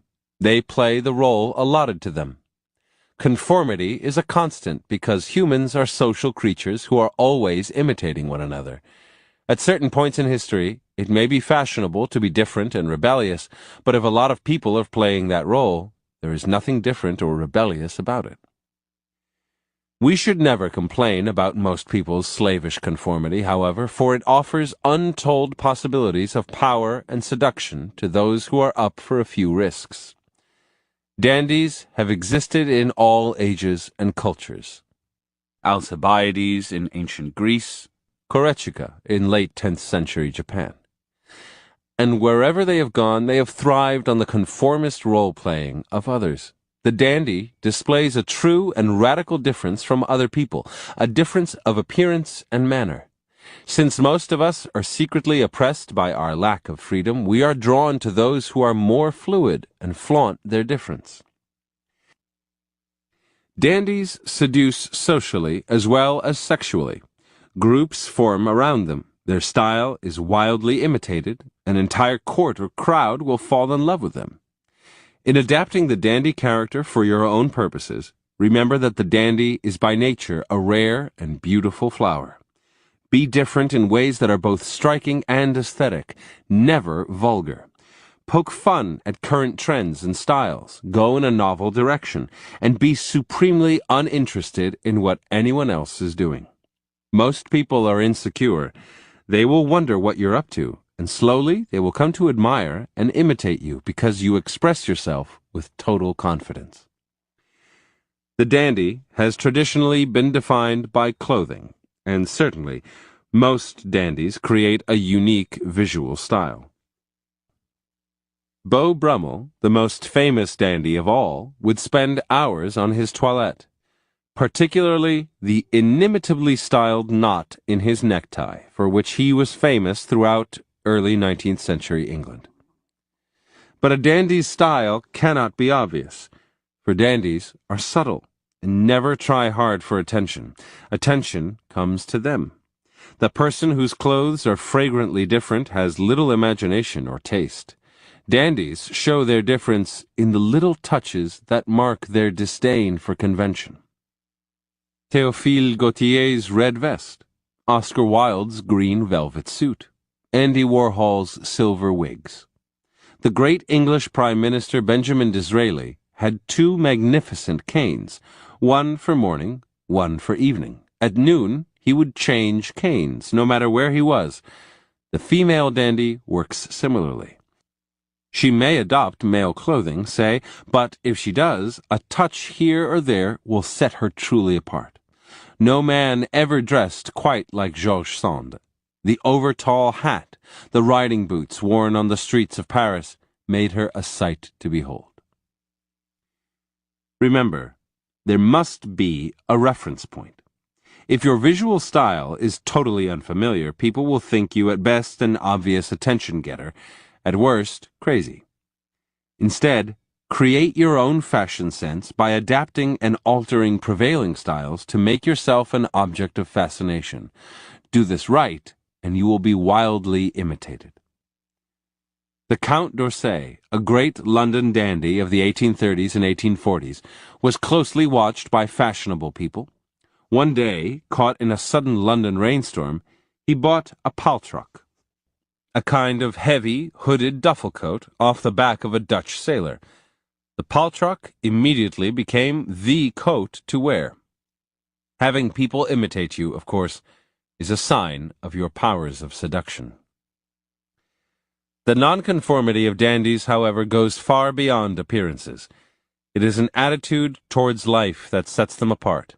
Adopt that attitude, and a circle of followers will form around you. Dandies are supremely impudent. They don't give a damn about other people, and never try to please. In the court of Louis XIV, the writer, La Bruyere, noticed that courtiers who tried hard to please were invariably on the way down. Nothing was more anti-seductive. As Barbé d'Aurevilly wrote, dandies please women by displeasing them. Impudence was fundamental to the appeal of Oscar Wilde. In a London theatre one night, after the first performance of one of Wilde's plays, the ecstatic audience yelled for the author to appear on stage. Wilde made them wait, and then finally emerged, smoking a cigarette and wearing an expression of total disdain. It may be bad manners to appear here smoking, but it is far worse to disturb me when I am smoking, he scolded his fans. The Count d'Orsay was equally impudent. At a London club one night, a Rothschild, who was notoriously cheap, accidentally dropped a gold coin on the floor, then bent down to look for it.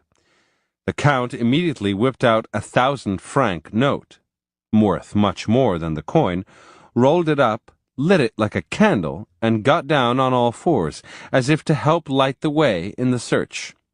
Only a dandy could get away with such audacity.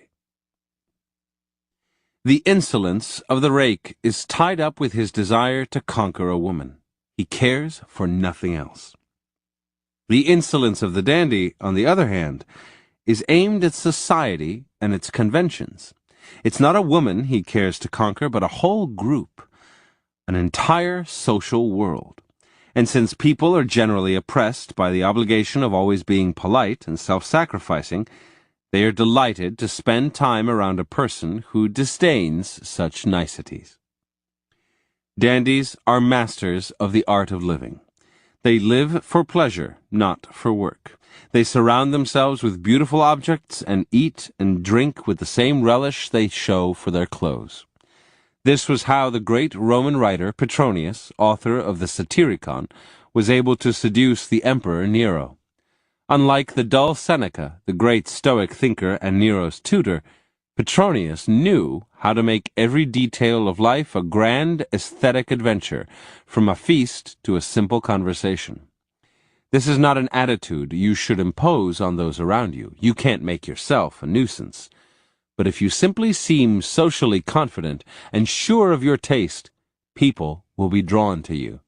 The key is to make everything an aesthetic choice.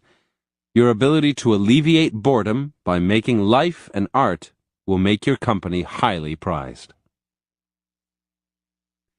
The opposite sex is a strange country we can never know, and this excites us, creates the proper sexual tension. But it is also a source of annoyance and frustration. Men don't understand how women think, and vice versa. Each tries to make the other act more like a member of their own sex. Dandies may never try to please, but in this one area they have a pleasing effect.